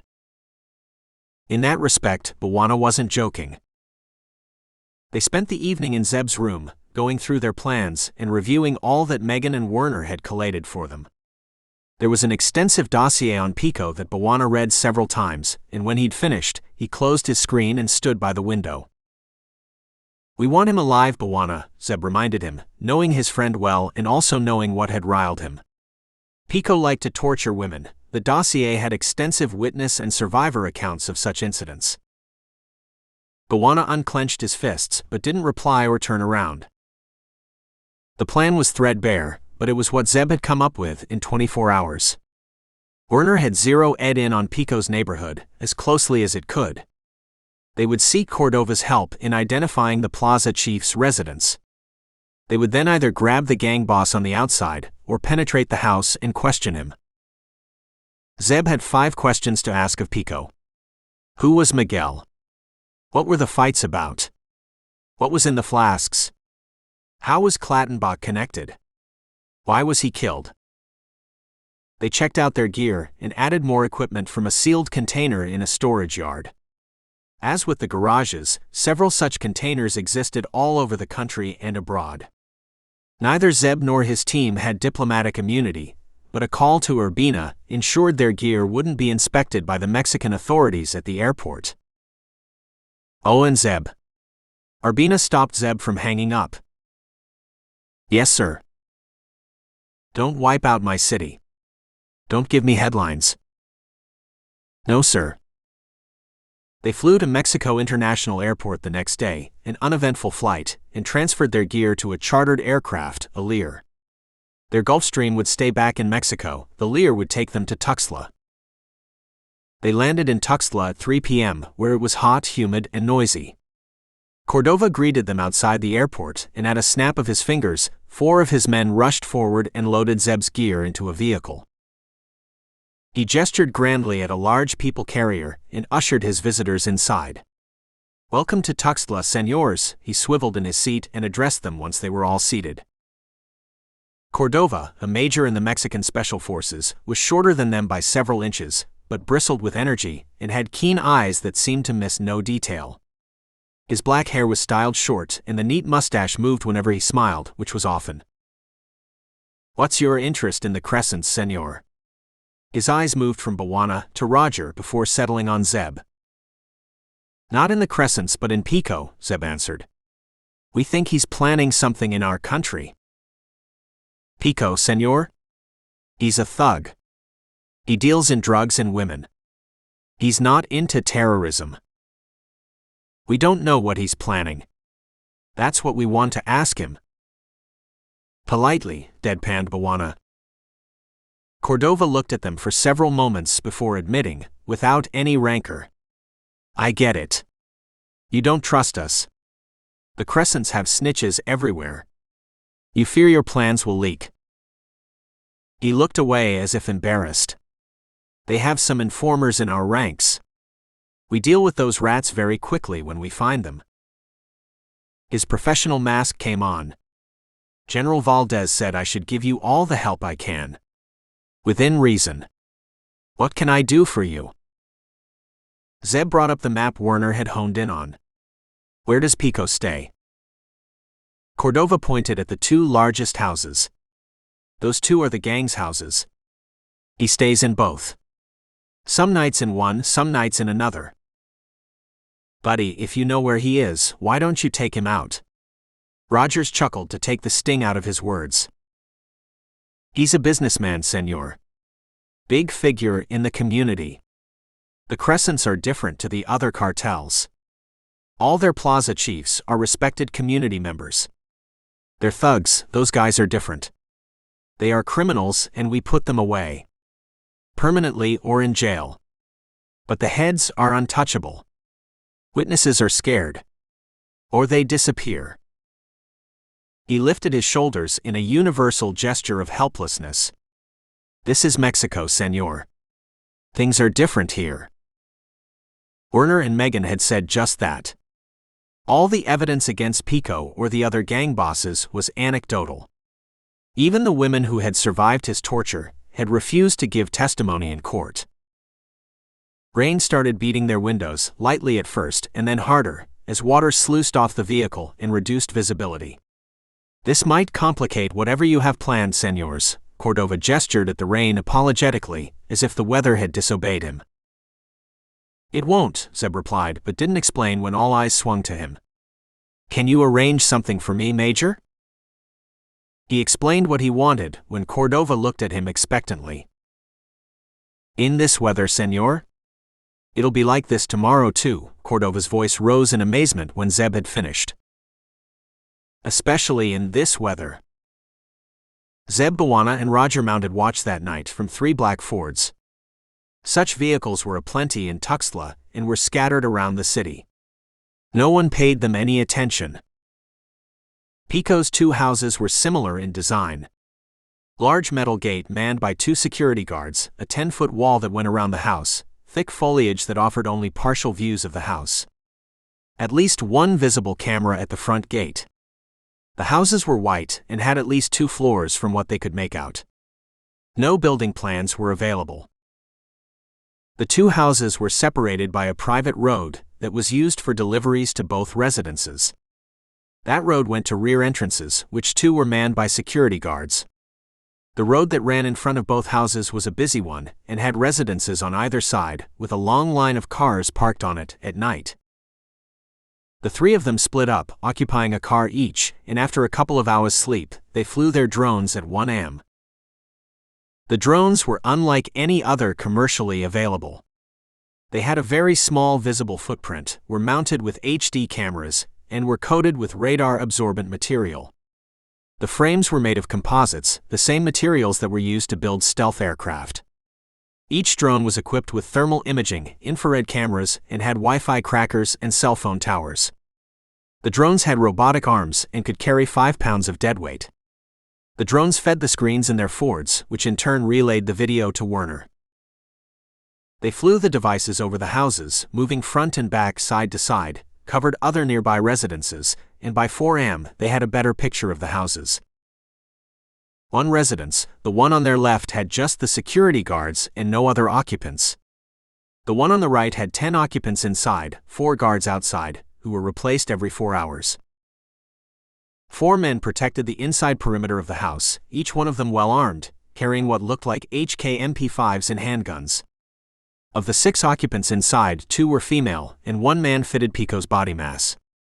More security cameras inside the compound. Zeb brought his drone back, loaded it with a cell phone tracking device, and launched his craft in the sky. He navigated it to a tall tree in the target house and, after several attempts, planted the device on a leafy branch, burying its pin-like claws deep into the wood. The cell phone tracker had a modification on it.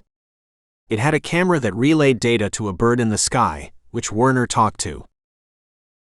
Werner worked on the Wi-Fi data the drones had captured, running several cracking programs while Zeb and his friends slept. It profiled the gang leaders, including Vasquez, and, knowing the business the Crescents were in, came up with random passwords and applied brute force. It got the key in less than an hour. Once it was inside the network, it injected a piece of code, which lodged into the various network devices. And then it resumed its game of Go with its Swiss Miss. Zeb, Bwana, and Roger went for their morning run, just as the residents of the target house awoke. Zeb and Roger blended easily with the other runners. Bwana stood out, but then he stuck out in any country. The first computer in the target house logged to the network by the time the 3 had returned to their hotel. Werner started sucking email data when they had showered and had a light breakfast. Megan got it to decrypt the email data and got confirmation that Pico was in that residence. They parked the Fords in the previous night's location and left the vehicles unattended. The tiny cameras on the sides of the vehicles started recording and relaying the front, side, and rear of the house. By noon, they got visual confirmation that Pico was in the house. Of the 2 females, one was a cook, and the other seemed to be Pico's woman. He hugged her several times and on one occasion slapped her. Zeb noticed Bwana's knuckles tighten as they watched the screen in Zeb's room, and made a mental note to keep his friend away from the gang boss. They made a final check of their equipment in the afternoon, and while his friends napped, Zeb called Cordova and checked that he was ready. Cordova was. The rain started falling in the evening, just as Cordova had predicted, and by 7 p.m. had become a deluge, with no signs of letting up. The guards huddled in a small shelter at each gate, and the patrolling men inside pulled their ponchos over their heads. The rain-proof covers made them look indistinguishable from one another, which was what Zeb wanted. Bwana brought out a pack of playing cards and the 3 played poker, while the screen ran beside them. They were used to waiting. They knew how to relax and how to prepare for sudden intense action. At 12 a.m. they returned to their Fords, and after a final check, each one of them went to their positions. At 1 a.m., Werner sent a message to the cell phone tracker. The device responded by cutting off signals to all the cell phones in the residence. It disabled the sole satellite phone in the house.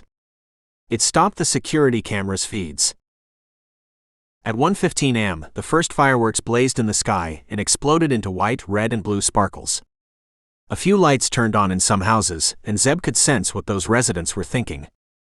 Who was crazy enough to light fireworks on a rainy night? So late. And what was the occasion? The 2 guards at the front gaped as several rockets burst into a multicolored display in the night. Bwana confirmed those at the rear were distracted too. At 1:20 a.m., the lights died out in that neighborhood. At 1:21, a generator kicked in, and a few lights came on in Pico's stronghold, just as Roger fired his first missile at the front wall. Chapter 19. The rocket launcher wasn't very loud, and in daytime, with traffic, would have sounded like a vehicle misfiring. In the night, it was a sharp report, but the demolition of the wall was louder. The wall next to the gate crumbled as if made of powder, and a giant cloud of dust rose in the air to join another sparkly burst of fireworks in the night. The metal gate had no more support and came crashing down, making a louder racket than the wall's destruction. Another rocket exploded high above and cast a reddish glow on the white residence. Rain. Fireworks. A rocket launcher. The two guards stood rooted in their spots, not believing their eyes. Roger laughed silently and for a moment was tempted to shoot them down. Zeb had been explicit, however. They didn't know if the guards belonged to the gang or were rent-a-cops. At 1:22 am, he fired 2 darts from a tranquilizer gun at the guards and drove round the side of the house. He parked in another line of cars, flung open the passenger door, and fired another rocket at the side wall. It offered no more resistance than the section at the front, and gave way ungracefully. More dust filled the air and turned green and yellow under the fireworks' reflected light. The rockets that he had fired were specially designed to bring down heavy construction made of concrete, masonry, or stone. The missiles embedded in walls instead of going through, and were meant to explode into fragments, bringing down the construction. Roger didn't stop to admire his handiwork. He stowed the launcher in the trunk of the car, withdrew his sniper rifle and the tranquilizer gun, and ducked out of sight, behind the line of cars. The 2 guards at the rear came running, as fast as they could in the rain. The first one staggered when Roger's dart struck him, and before the second one realized what was happening, he too went down. "Job done," he spoke in his throat mic, crawled underneath the truck, and fitted the Macmillan TAC 338 to his cheek, and waited for the first hostile to appear in his scope. Bwana and Zeb entered the compound from 2 opposite ends, where the wall was still intact. Pico and his men would be expecting an attacking surge from the breach sections, and would deploy there to counterattack. Their calculation was right. Bwana crept low to avoid standing out against the wall, using all the cover he could find, and approached the broken side wall. He dropped to the ground just in time as he heard excited shouting, and 3 men came charging, firing blindly at the hole. They spread out and concentrated their fire, stopping only when another firework burst and illuminated the area. There were no cops. No soldiers. Just the vast, irregular opening through which they could see the line of parked vehicles. They broke out in excited chatter, and one raised a radio to his mouth. Bwana took him out. One hood reacted swiftly. He swung round in Bwana's direction, his rifle raking the ground and searching fire. He went down when Roger's round got him. The third hood swore loudly and got off a burst before Roger silenced him. "Good work, bro," Bwana whispered. "Any time," Roger acknowledged in his earpiece. "Where's Zeb?" "I'm inside. From that private roadside. Came across one hostile," Zeb replied. Bwana waited for further detail from his friend. None came. He settled down to wait, knowing Zeb would call out if he needed help. The hostile had come across Zeb unexpectedly, as he was rushing towards the front. He too had been expecting police to swarm through the opening, and had been running to support his fellow shooters. A wall going down in 2 places. Who would have expected that? "Carlos," he called out to a shooter at the side breach when he heard firing. "Carlos." His shoes skidded on the wet grass as he caught sight of a black masked figure in the periphery of his vision. That didn't look like the police. He fell, rolled, struggling to get his rifle up, and in despair, saw the man's handgun rise and saw nothing more. 4 down inside, Zeb counted. Outside guards neutralized. 3 more shooters. Pico and the 2 women. That made it 4 gangbangers in all. He didn't count the women, though he knew they could be hostile as well. He tuned out the sounds of confused shouting from outside the house. Neighbors wondering what was going on. Why the fireworks? What was the meaning of that broken wall? They would try their phones and would find they didn't work. They would hope for the police to arrive. The police wouldn't. Cordova's men had perimetered the road surrounding Pico's residence and would not let anyone pass. He moved carefully, looking away from the fireworks' reflection in the swimming pool.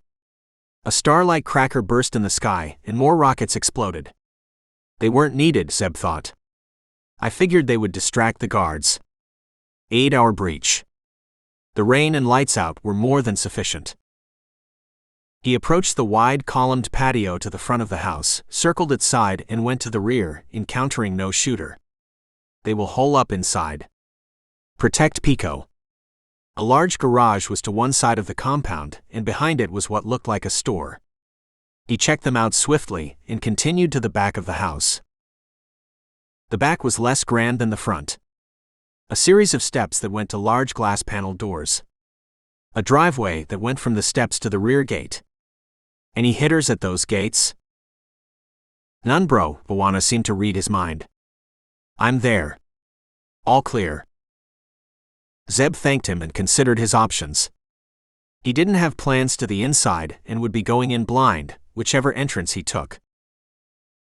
Raj, can you fly the drone? Run its thermal imager and see where everyone is? Give me 5. Zeb lay on his belly, knowing the waiting would be harder on Pico and his men. They didn't know what was happening. Who was coming for them? How many? You're at the back? Roger queried. Yeah, he described where he was. Pico and the 2 women are in a corner room. To your left, where the wall curves. That's where they are. One shooter is right inside that rear door. Another is at the front. The third is on the upper floor. Blow away the upper floor. Why does he get the cool jobs? Bwana grumbled, good-naturedly. Shooting a missile at the upper floor wasn't difficult. The problem was knowing where the shooters would be after the missile did its job. Roger solved that problem by keeping the drone in the air in hover mode and having the screen on the Ford's driver's seat. He kicked the rear doors open, sprawled out on the rear seat, aimed the launcher, and depressed the trigger. He turned his attention to the screen and the drone's controls as soon as he'd fired. Impact, he murmured. Impact resulted in the screen turning bright orange momentarily. He flew the drone to the rear and waited for its cameras and the software programs to settle. Pico and the women still in that room. Rear shooter joining the one at the front. Go. Zeb went. He bent double, listening to Roger's running commentary, and when he was close to the rear door, opened with a long burst. Glass shattered and then he was inside, diving to the polished wooden floor. A returning burst ripped the air above him. He rolled. Where were they? One of them's coming through the door. Now. The hitter came through the door just as Roger finished and went down from Zeb's sustained burst. Move. Zeb dove away when the second shooter opened in his direction. He rolled away from the open door, glass crunching under him, tiny slivers piercing through his bodysuit. Zeb was in what looked like a sunroom. Easy chairs around a glass table, which too was shattered. A wall and the door separated him from the door. No cover. The shooter could come in a blaze, and Zeb would have to pray that his initial burst missed. He's coming. He seems to be bending. No, lying on the floor. Zeb looked around for inspiration, knowing what the shooter was planning.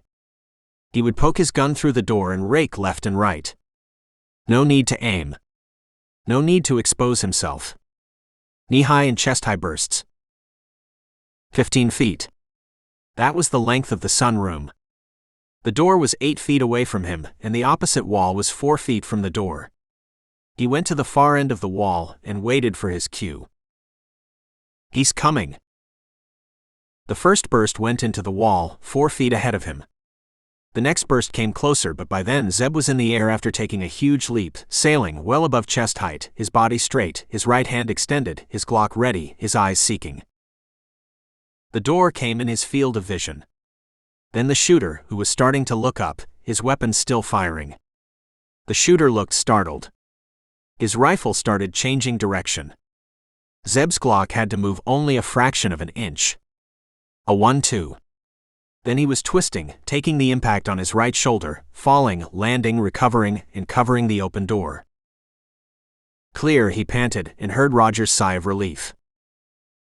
Pico was more angry than scared. He was not even angry.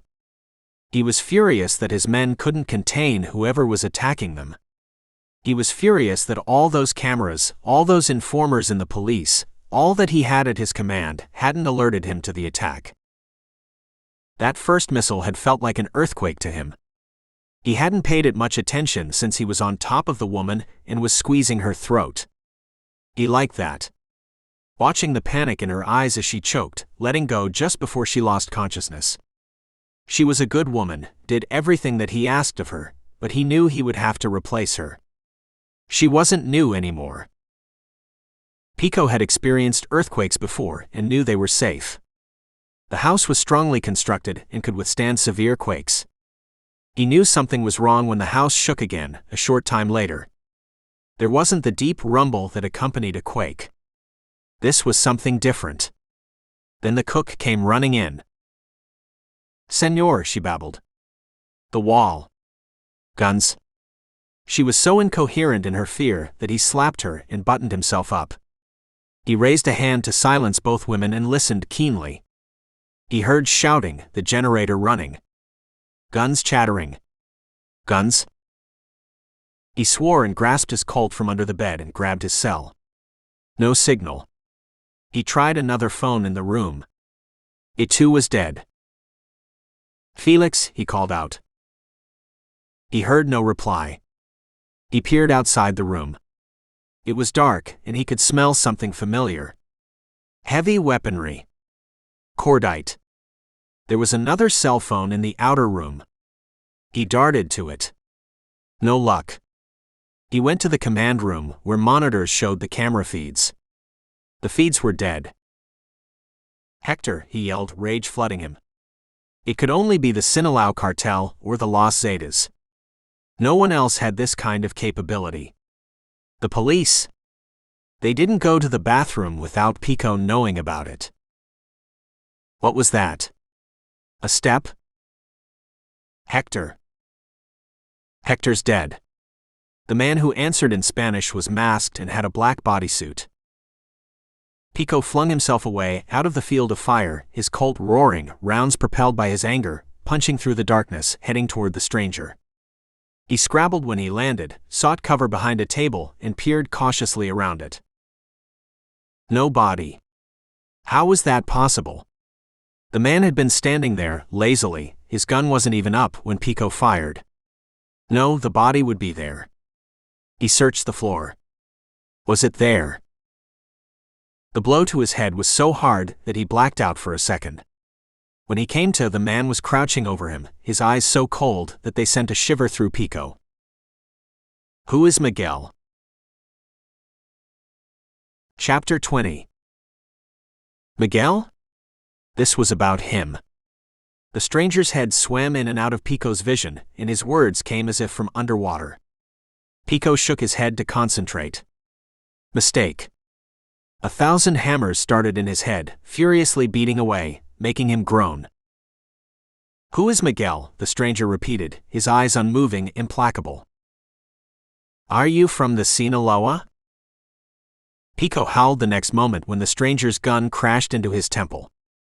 Even as his body trembled in shock, his animal brain was figuring out a means to escape. To extricate himself, to turn the tables on his captor. He's nobody. A cholo, Pico groaned, making his agony look worse than it was. If he could get the man to step back, give him some room, there was a handgun within reach. Taped to the bottom of that couch a few feet away. Pico turned his head and pretended to retch, hoping the man would move. He didn't. The stranger regarded him dispassionately, as if he was some specimen under a microscope. What was he carrying? I don't know, Pico lied. He was just a cholo. He paid us money to cross the border. Hundreds of cholos use us. I don't know anything more about Miguel. Pico racked his brain trying to place the stranger's accent. It looked like he was from central Mexico. That was a vast region, he could come from any place there. His eyes were dark, his hair was brown. No clues there. Pico mimed retching again, jerking his body savagely, and got his body an inch closer to the couch. Now if he could distract the stranger. You want money? Cocaine? Take it. They're in the basement. I can show you, he started rising, but the stranger slammed him back to the floor hard. At least, he was another inch closer to the gun. You called Miguel. You told him to carry the flasks to New York. To some fight. Talk to me, Pico. He knows a lot. And with that, Pico lunged to the couch, a hand reaching out, fingers wide open, seeking. There, just another few inches, and then he would show this stranger. Got it. He snarled at the stranger, kicking out as he bent his body to turn the gun. The stranger was still watching him, still unmoving. He was still crouching. Did he have a death wish? Pico would help him die, but first he would have some fun. He would slice the man's. He pressed the trigger and bared his teeth at the stranger, waiting for red to blossom on his shoulder. Nothing happened. He tried again. No difference. He threw the gun at the stranger and wriggled savagely. The stranger waited a beat, and moving as if he had all the time in the world, fired a round into Pico's thigh. Let's start again, Pico. Pico spilled everything he knew half an hour later. I don't know, he sobbed, pain, anger, and humiliation lacing his voice. I got the flasks from Vasquez and gave them to Miguel. You didn't ask what was inside. Pico coughed and wiped the blood from his mouth weakly. No one asks Vasquez anything. We do what he asks. Who runs the death club? I don't know, Pico gasped, willing the stranger to just go away, for blackness to envelop him. Anything to make this terrible, lancing agony go away. The first fight was in Miami? It was not the first. They have many. Miami was one. Now he's going to New York. Cece. How many times I have to tell you? He cowered when the stranger looked at him impassively. That same look had been on the stranger's face when he had broken Pico's fingers. As if he was watching rain fall or paint dry. There's a fight there, Pico hurried. He is to give the flasks to someone. To whom? I don't know. Vasquez was going to tell me later. Where's the fight? I don't know, Pico replied helplessly. Didn't the stranger realize Vasquez ruled the Crescents? He, Pico, was just an ordinary gang boss trying to earn a crooked living. Vasquez was going to tell you later. See, Pico agreed. Now the stranger was getting it. But not now. Now he will call Miguel directly. Tell him where the fight is. Was the stranger thinking of hunting Vasquez? You will never find him, Pico spoke daringly. The stranger might have captured him, but Vasquez? He was the devil. He hides in the Sinaloa mountains. Every day he moves. No one knows where he is. He uses a cell, but changes the number after 2 or 3 days. He sends a message to us with the new number. The stranger seemed to be lost in thought and didn't appear to hear Pico. In 10 days, you said. What? Pico was confused. Miguel was to hand over the flasks in 10 days. See, I already told you. Now 8 days left. Where are his wife and daughter? With Vasquez, senor, maybe if he showed some respect he would live. You touched them. Pico knew what the stranger meant, but before he could answer, 2 men entered the room. Both were in similar bodysuits as his captor, both were masked, however one was black, and while the other was fair-skinned like the stranger. The dark man's eyes seemed to bore holes as he waited for Pico's answer, and while there was nothing on his face, Pico sensed danger. We were going to release them, senor, once Miguel delivered, he answered carefully, the threat in the room making him forget the pain inflicted on him. That's not what he asked, the black man rumbled. Pico moistened his lips, instinctively drawing back on the floor. I might have slapped the woman, senor. I forget. Is that all you did? The black man joined the stranger and crouched over Pico. Pico couldn't escape from the 2 pairs of expressionless eyes. He looked away, thinking furiously how to respond. Of course he had tortured the woman. The girl too. They were his to play with till Miguel delivered. Admitting that, though, would kill him. I didn't, senor, but if any of my men did, I don't know. I was not around all day to protect them. He's lying, the black man swore and lunged forward. He caught himself quickly at a sharp glance from the white man and contained himself. Are they alive? His captor asked Pico. Pico nodded vigorously, knowing how close he had come to dying. Si, senor. What would happen if Miguel was found with the flasks? Before he could deliver, the stranger seemed to be engrossed with the flasks and the delivery. They were just flasks, Pico wanted to tell the captor. Who cared what was in them? He wisely refrained and told what Vasquez had conveyed. Miguel was to open them, senor. Flasks. New York. Death Club. 8 days. Open if anyone found him. Zeb could feel the sense of urgency rising in him the longer Pico spoke. He was sure Pico had confessed everything he knew, which wasn't much. However, it was enough to send alarm bells ringing through him. He huddled with Bwana and Roger and made swift plans. We need to leave him alive. Vasquez should not suspect that his operation has been compromised. How will we do that? Roger scratched his cheek and wiped his fingers on his fatigues. We can't contain news of the attack. The whole neighborhood would have known by now. Besides, if he leaves. You're thinking of Rodriguez? Bwana guessed. Yeah. Domingo and Rodriguez, Zeb confirmed. They are on standby. They'll babysit Pico and make sure nothing leaks back to Vasquez. Domingo and Rodriguez were former Mexican gangbangers who had seen the light and now operated as bounty hunters. They took out gang lords, broke up drug supply chains, captured gangsters, all for a fee. That fee was usually paid by covert agencies from both sides of the border. Sometimes Mexican families or entire towns or villages hired them to rid them of a menace.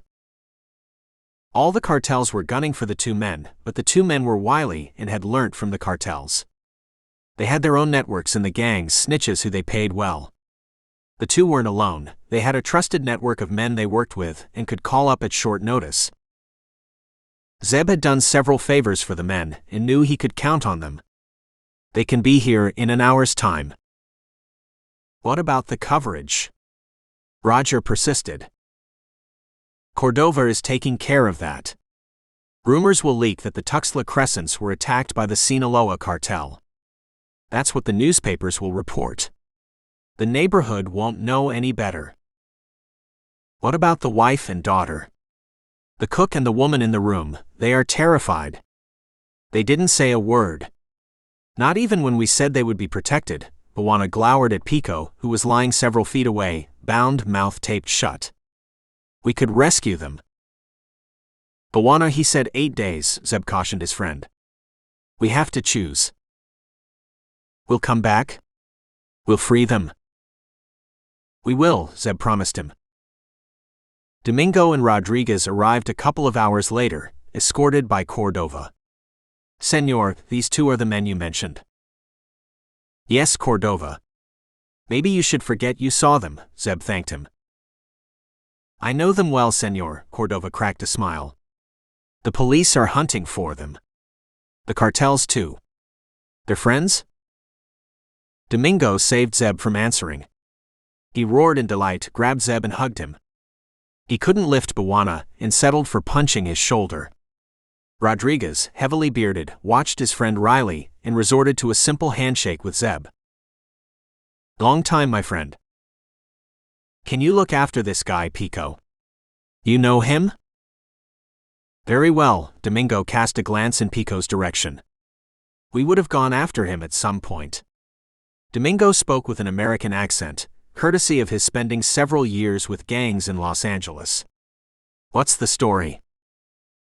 Zeb broke it down for him, and when he had finished, all Domingo said was, "It'll be a pleasure." Cordova was silent when he led Zeb and his men back to their Fords. He seemed to struggle with words and couldn't contain himself when Zeb climbed inside his Ford. He pointed at the collapsed walls, the demolished upper floor, and the bodies in the yard. Senor, just the three of you did this? 7 days to fight night. They were in Mexico City just as dawn was breaking, bathing the awakening city in gold and orange. The Gulfstream made haste to leap at the sky, and when they had parted company with ground, Zeb made his first call. To Claire. "We have a problem," he told her. "There are a couple of flasks in the country, heading to New York." "Aren't you in Mexico?" "Just left, ma'am." He filled her in and waited for her to come back with a response. It was swift and didn't surprise him. "Find the courier. Get the flasks. Unopened. I'll talk to the Mexicans. Maybe they can go after Vasquez. Get us more intel." There could be only one reason for the flasks to be opened, in case Miguel was caught. The flasks were chemical weapons. Chapter 21. His second call was to Megan. "Drop whatever you are doing. Find out everything you can on something called the Death Club. They organize fights. Maybe to the death." He heard her typing rapidly, just as another thought struck him. Check with other covert agencies. Maybe Clattenbach was a plant. What about Gruzman? Bawana called from the aircraft's bar. He's coming after you. Gruzman. I had forgotten all about him. I didn't even read the dossier Avichai sent. Zeb sighed in irritation at his lapse and brought up the file on his screen. He surfaced an hour later, made a few more calls, reclined his seat, and closed his eyes. Gruzman? We're going after him. Bawana suggested. Nope. He'll come to me.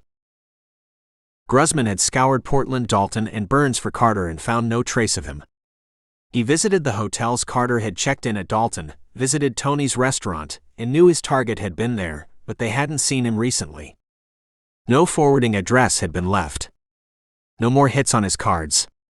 It was as if he had dropped off the face of the earth. Or knew that Gruzman was hunting him. Gruzman shaved in the bathroom of his hotel room in Portland, and considered that possibility.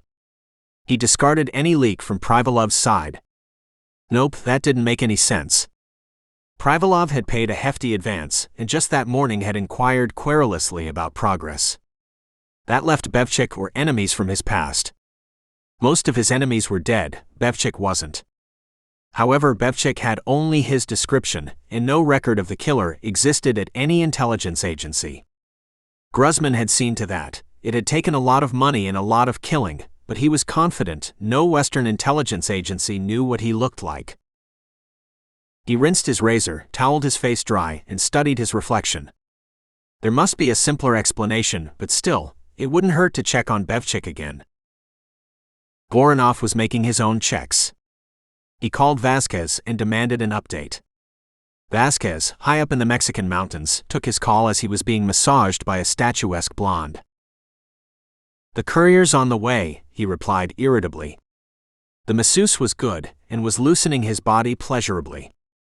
Voronov had to call now and interrupt him. I told you, it will happen this time. In New York. On that date.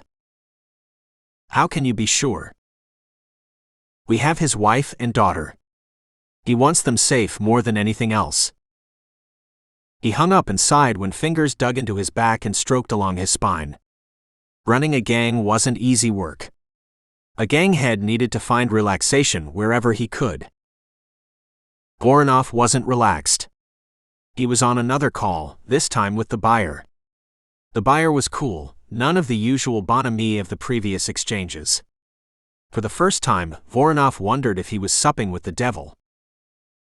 I'm no pushover, he upbraided himself. I've dealt with worse people. It's on track, he interrupted the buyer's harangue curtly. Everything's on track. Privalov was the most nervous of all. Organizing a fight in New York was the most dangerous task he had ever taken on. He had killed several people, some of whom he had enjoyed watching die. A death club fight night in New York was a different proposition. There were so many moving pieces, so many ways in which things could go wrong. He gritted his teeth and stared at his computer, at the images of the various fighters. It was done now. There was no backing out. The Death Club's customers had paid $1 million each for the privilege of watching a live stream. $1 million each, he reminded himself. The 50 attendees had paid twice that. The fight had to happen. It was one of the buyer's demands, after the no-show by the Courier in Miami, that had caused him the most problems. The buyer wanted the fight in a particular neighborhood, in New Jersey, in a closed arena, and wanted a clear escape route for his reps. The fight had to be in the afternoon. I had already found a venue in the city. We were ready, he bellowed at Voronov when he heard the latest wrinkle. Does he think I can change venues just like that? These are illegal fights. Does he know that? Just make it happen, Tavarich, Voronov placated him. We are on the defensive here. Remember who he is and what he's capable of. Privalov uttered more choice Russian curses, slammed the phone down, and set about changing the venue. It took time, but you threw enough money at a problem, it got solved quickly. The Death Club wasn't short of funds. He only hoped the buyer didn't change his mind, or else, he himself would get on a plane and shoot the buyer. The new location fit the buyer's requirements. The fight would happen in New Jersey, as he specified. However, since the location was just half an hour by bus or train, he and Voronov continued to market it as a New York City fight night. It wouldn't be at night, but at some time in the afternoon. The customers didn't complain. They just wanted to see more death. Privalov would give them bloodshed, but this fight, like the Florida one, would be short too. Only 2 hours, and would have only 5 fighters. It was too risky to have a longer fight. The venue was a large basement in a very large house in New Jersey. The house was totally independent, had 7 bedrooms, a large garage, and a swimming pool. None of that was very important. The basement had several access routes to the surrounding roads, that was the clincher. Privalov had bought the house outright. He had paid $5 million without even bothering to haggle. The realtor had been delighted and had expedited the paperwork. Grigory's men were now at the house, outfitting the basement with cameras, with whatever he needed to provide security. This time, Privalov was more concerned with his and Grigory's security. He didn't really care if the fight night was raided by cops and if all the fighters were caught. He didn't mind if the buyer's reps were caught too. He cared about Miguel least of all. Voronov had promised a fight and a clear escape route to the buyer. Privalov would deliver that. Privalov had bought another house for $3 million, 2 streets away from the fight house, and it was there that he would set up base. He looked at his watch and swore. He was to make an inspection, and was already running late. He grabbed his keys, his phone, and hurried out of his makeshift office in New York. And committed the first mistake he ever had. His computer was connected to the internet through a throwaway phone, and he had used Grigory's security protocols to go to the Death Club's site in the dark net. In his haste, Privalov didn't shut down his screen, and it stayed online connected. The temporary office was in an office block in Manhattan, accountants, lawyers, advertising firms, making up the rest of the tenants. A lawyer in the neighboring office turned on his Wi-Fi network, which was unprotected, and Privalov's computer, spotting a new connection, latched onto it. It was a very minor error on Privalov's part. It was enough for Werner. Miguel was in Charlotte when he made the call to Pico, and was surprised to hear another voice. "Pico?" he asked tentatively. "Not Pico," the words grated in his ears. The voice was deeper, harsher, and had none of Pico's mocking tone. "Who's this?" "Vasquez," and with that reply Miguel knew his nightmare had worsened. He stumbled blindly in a diner after the call, and was momentarily surprised when the server brought pancakes and coffee for him.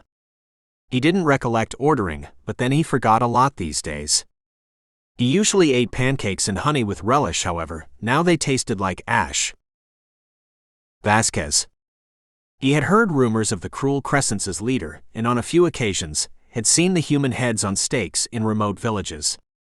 That was Vasquez's favored method of punishing those who went against him. Maria and Juana were with him now. Pico was saint-like compared to Vasquez. Miguel stifled a moan and rocked on his chair and jumped when a hand touched his shoulder. "You okay, buddy?" A bearded man peered at him from beneath bushy eyebrows. "CC," Miguel nodded and then hastily corrected himself. "Yes. Only English." Pico had drilled that into him, but it looked like he was forgetting his teaching, along with his grip on reality. He placed a few notes on the table and hustled out of the diner as quickly as he could, clutching his backpack tight to his chest. Why had he ever thought of coming to America? He went in search of the Greyhound bus station to figure out his next leg. He had to reach New York in 7 days, and maybe then his nightmare would end. Why didn't they arrange the exchange as soon as Miguel crossed the border? Why at a fight? Megan doodled idly on a whiteboard which was crammed with her writing and drawing. There was a flowchart in one corner, a mind map across the board, and little ovals with names in them wherever she could find space. Despite the clock running down fast, her friends lounged in their office in New York. Zeb was on his couch, Bawana and Roger were practicing throws in the hoop. Broker was there, and so were Bear and Chloe. Beth had texted that she would be arriving in a day, after canceling the rest of her vacation with Mark. Finding the flasks was now an agency mission, and everyone had dropped whatever they were doing to join the hunt.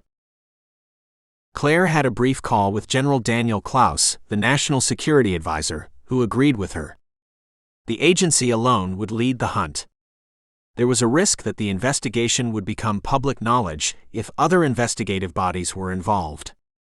That outcome could lead to the Death Club organizers changing their plans. Or detonate the weapons. "You are right," General Klaus had concurred with Claire. "Let Zeb and his crew do what they are good at. I will contain the other agencies." The general was one of the few who knew about the agency and fully supported it. He had met Zeb several times and regarded him as one of the best covert agents in the country. The twins were like his daughters. "You'll get anything you need from me," he told her. "I want Sarah Burke." FBI Special Agent Sarah Michelle Burke was not only a rising star, but also Broker's girlfriend. "The FBI's resources can help us. She can filter whatever we tell her and get those assets to work for us. She's yours." "Because the buyer does not want to expose himself in public," Roger drawled and fist-pumped when he scored a basket. "Maybe he's a recognizable figure." "Wouldn't going to the fight be a risk in that case?" she objected. "And why in New York?" "Maybe they're planning something in the city." "We still don't know if they are chemical weapons." Bawana snatched the ball from Roger, looped around, leapt high and slam-dunked. "Remember what Claire said? There was no report of any chemical weapons on the move." "Doesn't prove anything," Chloe replied without looking up from her screen. She and Bear were tasked with going through every gym, every boxing ring, any location where a fight might be staged. Broker was furiously writing algorithms for Werner to use. "Zeb." She threw her marking pen at him angrily. "What do you think, Zeb?" "We have no choice. We have to find him and recover those flasks and whatever is in them. Even if it turns out to be coffee." He rose from his couch, slipped on his jacket, and headed to the exit. "Where do you think you're going? Remember what Claire said? We've the best chance of finding Miguel. The other agencies, their hands are tied. You're not going for your run, are you?" "I'm going out." Zeb entered the elevator and disappeared from her view. She raised her hands helplessly. "Where do you think he's gone?" "Out," he said. Bear answered helpfully and ducked when a cushion came flying his way. Zeb stood on the sidewalk for a moment, letting the beast inside him come to life and seek out danger. The beast was quiet. It detected no threat. Gruzman didn't seem to be anywhere near. It was time to change that. Chapter 22. Gruzman's hired by whoever is organizing these fights. No other explanation. Zeb walked swiftly to the Columbus Circle subway and joined the crowd of commuters heading home. Some were heading home, others to meet friends or catch a show. Zeb was heading to meet Gaspar, a Russian, a relic from the Cold War, a man who worked in the shadowy world of assassins and killers. Gaspar used to be a clearinghouse at one point. He used to broker information on which killer was available or who was busy. He never revealed their identity or which assignments they were on. Maybe he didn't know those details, but he gave the impression that he knew everything. Clients used to come to Gaspar after a security protocol that would have been the envy of the Secret Service. He put them in touch with available killers and took a commission from the client. Sometimes a client threatened Gaspar with exposure and met a sorry end very quickly. A jihadi group had approached Gaspar for 2 killers for a special assignment. They wanted Zeb killed, and that's how Zeb had known of Gaspar. The 2 killers hadn't been successful, but had revealed Gaspar's identity. Zeb had forced the old man to stop his business, but he knew Gaspar hadn't ended his information gathering. Gaspar's network was extensive, and if there was anyone who would know about Gruzman, it would be the Cold War veteran. It's likely he'll have a reception for me. He'll ask his hitters to rough me up. Not kill me, for he knows I have friends. Meeting Gaspar wasn't easy.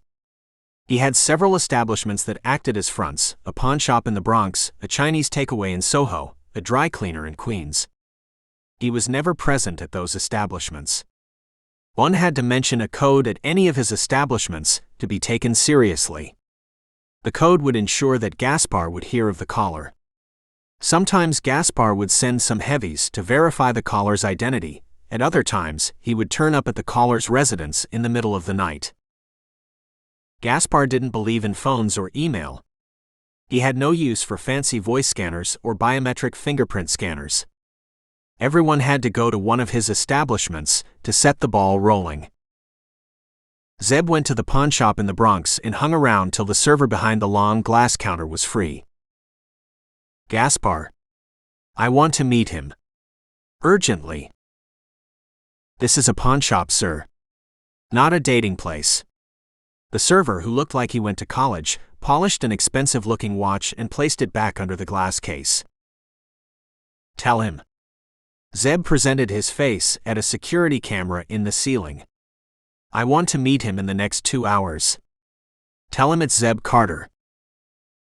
The server was uninterested in his card and made a move to toss it in a trash can. He'll kill you if you throw that away.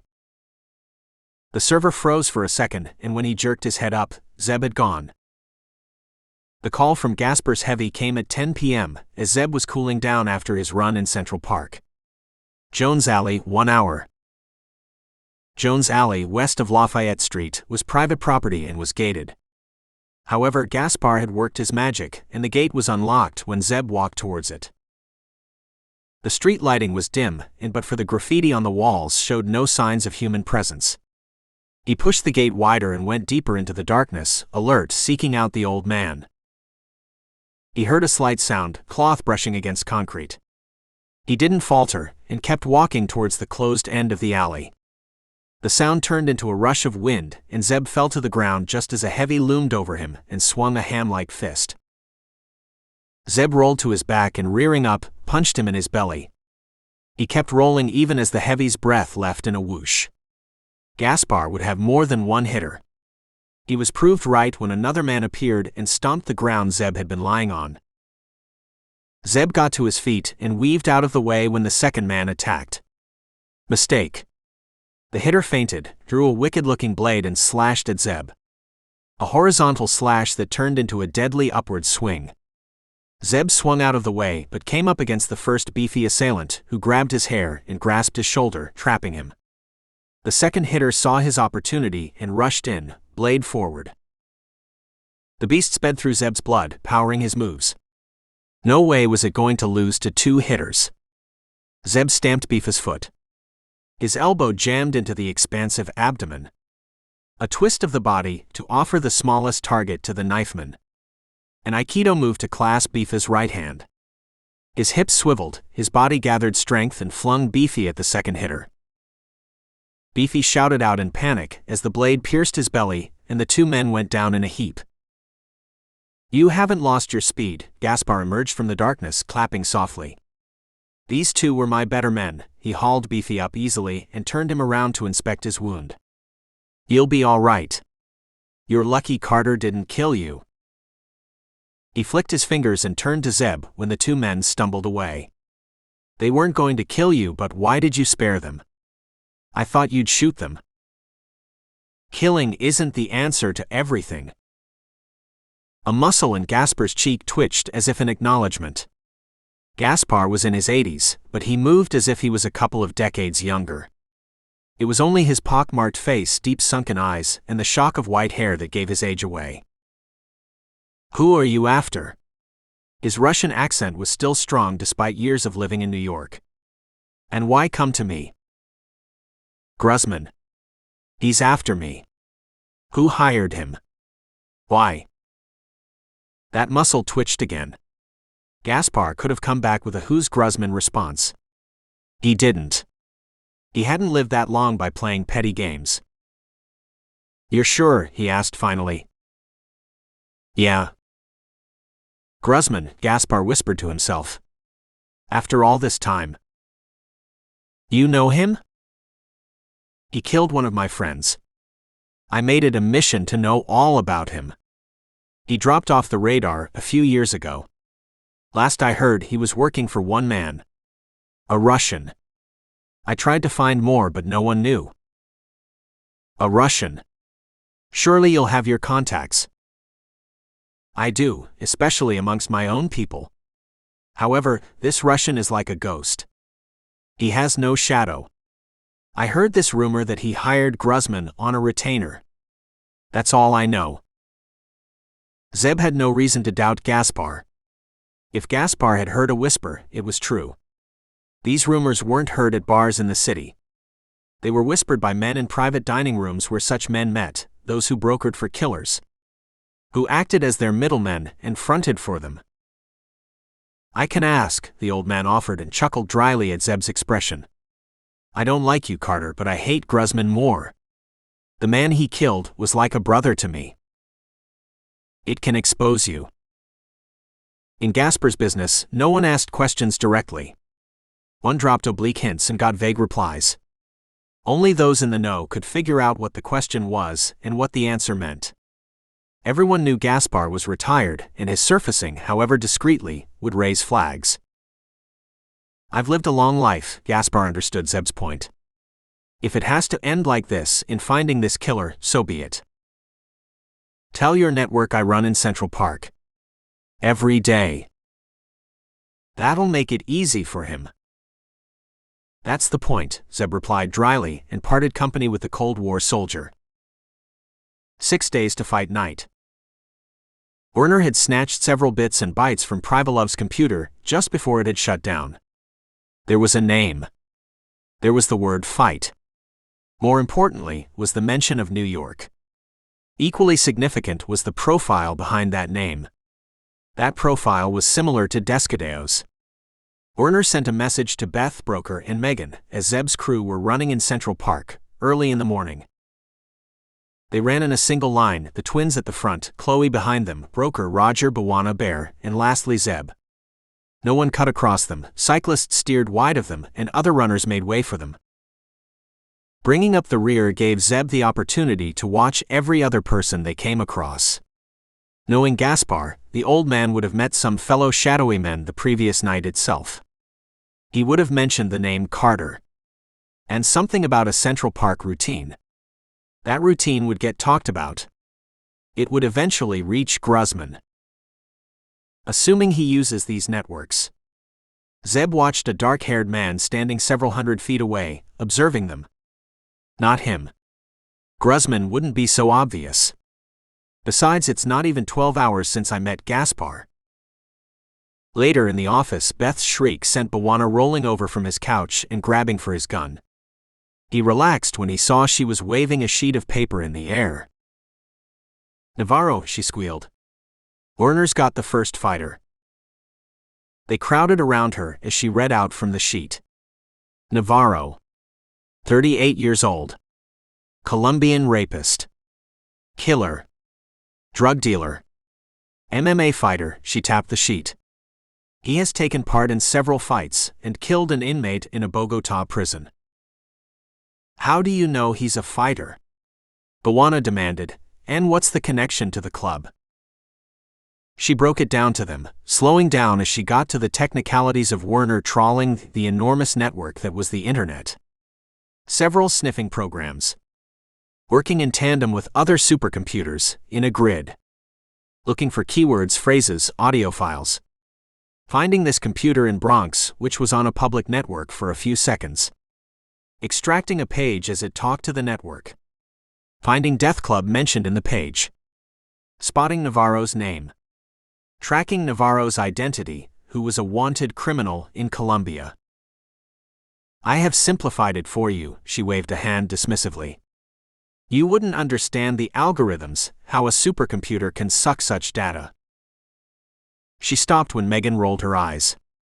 Okay, some of you might, Beth accepted grudgingly and beamed when Broker high-fived her. You don't believe me? She challenged Zeb when he stayed silent. I do. I'm wondering why they broke their security. You're suspecting a trap, bro. B'Wana rumbled. I don't know. Only one way to find out. B'Wana's face lightened at the prospect of possible violence. Is there anything else you think of, B'Wana? Beth sighed. Zeb got an update from everyone once the humor had died away. The twins would stay on Navarro, check with the Colombian police for any information on his whereabouts. They would get Werner to check airports and other ports of entry for the Colombians' images. Maybe a camera had spotted him. Bear and Chloe had made no progress on gyms and arenas. It was more than likely that the fight wouldn't be held in one of those public venues. Roger and B'Wana had reached out to their own networks for anything on the Death Club. Nothing there. They had something on Descadeo. The dead man had been on a spending spree in Portland the night he had been killed. The bartender saw several rolls of bills in the man's jacket.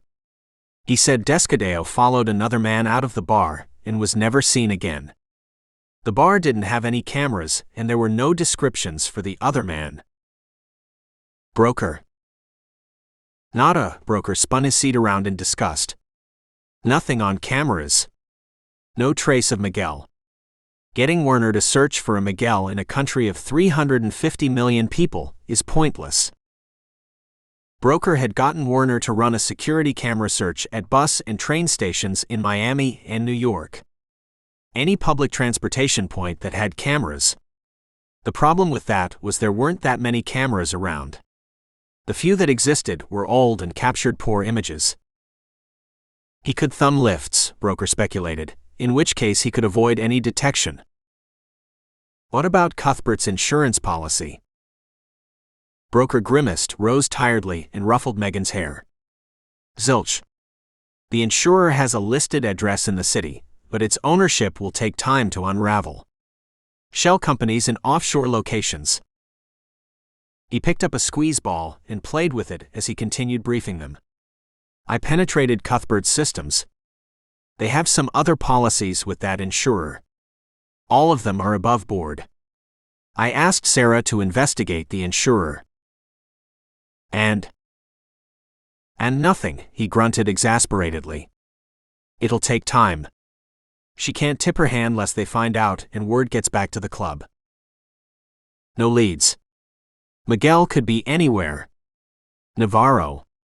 Isn't Navarro an Envigado hitter? The office of Envigado was a Colombian drug cartel, active in the cities of Medellín and Envigado. It had a hand in several illegal activities: gambling, extortion, money laundering, assassination, and drug trafficking. Yeah, Megan replied. You planning to go to Colombia now? No. To Queens. You remember Joseph Longoria. Beth snapped up from her doodling pad, her mouth opening in shock. You're going to talk to him. He's out to kill you. You destroyed most of the Crimson Brotherhood, his gang. He's got a connection to Envigado. His brother's very high up there. They are gunning for you, she yelled, You can't just go in there and say, "Pretty please call your brother for me." Zeb couldn't help smiling at the vehemence in her voice and at the angry expressions on his friends' faces. "That's exactly what I intend to do." B'Wana and Roger rose half an hour after Zeb had left and shrugged into their jackets. B'Wana gave a silent thumbs up to the twins, while Roger winked, and they left as silently as Zeb had.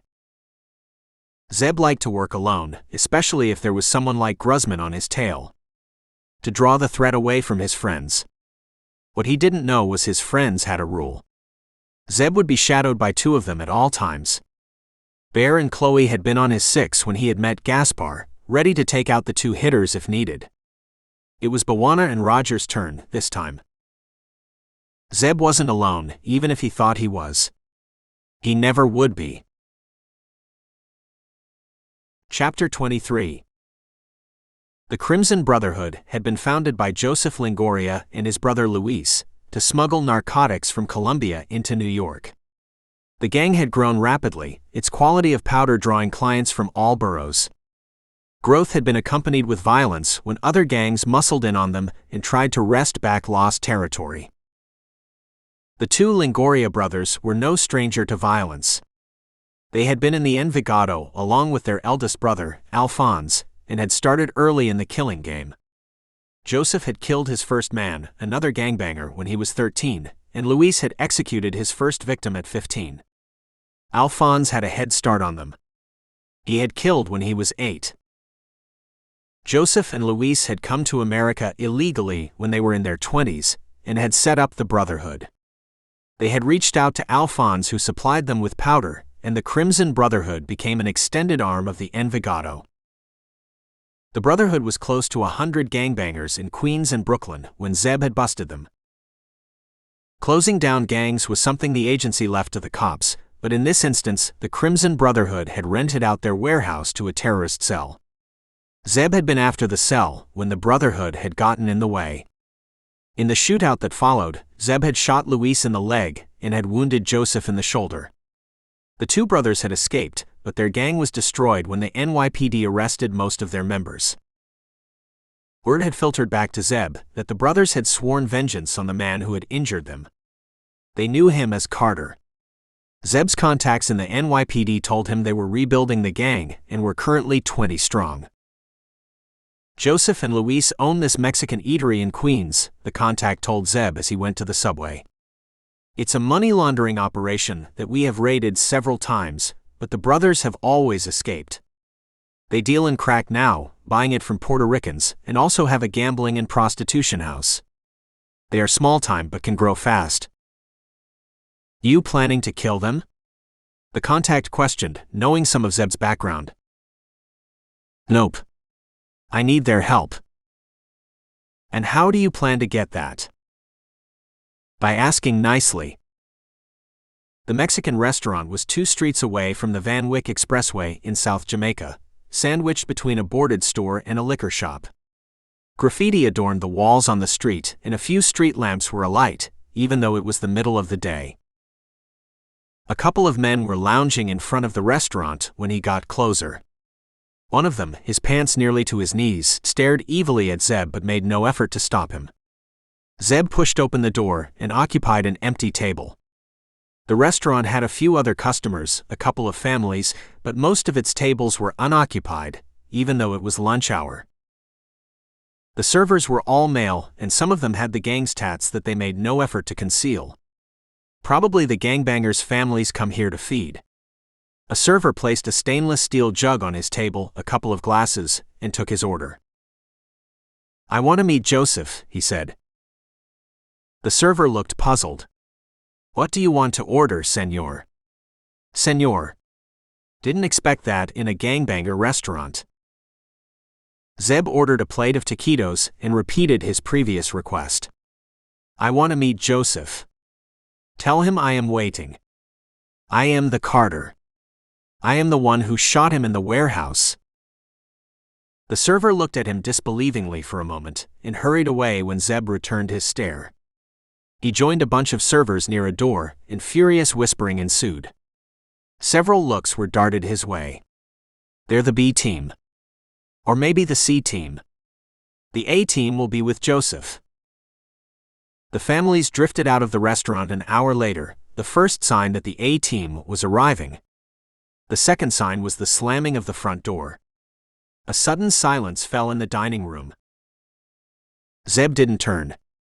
He could see several men behind him in the steel jug's reflection. Bodies distorted as they came near him, but he could make out Luis, his hands opening wide as he neared Zeb. Zeb waited 1 beat, 2 beats, and when Luis was just a couple of steps behind, moved swiftly. He rose, took a step to his right, whirled on his right foot, his left hand grasping the back of his chair, lifting it effortlessly, raising it in an arc and smashing it across the gangbanger's body. The chair broke across Luis's shoulder, a leg ripped his lips, another leg knocked him on the temple, and the force of the impact felled him. Zeb stepped back and raised his hands as Luis collapsed to the floor. Guns came out of waists and jackets, and curses and angry shouting filled the air. Joseph rushed at him in a rage, a knife piercing the air, ready to cut him to shreds. Zeb ducked away at the last moment and tripped Joseph, who went sprawling in an ugly heap. Zeb moved deeper in the restaurant, his hands still raised, his back to one wall, Joseph to his right, Luis on the floor to his front, the rest of the gang spread out, snarling around him. Joseph lurched to his feet and turned, a murderous rage in his eyes. The knife pointed at Zeb again. "I'll cut you open. I'll drink your blood. I came to talk. You're a dead man. Talk to me first. Kill me later." Joseph blinked. This wasn't how he had imagined killing Carter. The man would beg for mercy as Joseph sliced him open. Carter wasn't even sweating. He stood as if bored with his hands pointing up. "You killed Luis. Your brother isn't dead." Luis groaned as if in confirmation and got to his knees. He looked wildly around and on spotting Zeb screeched in rage. He staggered to his feet and clawed at his waist for his gun. "It's there," Zeb nodded at the weapon which had slid under a table. "Huh? Your gun. It's beneath that table. You think this is funny?" Joseph burst out. "No. I said I want to talk. Shall I lower my hands? I don't have any weapons. You can check."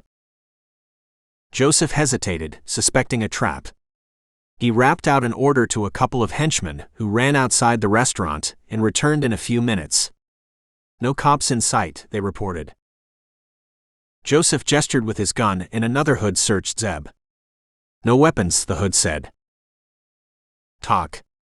Then I will kill you," Joseph hissed in an attempt to regain control. Zeb sat on a chair and crossed his legs. Relaxed. What was there to fear in a room full of thugs, their eyes brimming with hate? "Navarro. I want to know where he is."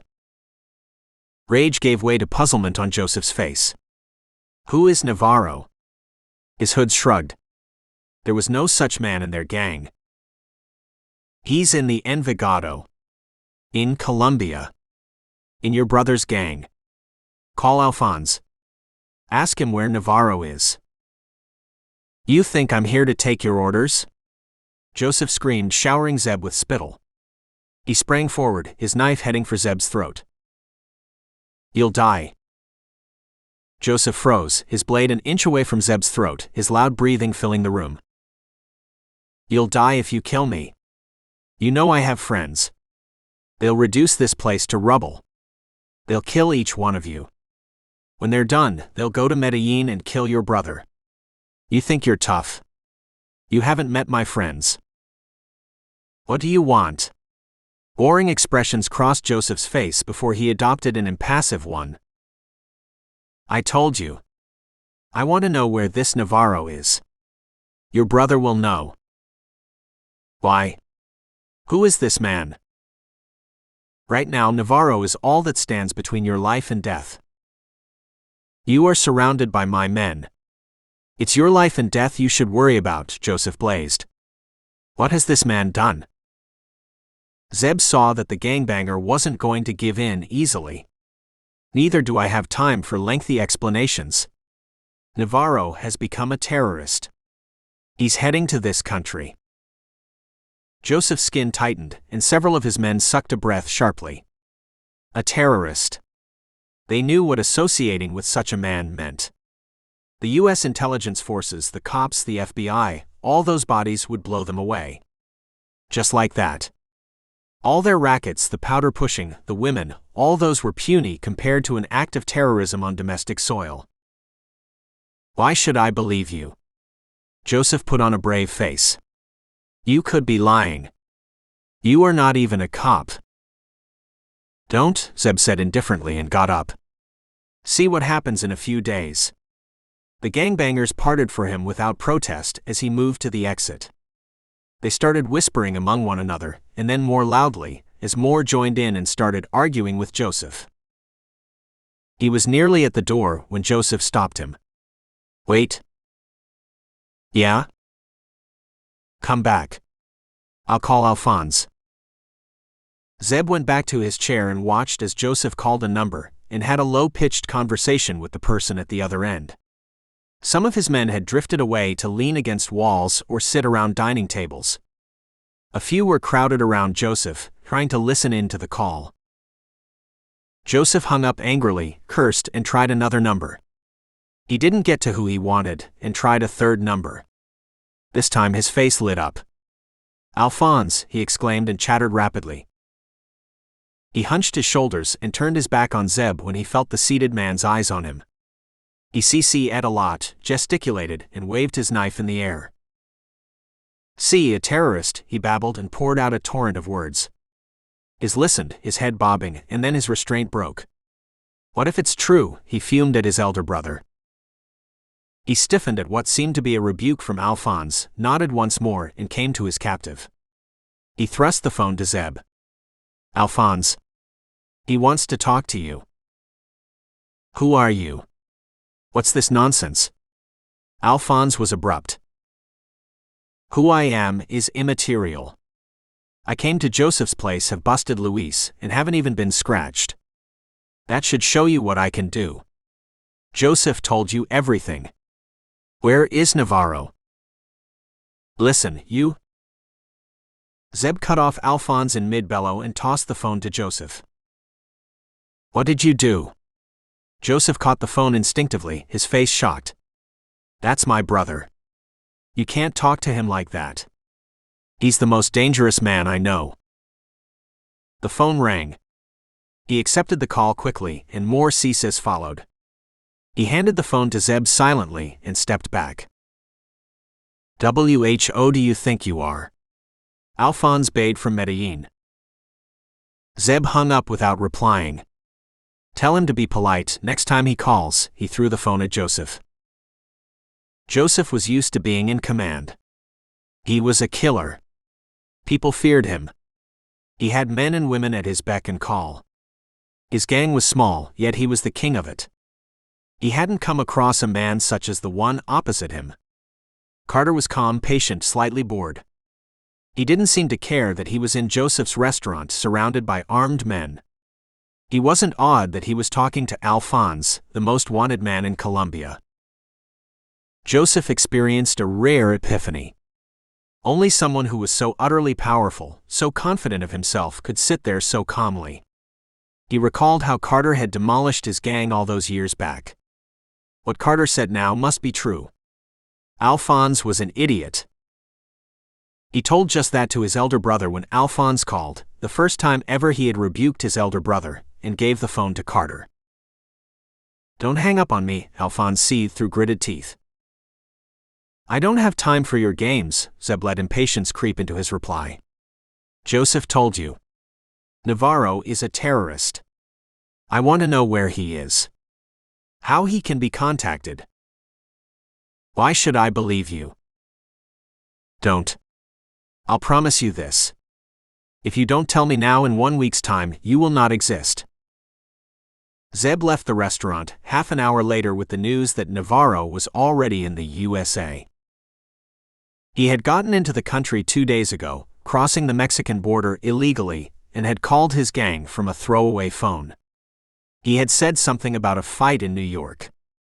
His gang knew about his interest in MMA fighting, and figured he was heading to some event. There was a glimmer of hope for Zeb.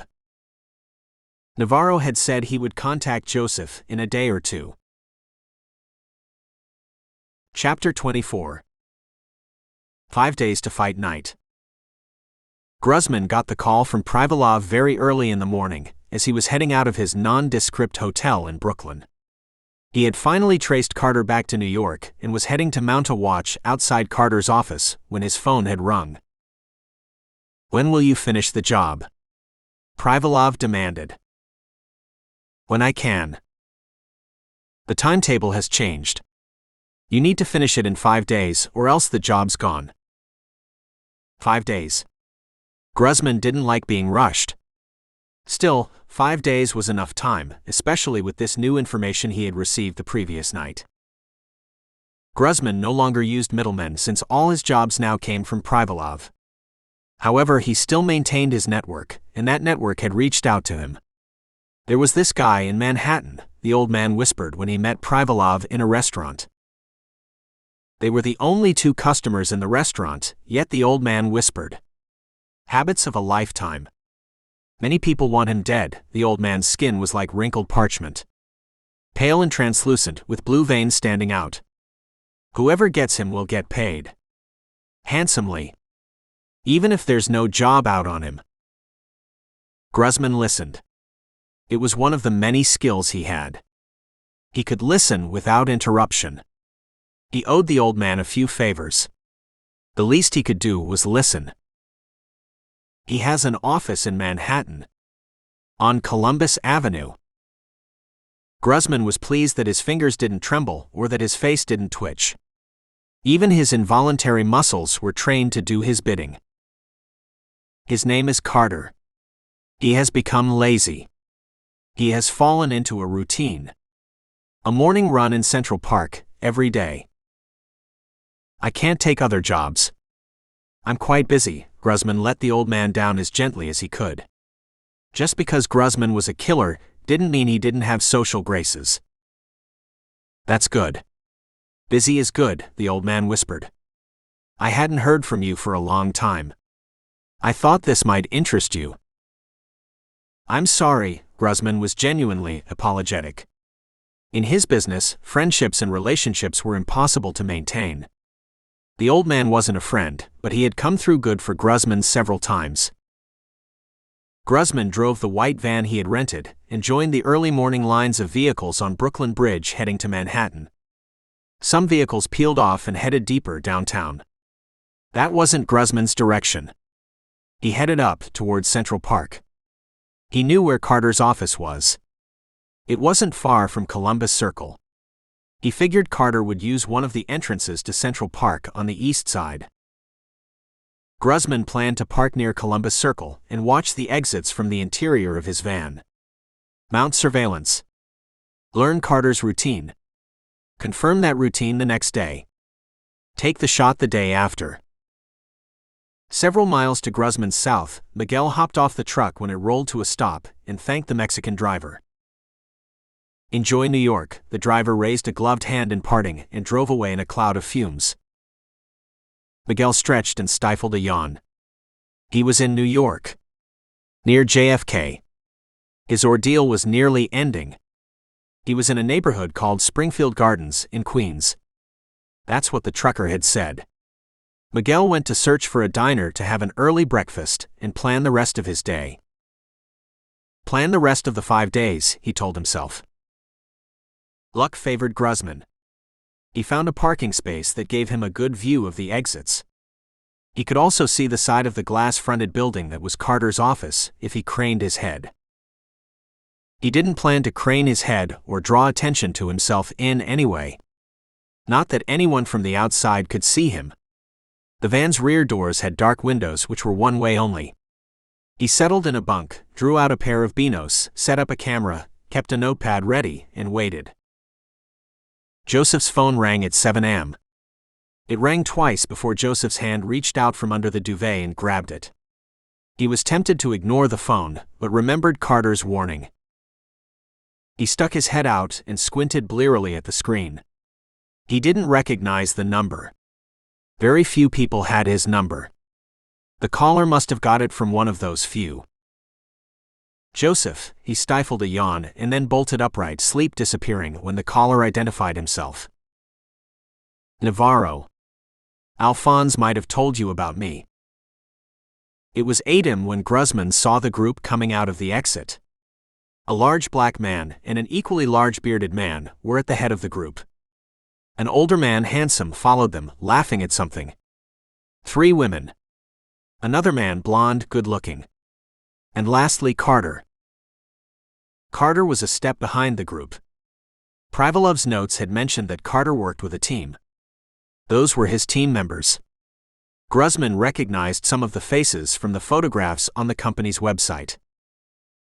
Carter wasn't joining in his friend's laughter. He looked neither left nor right, a distant expression on his face. The blonde slapped his back and got a small smile in return. Gruzman noted the time and the positioning of the men and women as they had exited. He waited for Carter and his people to disappear through the revolving door to their office, and then drove away. He would return after switching to another van and keep watch all day.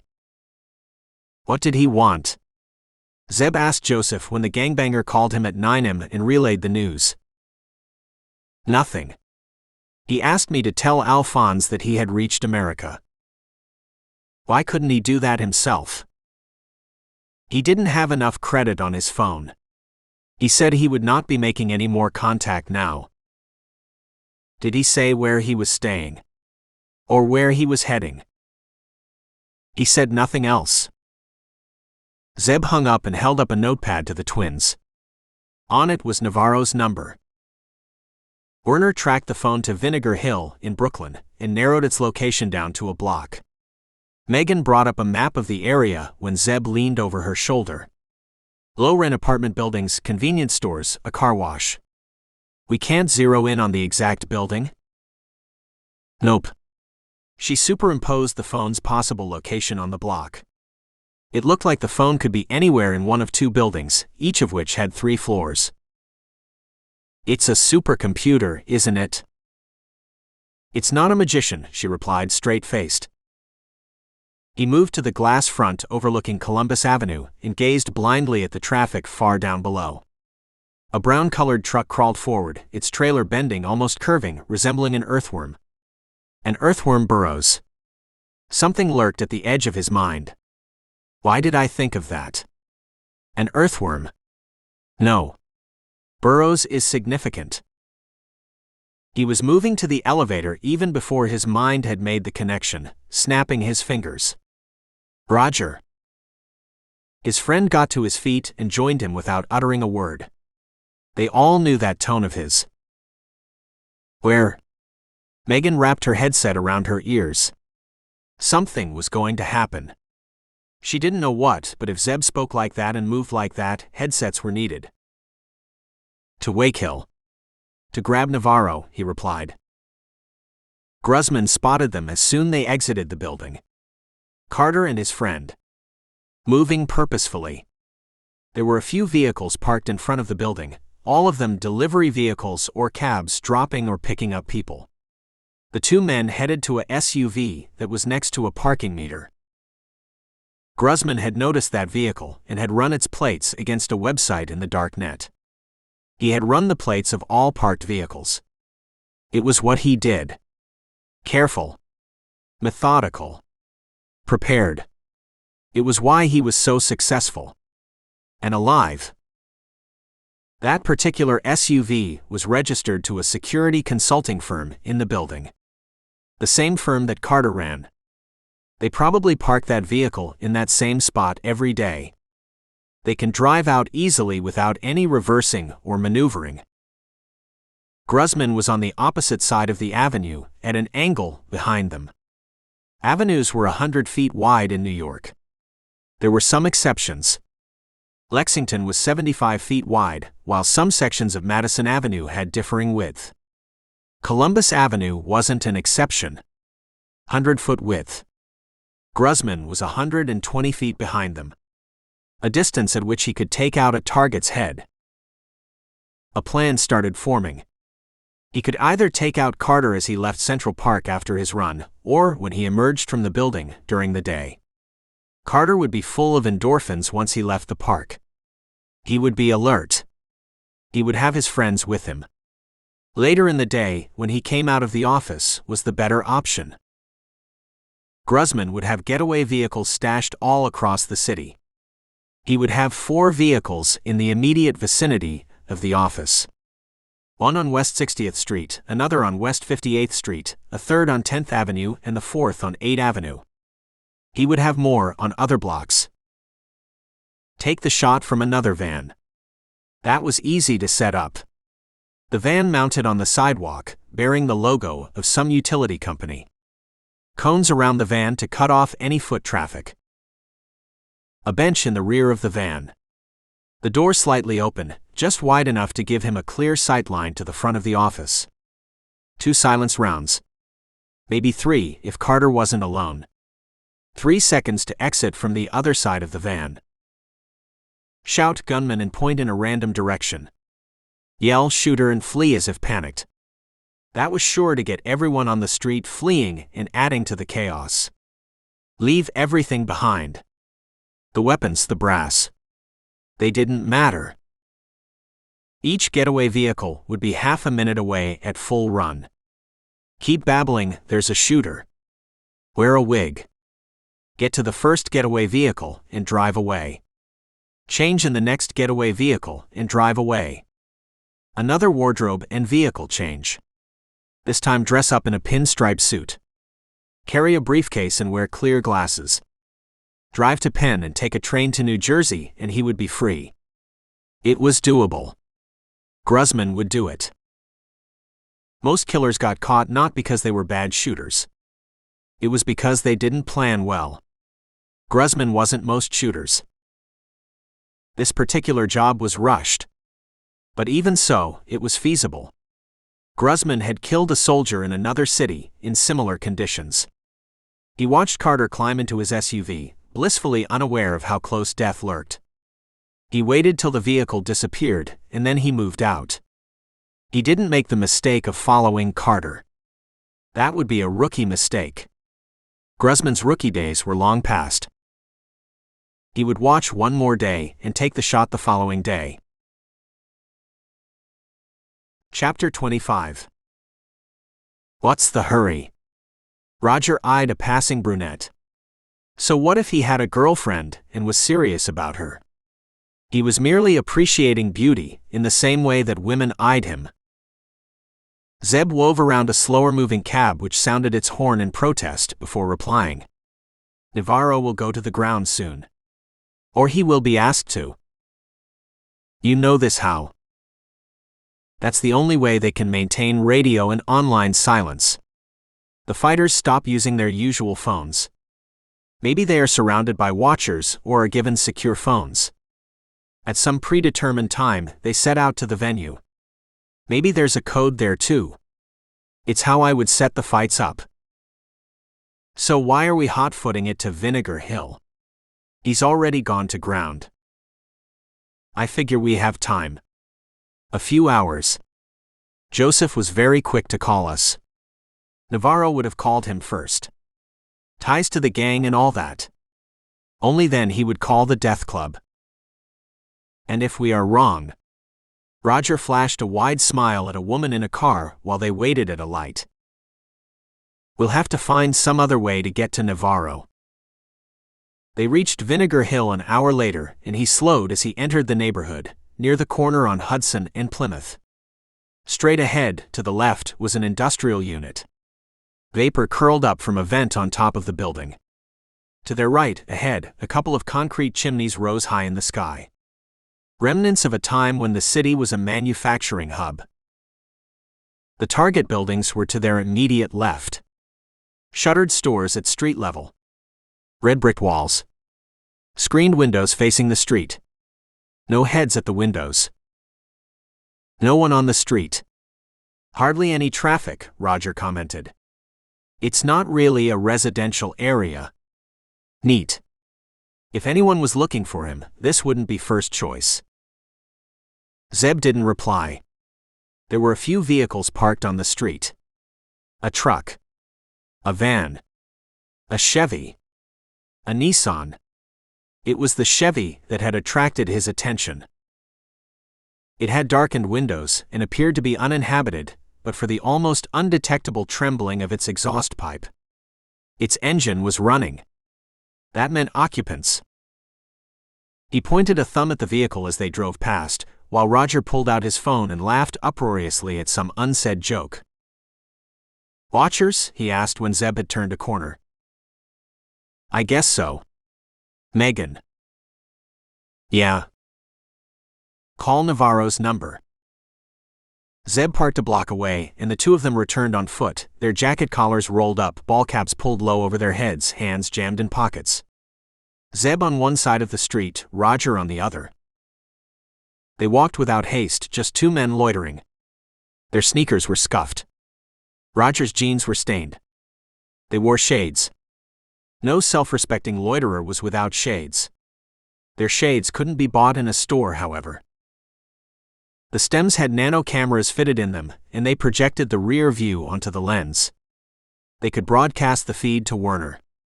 They were one of many surveillance toys Broker had devised. "You're entering the block with the buildings straight ahead of you, aren't you?" Megan. Tracking them through the GPS sensors in their shoes and jackets. "Ah. Check out a Chevy." Zeb recited the number for her. "It seems to be keeping watch." "Beth." He heard her pass on the number to her sister before she came back to him. "Navarro's in the first building as you approach it. On the first floor. Can't be more precise than that. There's good news. The first floor has only 3 units. All 3 are office spaces. All empty. I suspect Navarro is hiding in one of them." Approaches. "There's a parking lot between that building and the one before it. Can you see it?" Zeb leaned against a parked truck, out of sight of the Chevy, and looked. Roger slowed to a stop on the other side. He took cover behind another vehicle. "Yeah. I can. A chain-linked fence on this side of the street." "Since when did that stop you?" "She's got a point," Roger chortled. "Get in that lot. You'll come to the side of the Target building. Scale its wall somehow, and you'll come to a window on the first floor. Break it open, and you are in." "Sounds easy when you lay it out like that." "Zeb," Megan patiently explaining, "you've been in Sudan, Afghanistan, Iraq. There isn't a hotspot in the world you haven't been to. A break-in and entry is putting you off?" Zeb vaulted over the fence easily while Roger kept watch, and when his friend joined him, bent low, beneath the windows of the parked vehicles, and ran to the side of the Target building. He looked behind. At the far end, a few windows looked their way. He shrugged at Roger. They had to take their chances. Claire could always work it out with the NYPD if someone reported them.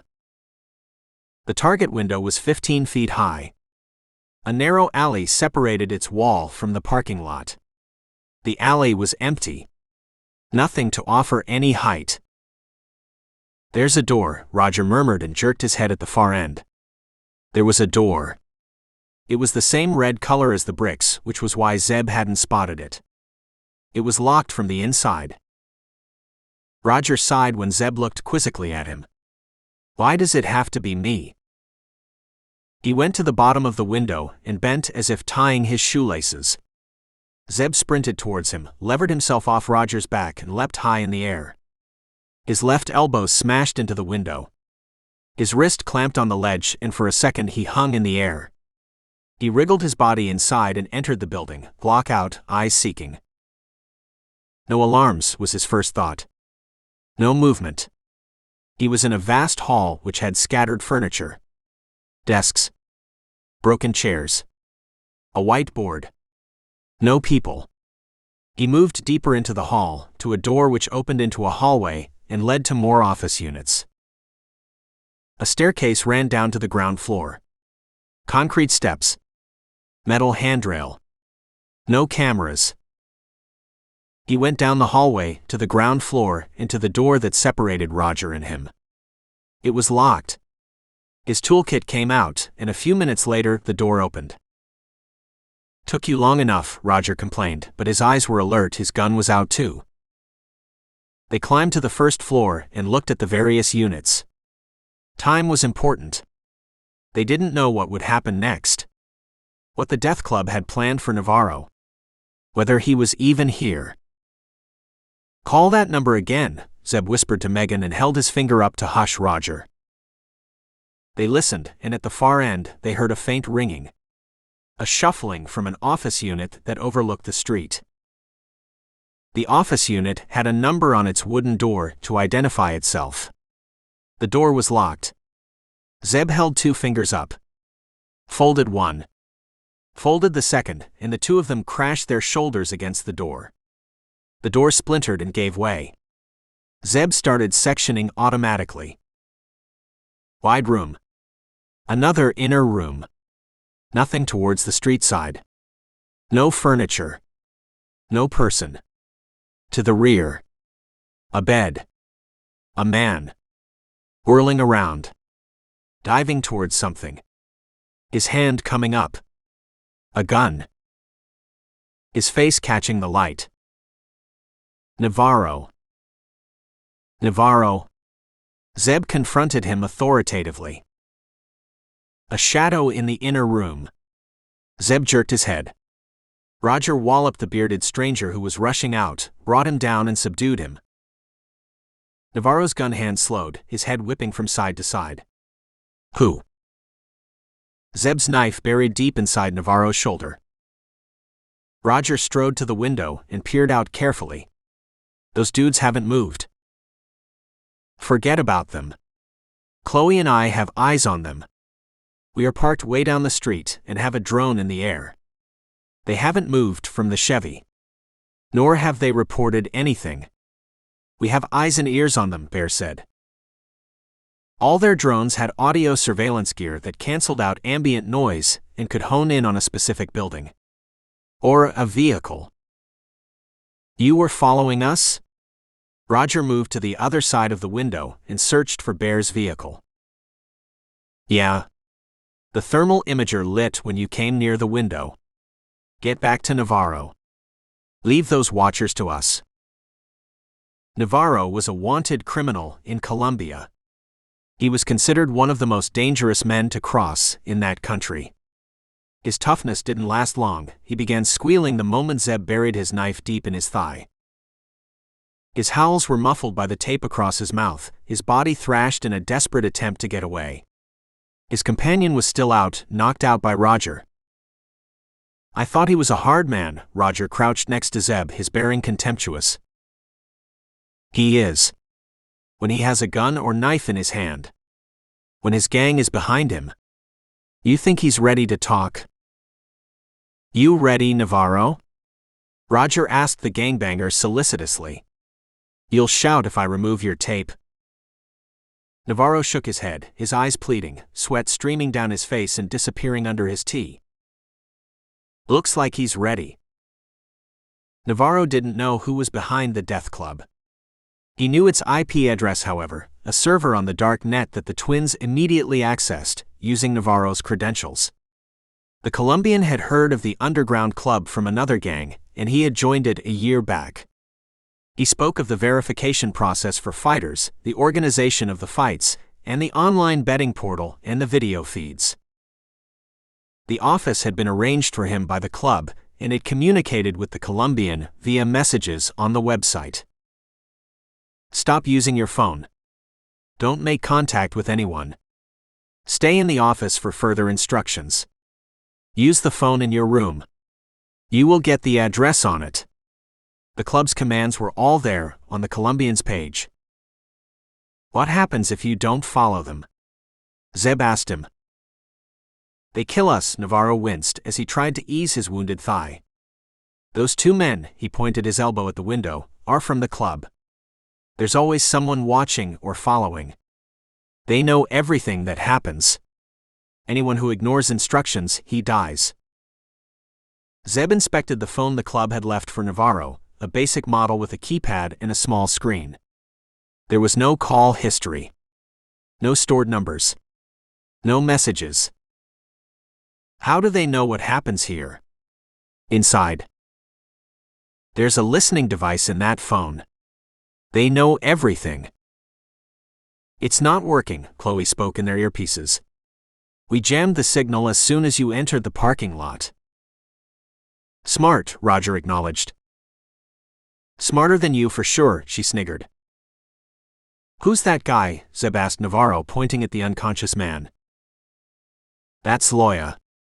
My driver. We take one person along with us. In case we can't drive afterwards. And if you lose. I still live. It's only in the last fight that the loser dies. Killed by the winner. I wasn't planning to lose. His eyes flicked from Roger to Zeb, alarm gathering in them at the sight of their grim faces. Those are the rules, he whined defensively. What about the prize money? We have an insurance policy. It's in my messages. The final winner gets cash. Everyone else gets the money through the policy. You weren't bothered about killing the loser. Navarro shook his head, not reading the menace in Roger's posture, pride creeping in his voice. I've broken many legs. Many limbs. I have killed many men. Women and children too. Those were the last words he spoke for a while. Roger rose after knocking him out and paced the room, his fists knotted. They're all criminals. All killers. Pedos. Rapists. The worst kind. That's why the club is so successful. It's a gathering of like minds. Zeb watched his friend for a while, and then turned his attention to another problem. Megan. Still here. We got everything. Werner's onto the club. Call Burke. I want 2 good men. They'll stay here, close to Navarro and Loya. Bear? Yeah? You and Chloe good to stick with those watchers? Bawana and Roger will spell you. We're good. He sized Roger up, then Loya. You and he are the same height and build, aren't you? Roger considered the driver for a moment. Yeah, why? You and I. We're going to the fight. Chapter 26. 4 days to fight night. Werner worked on the Death Club's website in the night, and when day dawned, it had printed out everything that it had found. Navarro. Posada. Stable. Eppinga. Chloe, Megan read out the killer's names. We know about Navarro. Posada is from Chile. Stable is Austrian. Eppinga is Dutch. Chloe's Australian. 4 of them have Interpol warrants. Chloe is wanted in Australia. She listed out 5 more names, the drivers. Loya was one of them. Beth distributed the printouts to all of them, except Zeb and Roger, who were readying to go out for their coffee. You know where the other 4 are? Zeb asked Megan. Nope. Werner's working on it. Where's the fight? No idea. Didn't Navarro say he would get a message? I suspect it's close by. Maybe an hour of traveling. Gruzman had traveled early and was ready. His van was exactly where he wanted it to be. 120 feet from the entrance to Carter's building. A clear line of sight. The getaway cars were in place. He had a commuter ticket for his escape from Penn. His .338 Lapua mag was by his side. Scoped. Zeroed. Now was the waiting. He had been at his self-made kill site since 5 am. He had watched Carter and his crew come out of the building and go for their run. He hadn't watched for long, however. People like Carter had a sixth sense. They could detect a shadow, or when they were under surveillance. He had seen them return from their run, and knew it wouldn't be long for his kill. Carter usually stepped out around 10 am, went to a local coffee shop and grabbed a drink. He was alone most days. It didn't matter to Gruzman if Carter wasn't alone. He would take out his companions too. The glass front of Carter's building ended in a black marble strip that ran all the way from top to bottom. The strip was 5 feet wide and was the ideal backdrop for his shot. Everything was in place. All Carter had to do was show up. Carter showed up at 10 a.m. His ball cap was pulled low, shades over his eyes, and when he turned right, Gruzman's left, his phone was held to his left ear. Most of his face was obscured by the phone.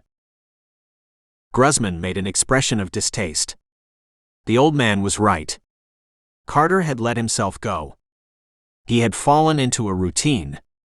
He could see Carter's lips move as he spoke in his phone. He could have taken him out then. Gruzman wasn't to be hurried, however.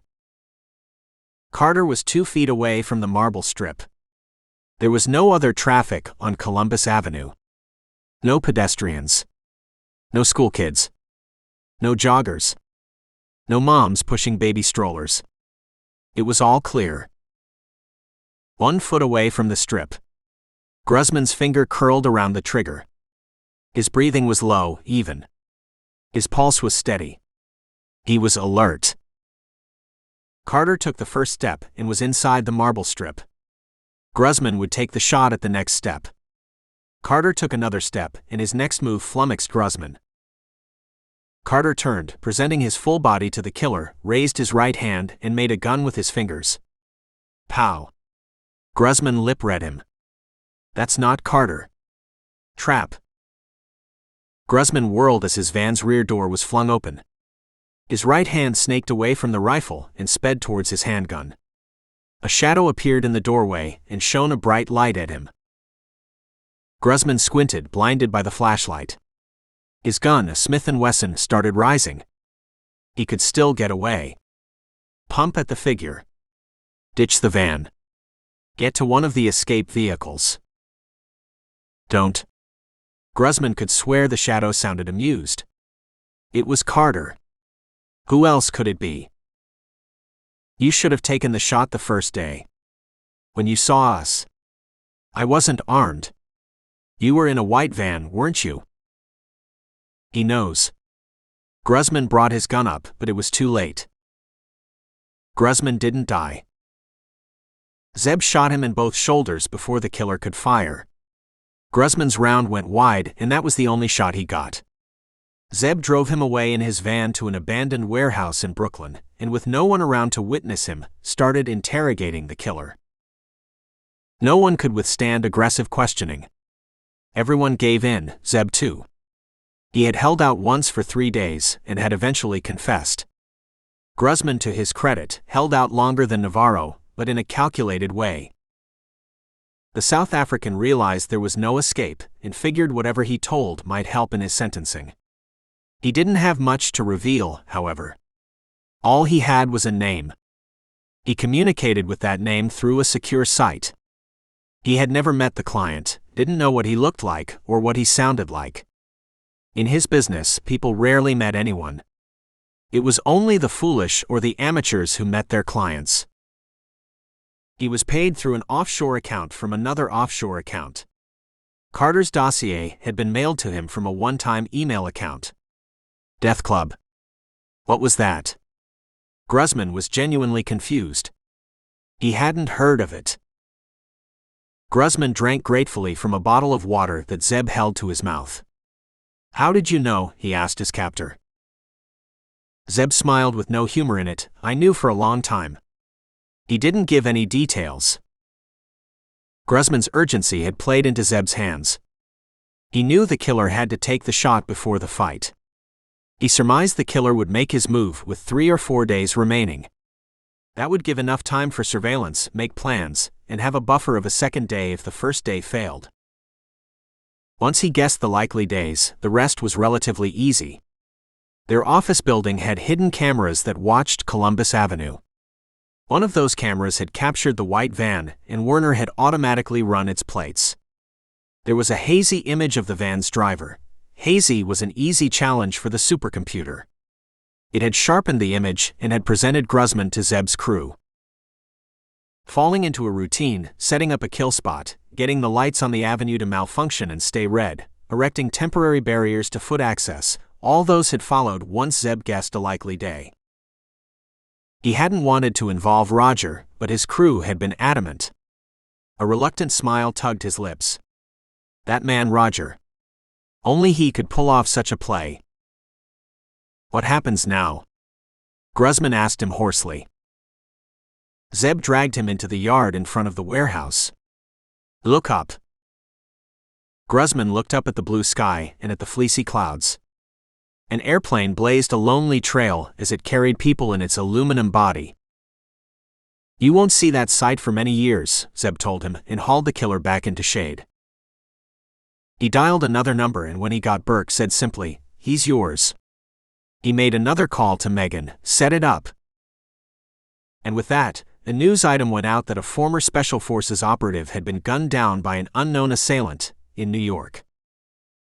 He showered when he arrived at the office and heads raised when he joined his crew. No one asked him how it had gone. Everyone knew how he felt about aggressive interrogation. He hated it. There were times, however, when nothing else worked. He gave us a name, he told the twins. Privalov. No Privalov existed. Not one who had any kind of connection to the fights.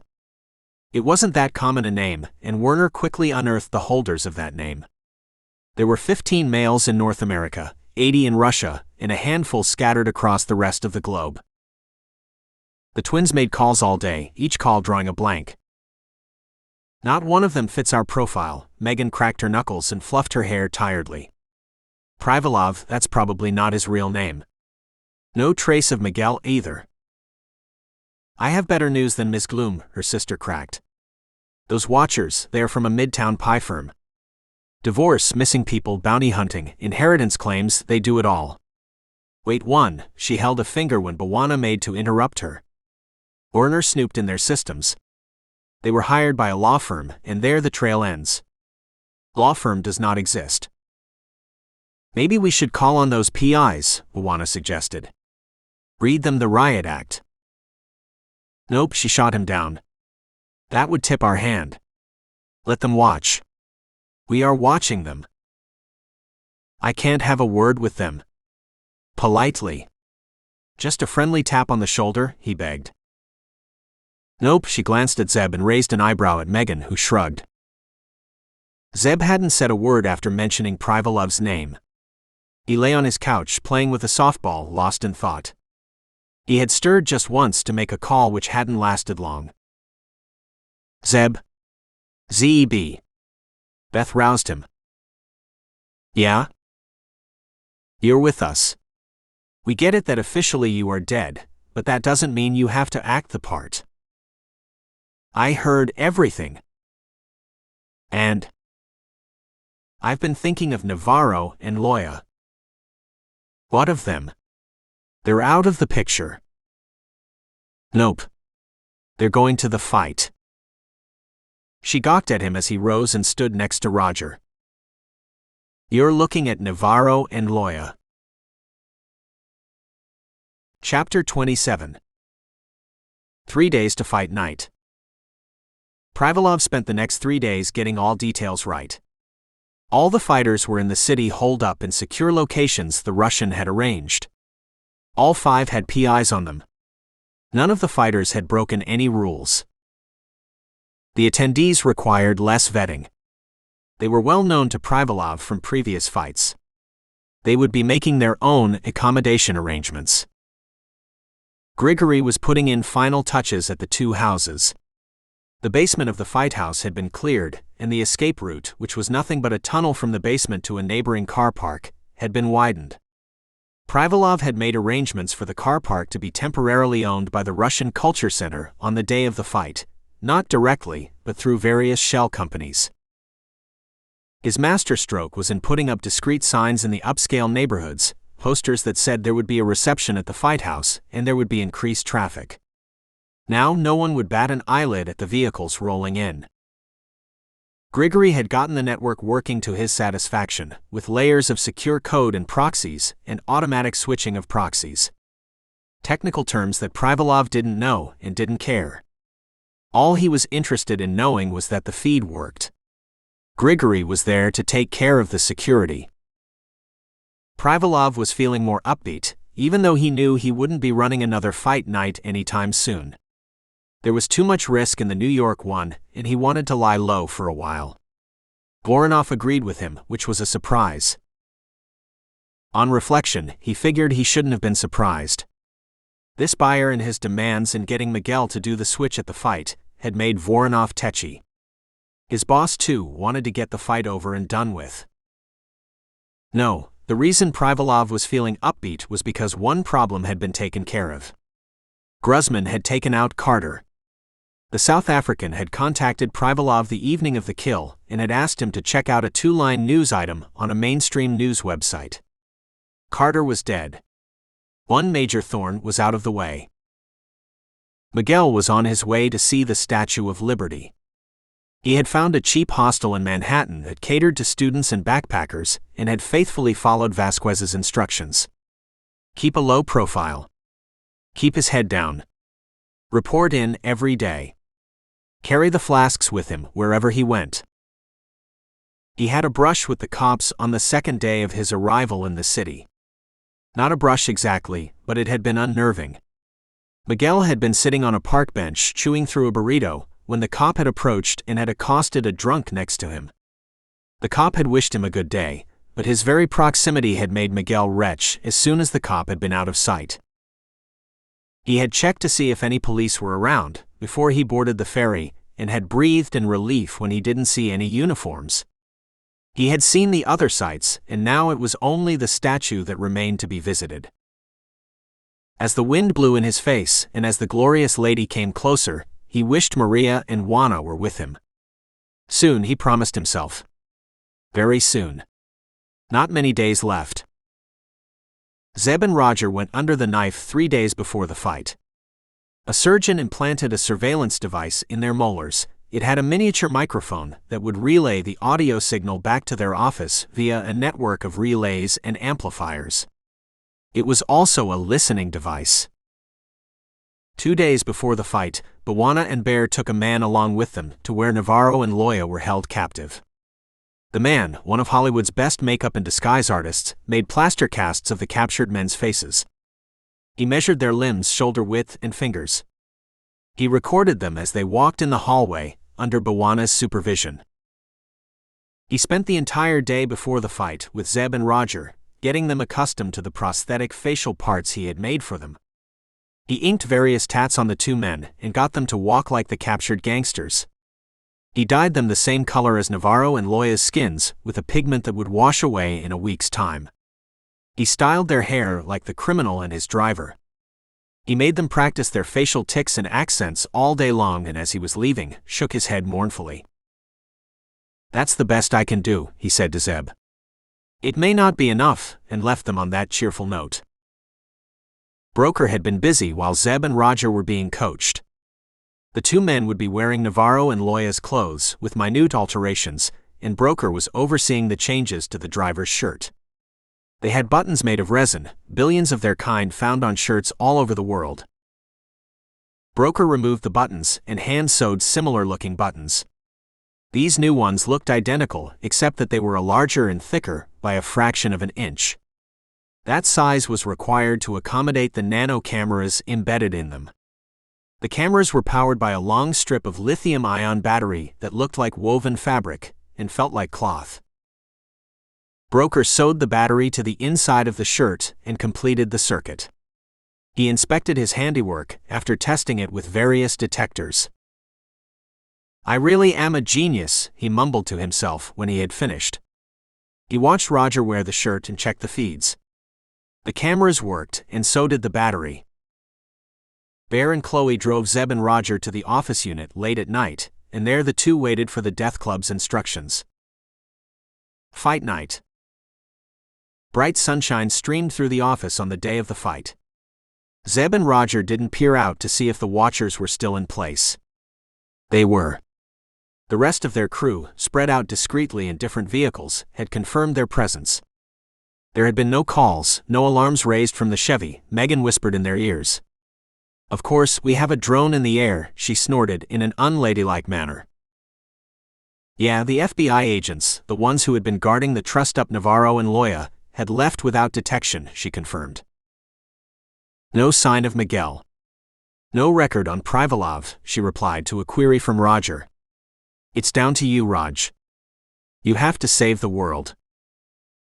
I know, the Texan drawled. It always comes down to me. You folks are pretty bad at it. Where's Zeb? Right here. You know the dude. He's gone into his Buddha-like state. The dude needs to lighten up. He didn't react to my best quips. Maybe he didn't get them, he complained. Privalov and Grigory woke up to the same sunny day in the house in New Jersey. They had arrived the previous night, after inspecting the fight house one last time. The first of the organizers arrived at 10 a.m., and by 11, all 15 of them were at the fight house.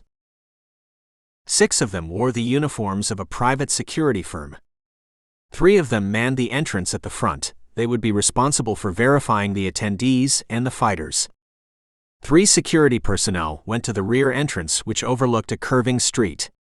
Both the front and the rear roads didn't see much traffic. The neighborhood had wealthy residents, bankers, lawyers, doctors. Such folks liked privacy. The organizers were all criminals, members of various gangs that Privalov knew. They had as much to lose as Privalov if the fights were raided by cops. Voronov messaged before lunch. Everything's on track, Privalov replied. What about Miguel? Vasquez has confirmed. Miguel will be there. What time will you be starting? 2 p.m. We will finish by 4. The buyer's reps will have enough time to get away. The buyer had wanted the fight to end by 4 and blocked any questioning by Voronov. Are you coming? Privalov asked his boss. Voronov never attended a fight, but this one was close to his home in New York. No, I will watch from Chelsea. Werner was sucking data, terabytes of it, and processing it rapidly through its chips. It worked in a grid with a few other supercomputers, and that magnified its speed and processing power. However, it didn't pick up anything with the keywords.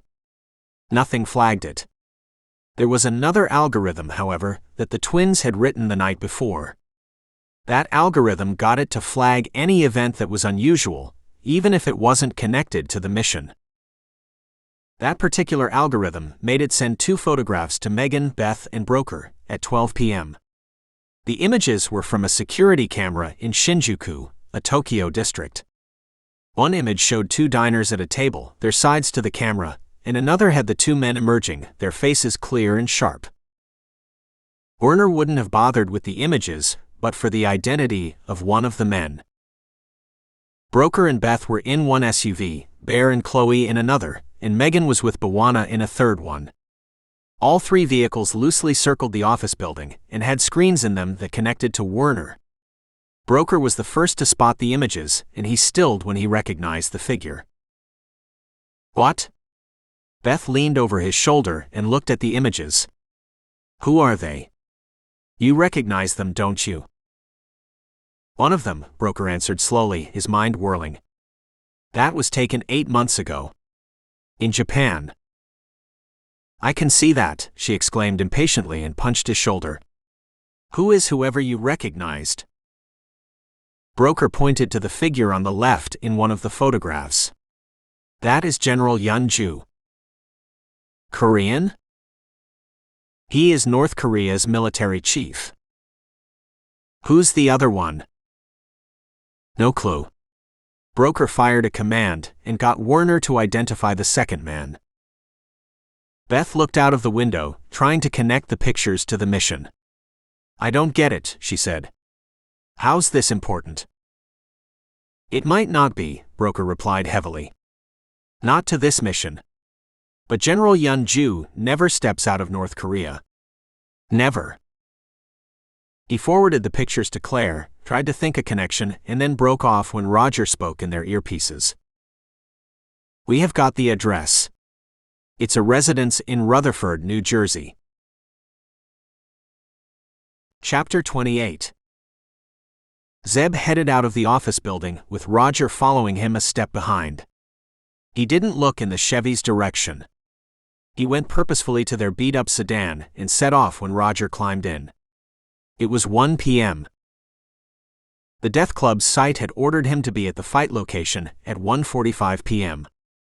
Vinegar Hill to Rutherford took about 40 minutes. He figured it didn't matter if they were late by few minutes. He was a gangbanger. Punctuality wasn't his forte.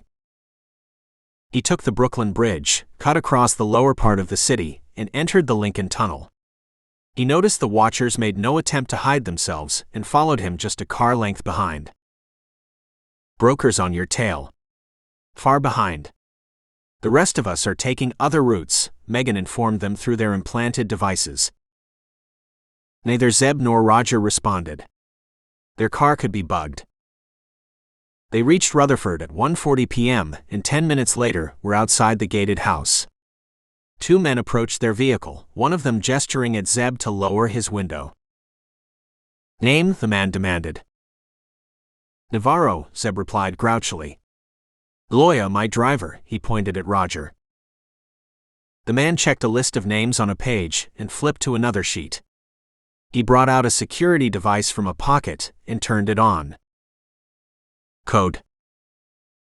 Zeb recited a number that had been generated on Navarro's page. The organizer entered the number and punched it another sequence of numbers. The device beeped, which seemed to be good, since it went back into his pocket. My number was probably one half of a longer one. He had the second half. Good security. A better one would have been biometrics, but no fighter would permit that. They're all criminals. Who was your first kill? What? Who did you kill the first time? Zeb thought fast, recollecting all that Navarro had told him. You think I keep notes? It was a hitter from another gang. You were 15 years old, Megan prompted. I was 15. Have you killed anyone? Zeb glared at the guard. The guard blinked. No one had asked him that question. Who was your second kill? Zeb slammed out of the car, grabbed the guard by his collar and pulled him close. I am Navarro. I came here to win $1 million.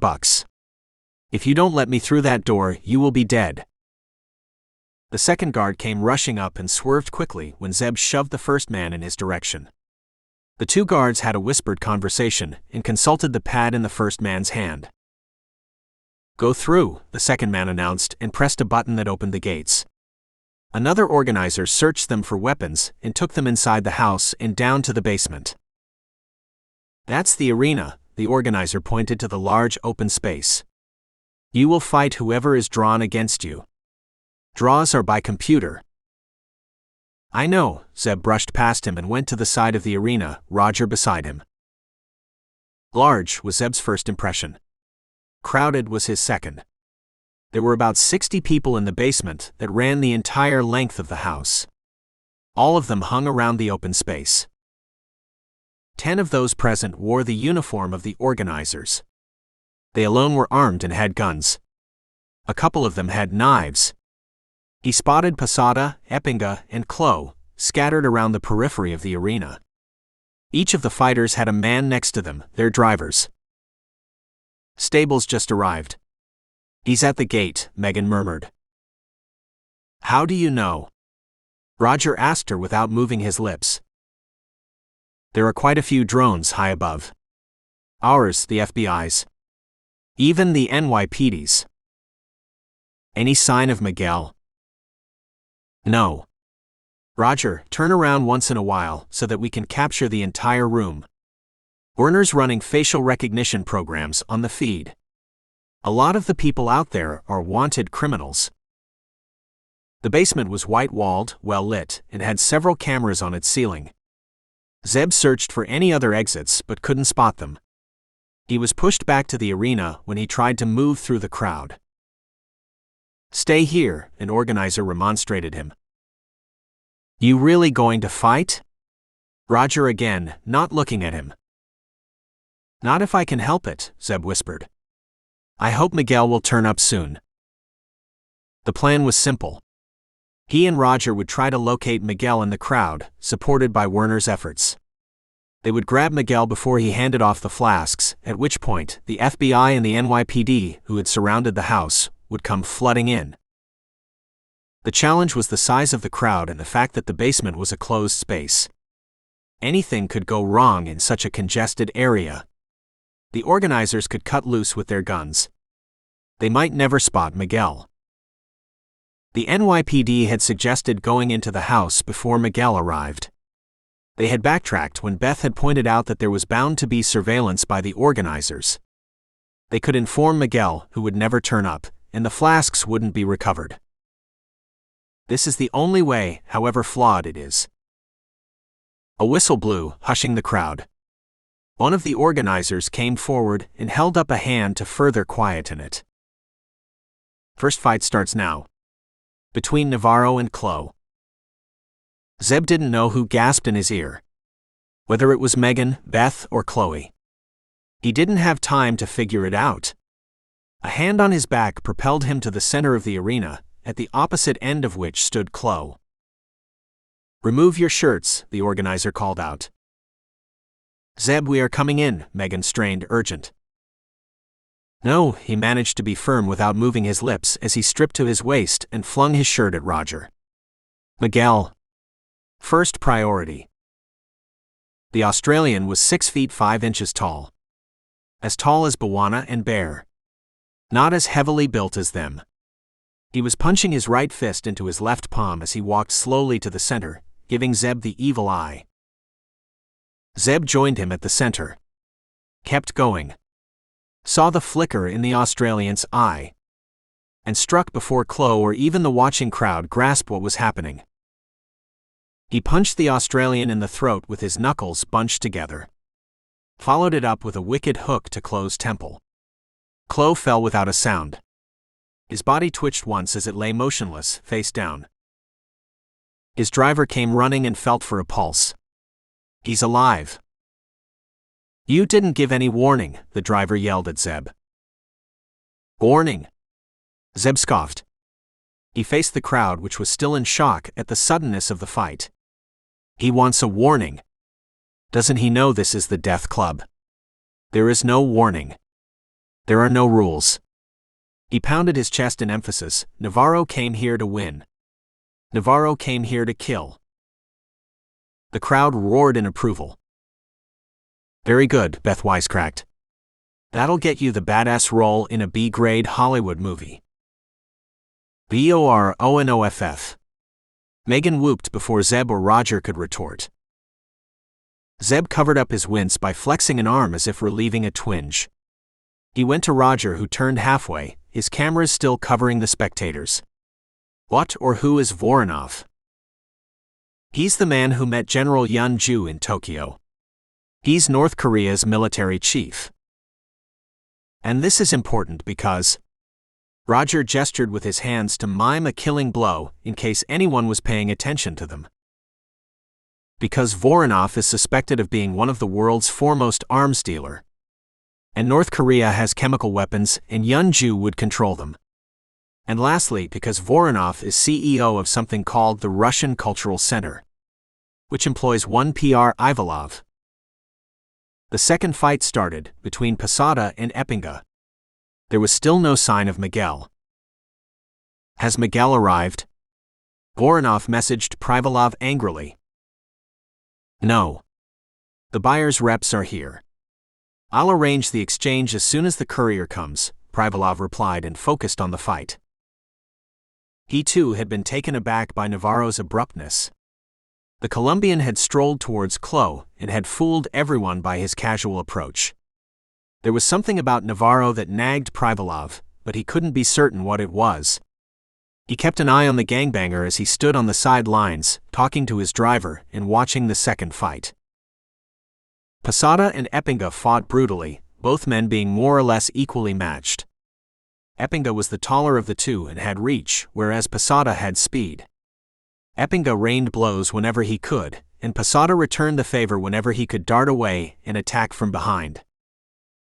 Privalov looked at the feeds from different cameras. No, Miguel hadn't arrived yet. His organizers at the gate confirmed that. A cheer from the crowd drew his attention back to the fight. Epinga had won. But Privalov's eyes were on Navarro. What was it about the Colombian that was bothering him? Megan updated regularly now that Werner had uncovered Voronov and Privalov's identities. The former had a residence in Chelsea, but the latter's whereabouts were untraceable. The FBI sent a surveillance team to check out the Chelsea house and also the Cultural Center's registered office. No, Miguel, she wrapped up her commentary. Any reason for them to hold the fight in daylight? And here. Zeb mouthed as he watched Epinga walk off victoriously. Still working on those. A couple of organizers wiped blood away from the concrete floor and helped Posada's driver drag the fallen man away. Navarro and Stable, an organizer announced, and stepped away from the arena. Still no Miguel, Megan, nervous that Zeb would have to fight again. No choice. Zeb stepped forward and sized his opponent up. Stable was the same size as him, same build, the same lean muscles. He was wary and alert when Zeb went to the center of the arena. Zeb didn't repeat the same move that had worked on Chloe, preferring to wait for Stable to attack. The Austrian came in low, feinting with his left, punching with his right. Zeb evaded both strikes and danced away. The crowd booed. They wanted action. They wanted blows. They wanted blood. Stable attacked faster this time, crowding Zeb against the human wall of the spectators, and drew first blood when his right fist made contact with Zeb's face. Zeb's lips split, and a trickle of blood flowed down to his chin. The crowd roared. It wanted more blood. Stable rushed forward, his arms moving blindingly fast, catching Zeb in the belly, another strike glancing off his shoulder. Zeb still didn't attack, ducking and weaving away as much as he could. Which he couldn't do much of since he had no room. Through the corner of his eye he saw Roger swivel and turn, seeking out Miguel. He's not here. Defend yourself for Christ's sakes, Megan shouted in his implant. Zeb caught the movement too late. Stable's fist rushing at him. He bobbed but not quickly enough. The force of the blow stunned him, and when Stable followed it up with a vicious kick, he went sprawling. He rolled away just as Stable stamped. He rose to his feet and dodged the rushing Austrian, who swiveled suddenly and delivered another savage punch. The crowd jeered at his lack of fight. It urged Stable on to maim, to punish Navarro for a spineless display. Kill him, it clamored. Stable rushed forward, momentarily exposing his abdomen. That was the opening Zeb needed. He dropped to his knees, Stable's swinging arms sliding in the air above him, and struck the Austrian hard in the belly. The Austrian stumbled. Zeb caught an outstretched leg and elbowed him in the groin. Stable fell. Zeb smothered him immediately and got an arm lock around him. Raj, turn to your left. Megan's words were nearly drowned in the crowd's kill him chants. They were now behind Zeb, backing Navarro. That's him. That's Miguel. Zeb turned, and amongst the screaming horde, right at the front, he saw the wide-eyed Mexican. He felt the rush of air first, and then a hammer landed on his head, as Stable lashed out with one leg. He let go of the Austrian, brought up his left hand defensively to protect from another kick. Stable grabbed his hand and twisted it swiftly. Zeb head-butted him. He saw Roger make his way through the crowd, going toward Miguel. The split-second distraction was all that Stable needed. He grabbed Zeb's throat with his right hand, parried Zeb's jabs with his left and squeezed. There he is, Grigory pointed to the courier on the screen. Get an organizer to meet him. Privalov didn't move his eyes from the fight. Navarro was soaking up the punches, just riding the blows. He was fighting strategically, knowing that Stable would be prepared for his earlier style against Chloe. This isn't an ordinary street fighter. He's trained. Experienced. He didn't know he had spoken aloud till Grigory wheeled towards him. Nothing. Get the exchange done. Navarro had broken Stable's grip in a maneuver that he, Privalov, was eminently familiar with. He knew that breakhold from his Spetsnaz days. A sudden chill fell over him. Now he knew what had been bothering him about Navarro. The Navarro on the arena was a shade slimmer than the Navarro on the Death Club's pictures. The difference was so slight that no one had picked up on it. Privalov lunged to his phone and dialed Gruzman's number. Yeah? Gruzman answered after 2 rings. Privalov hung up. It's Carter, he hollered. That's not Navarro. That's Carter. The voice that had answered was like Gruzman's, but he and the assassin had a code. Neither answered their phones before 5 rings. Get Miguel to exchange. Inform the organizers. Zeb felt it even as he was driving Stable back with cutting thrusts. Several organizers looked his way, and then started running at him. Roger, get Miguel, he yelled. He took a knock to his head, rode it for a second, gripped Stable by his waist and heaved him at the organizers. They went down in a heap, but an attack came from behind, even as the crowd erupted in frenzy. He boxed and jabbed, struck and pummeled as men fell on top of him. An elbow smashed on his face. Something struck him in the kidneys. He retaliated, feral savagery in his blows, reduced to being the most dangerous animal in the world, a highly trained operative, fighting for his survival. The organizers still came on, smothering him with sheer numbers. He was suffocating.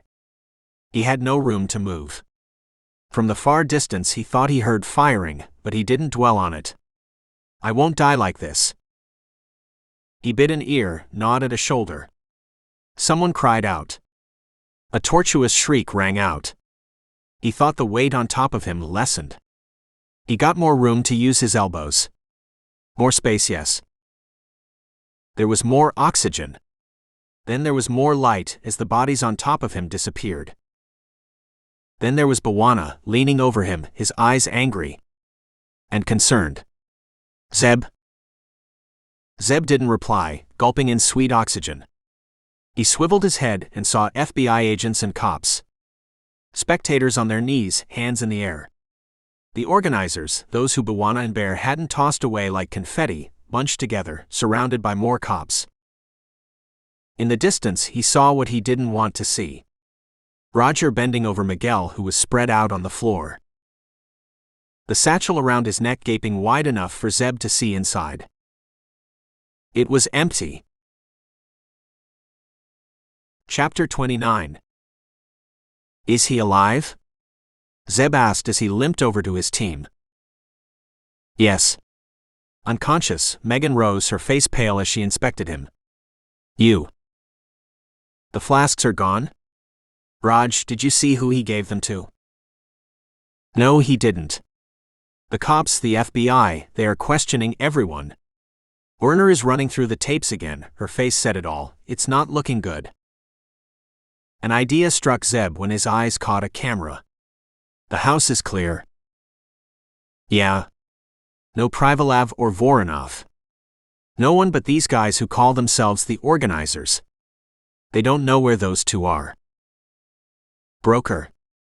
Zeb waved at his friend who was some distance away, talking to Burke and a few other agents.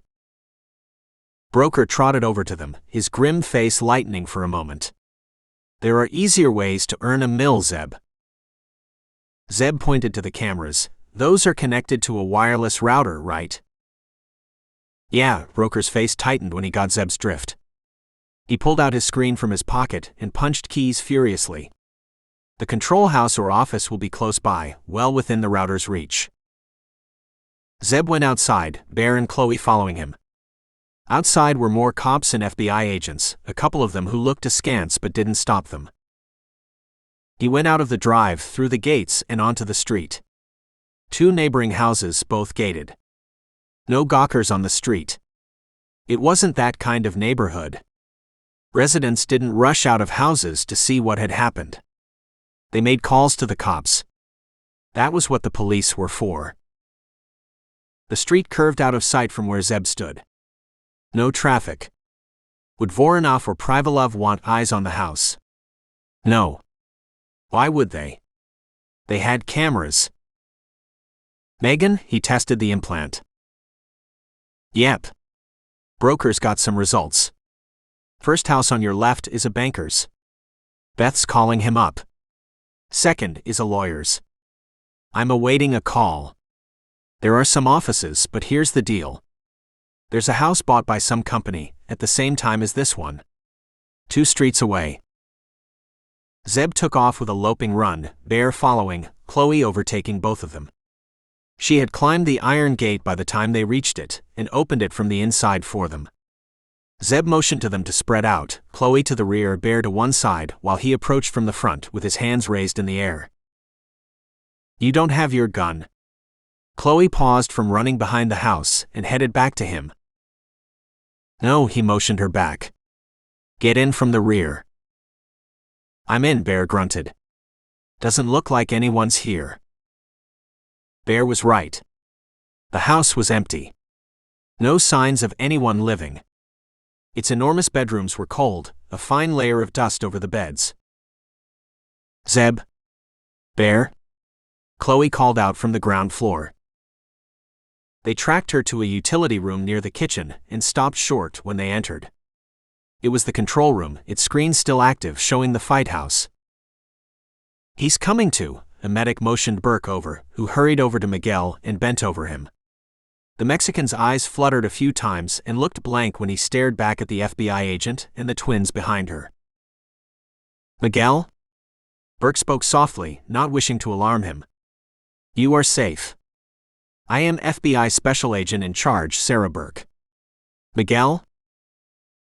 The Mexican's eyes came back to her. Where is everyone? He asked haltingly. We have arrested them. You are safe. She leaned closer and didn't hide her urgency anymore. Where are the flasks, Miguel? What's in them? Who did you give them to? Maria, Juana. They have them. Miguel was on another track. He showed no signs that he heard her. She grabbed the Mexican by the shoulders and, ignoring the medic's warning, shook him. Miguel, sternly, the I'm in charge voice. Listen to me. We'll get Maria and Juana back. But you have got to tell us where the flasks are. They are gone, Miguel replied helplessly. They took them. Who? She gritted her teeth, forcing herself to stay calm. Can you recognize them if they are here? See. She helped him stand and led him to the captured men who were lined up against a wall. They not here, Miguel shook his head. They were maybe your height. Brown. Dark hair. Wait, Megan clicked her fingers, interrupting them. She brought her screen out and replayed the feed from Roger's cameras. Are they in here?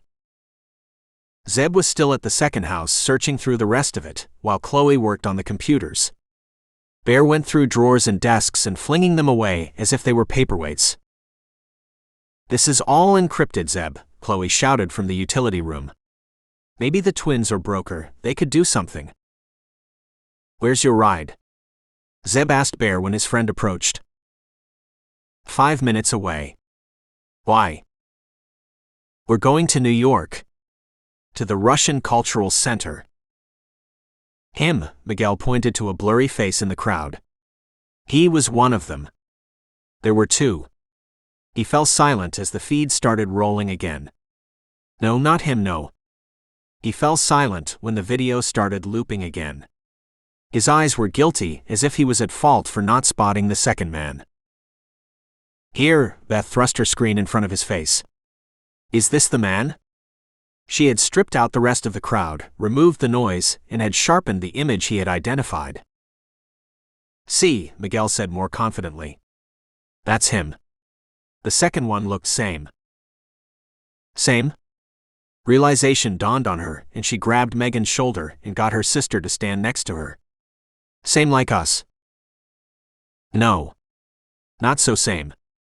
Like, he broke off, searching for words, like brothers. Okay. Werner can work with that too. More typing, more commands to Werner, who responded quickly.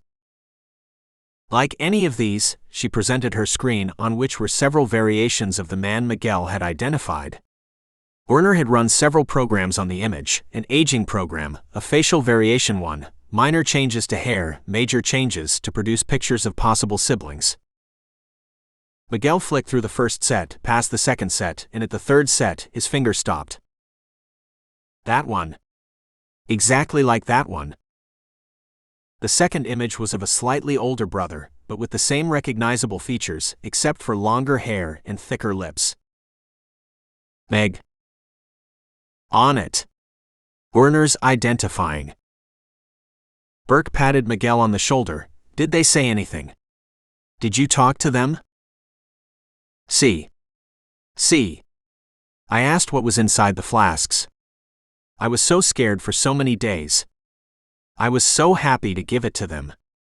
I asked what was so important. Miguel's eyes filled with fear.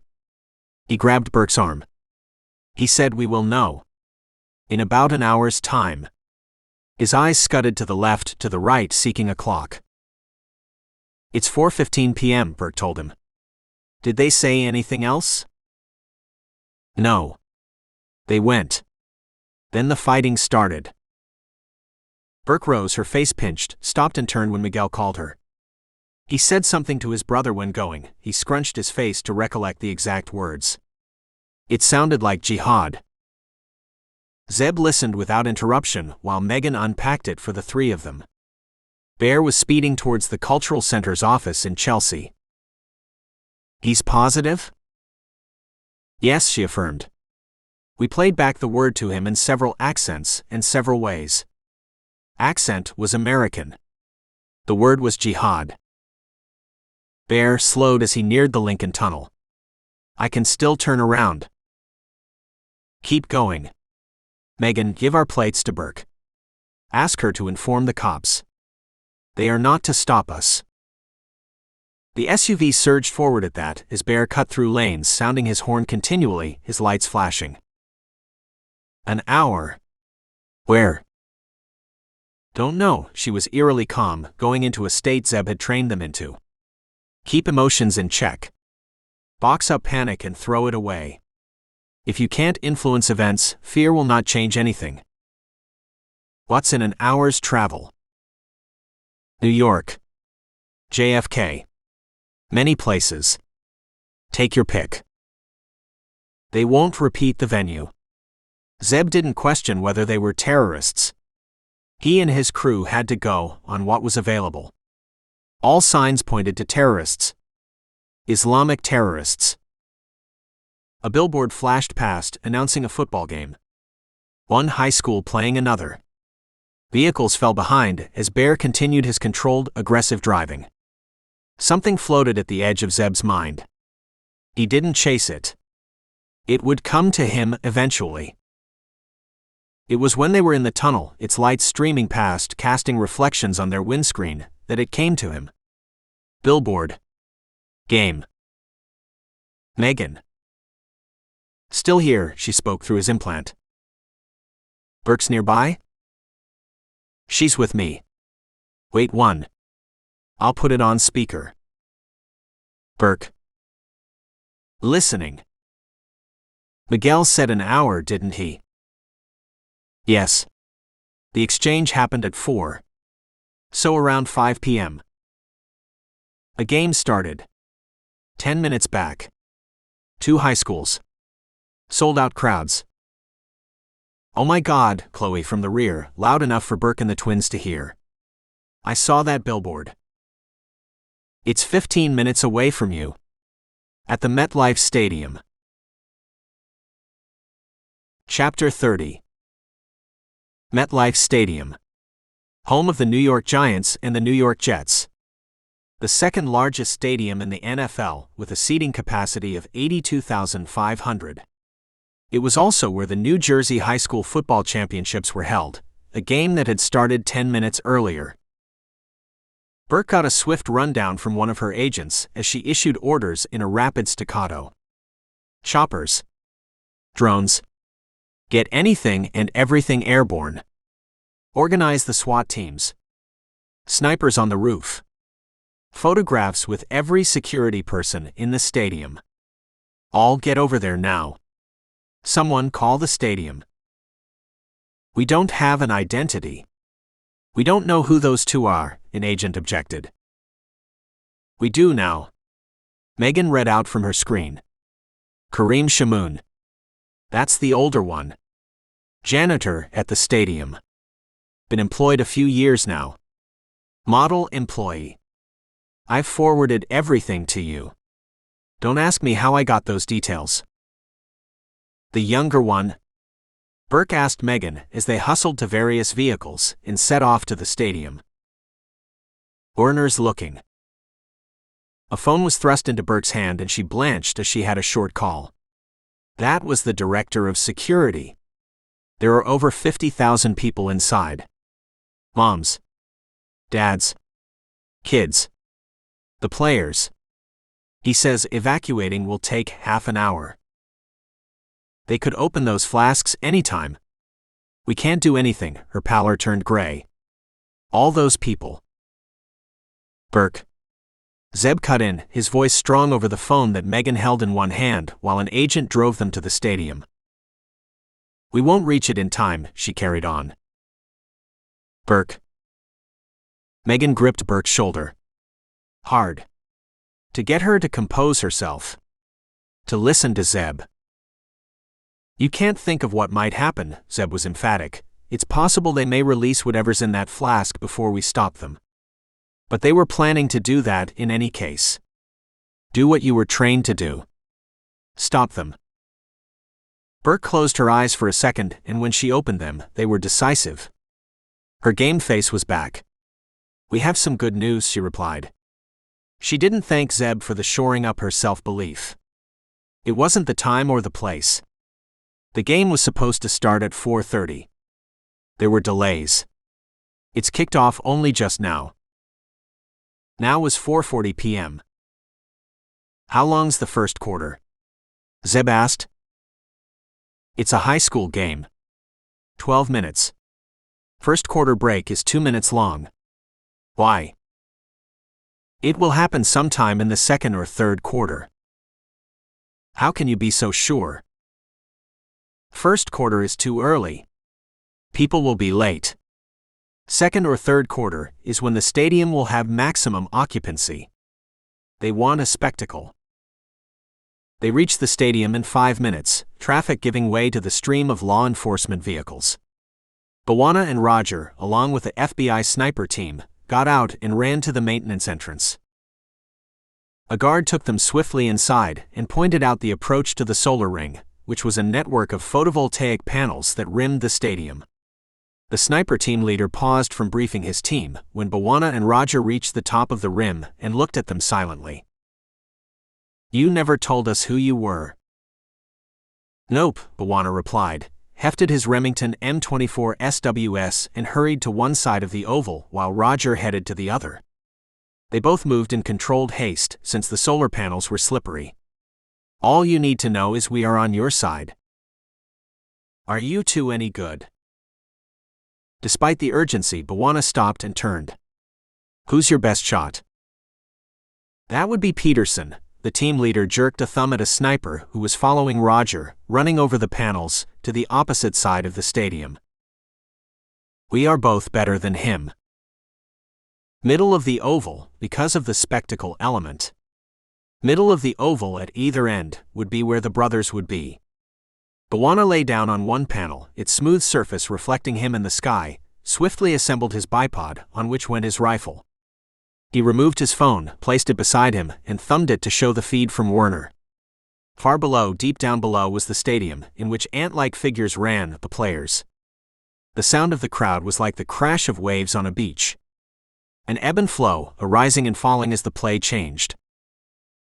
Werner and its grid supercomputers had taken control of all the cameras in the stadium and were getting them to scan the spectators. There were more than 10 drones in the air, which 2 were feeding images. Each image was compared to Kareem's and his brothers. Probables were investigated by another supercomputer. Women weren't considered. No kids either. Only men, that too of a certain height and build. Raj? I'm ready. Opposite you. Bawana scoped his friend, raised his thumb in acknowledgement, and canted the rifle downwards. The height didn't bother either of them. They were used to it. They had often taken shots from the beds of choppers far higher than the stadium. Burke, he paged her. Yes. Got him? She asked him eagerly. Not yet. We'll take the shot. Roger and I. A minute's silence while she processed what he meant. They didn't have proof. They only had two facts. One, that Miguel had given 2 flasks to Kareem and his brother. 2, that Kareem worked at the stadium. Insufficient evidence, a prosecutor could claim, and land the FBI in a heap of problems. On the other hand, Bawana and Roger could act independently. They didn't belong to any official agency. You sure? Yes, ma'am. The second quarter started. The noise level in the stadium reached a crescendo at the first kick. Flags waved in the air, and parents yelled and screamed and cheered their team. Bawana drowned out the noise. He blanked out the game. The scope existed. Its view existed. Megan's voice in his ear when she announced a match would alone matter. A player prepared to take a kick. There, she was matter-of-fact when she spoke. In the L row. I don't know where that is, he replied, equally calm. Describe location. Go to the center. In the direction you are looking. Go down from the top. Or up from the bottom. Kareem is exactly in the center.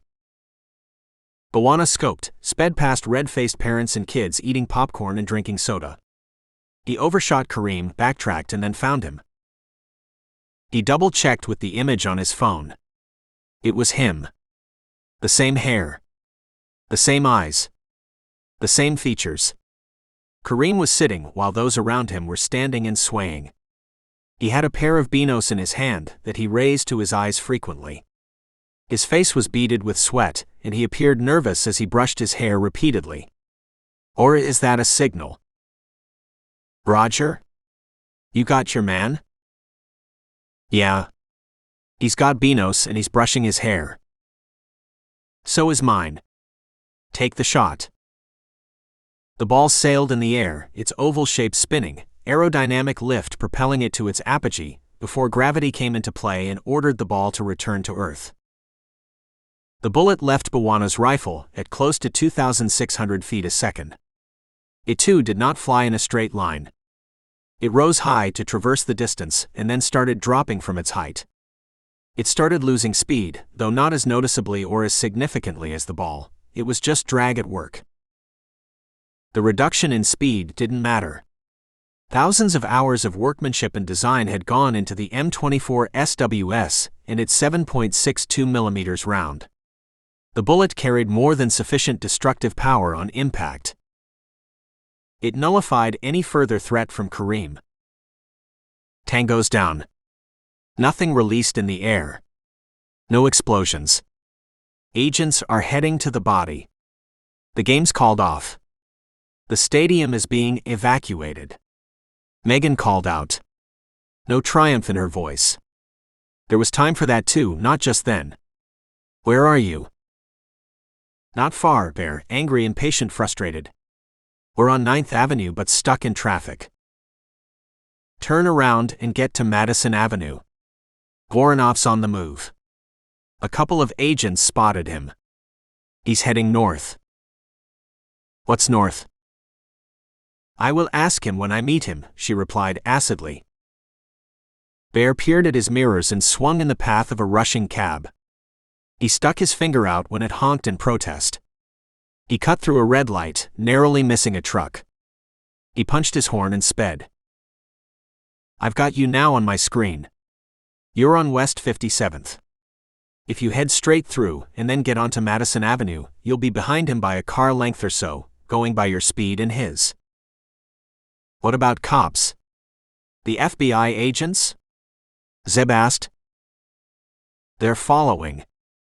Burke would like to see where he goes before taking action. Bear maintained his speed, clipping a couple of cars, yelling out at them to call his insurance, and continued driving. "You are enjoying this, aren't you?" Zeb observed his friend for a second. "Of course," Bear fist-pumped a massive arm. "When do I ever get to race in New York?" 7th Avenue went past and then 6th. Bear followed the wake of an ambulance after 5th and cut a tight turn on Madison Avenue. 3 cars behind him. He's driving a gray sedan. A Mercedes. Megan read out the plate number. 3 car lengths felt like a mile when traffic surged and hemmed them in. "Chloe. You got a drone?" "Yep, right here with me," she told Zeb. "Fly it. It can fly when we're in motion, can't it?" "It can do a lot of things when we're moving. Flying is one of them." She turned the craft on, lowered her window, and launched it in the air. She toggled controls and its feet appeared on the dash. "Check if it's Voronov." The drone was faster than urban traffic and far quicker than the vehicles on Madison Avenue. It didn't have lights to impede it, nor did it have furious drivers trying to cut past it. It flew on Chloe's commands, who guided it over a cab, a truck, a sedan, and got it on top of Voronov's vehicle. She nudged it to the side and raised it higher, well above the Russian sightline, and trained its cameras lower. A quick toggle to zoom in and get the driver's picture. "It's him. Voronov." "How close can you get?" Zeb looked over the traffic, which showed no signs of giving way despite Bear sounding his horn. Bear didn't want to be too aggressive in his driving, in case Voronov suspected he was being followed. "Looks like this is as close as we can get. We'll keep following him. Maybe the traffic will open up." He waited for Zeb to respond, and when his friend tapped a finger on the screen, he did a double take when he saw what his friend was indicating. "Again?" "That's the only way. Chloe, you got..." "I got it." Bear wheeled to the side, behind a biker who was just getting off. Zeb flung the door open and got off before Bear had come to a halt. 3 steps to the biker, who turned on hearing Zeb hail him. "Sorry, friend." Zeb shoved him away, leapt onto the still-running bike. Gunned it along the sidewalk, scraping a cab with his knee. Then he was free of constraining vehicles. He leaned low, making himself as small as possible. The Mercedes sedan now visible. Unfortunately, he was visible to Voronov too. Maybe his running to the bike had alerted the Russian. Maybe it had been Bear's honking. The Mercedes accelerated, straddling lanes as it went faster, and put more vehicles between it and Zeb. Zeb raced through the rapidly closing channel behind the Mercedes and checked his mirror when a horn sounded. "We're at your 3, Bear, who somehow had narrowed the gap and had drawn level. "Match our speed." Zeb eased on the throttle. "Incoming." He snapped his head to the right, spotted the dark shape flying through the air over the roof of a car, and caught it reflexively. It was a helmet, similar to one fighter pilots flew. He drew it on with one hand, controlling his bike's wobble with his other, and strapped it tight. The helmet's inside dark screen lit up instantaneously, displaying the drone's feed. What the drone saw, Zeb now saw on the left side of the screen. Straight ahead was the visor, which was transparent, enabling him to navigate. "It works?" Chloe's voice came loud and clear through the inbuilt speakers. "It does." He twisted the throttle and left Bear behind. Past slower-moving vehicles, almost brushing them. 79th Street fell behind, but the Mercedes was far ahead, going by the drone's feed. "He's near 85th, just crossing it." "You'll have to hurry," Chloe urged him on. Zeb heeded her. One hand jammed the horn. Another controlled the bike. Faster than any bike in New York should have gone. He heard Chloe speak to someone, asking them to clear a route for Zeb. Maybe to the cops. He tuned her out, his attention on the road and the narrowing gap with Voronov. The Russian got stuck at a light on 87th, and that gave Zeb an advantage. Zeb crossed lights illegally, narrowly escaping being run over. No time to look behind. Only ahead. Because he now knew where Voronov was heading, and the Russian had to be stopped at all costs. Chloe? Yes. He's going to the Russian consulate. Get the cops to stop him. More throttle. More speed. 88th Street slid past. They can't get to him quick enough. They are far behind. Now what will you do? Don't do anything stupid, Zeb. We are right behind you. Bear read his mind. A flick at the mirror. The SUV was behind, looming close. In front of him was a fast-moving pickup truck, its bed empty. Not as fast as his bike, but close enough. The Mercedes was ahead of the truck.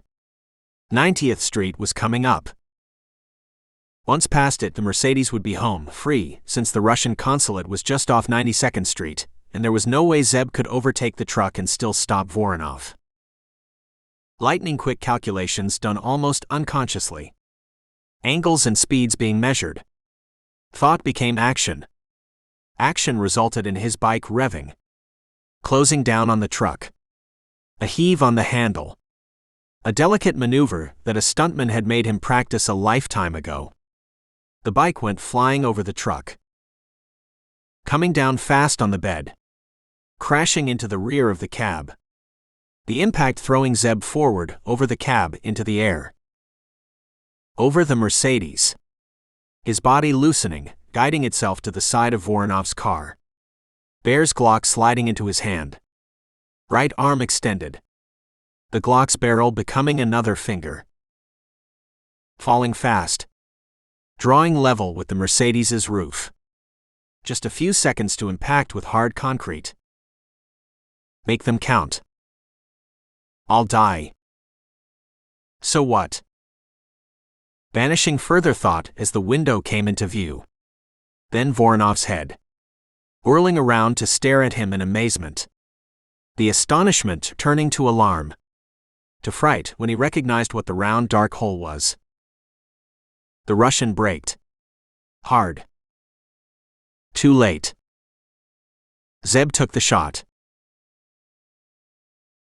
Chapter 31. Afterwards. Zeb didn't die. Bear's timely action saved him. Bear had rammed into the pickup truck and had driven off the road. He had accelerated in the open road, Chloe calling out Zeb's fall, and had reduced his speed to approximately match Zeb's forward movement. He couldn't do anything about his friend's downward acceleration, but matching the forward speed could reduce the force of impact. Zeb had landed on his hood, his legs splintering the windshield.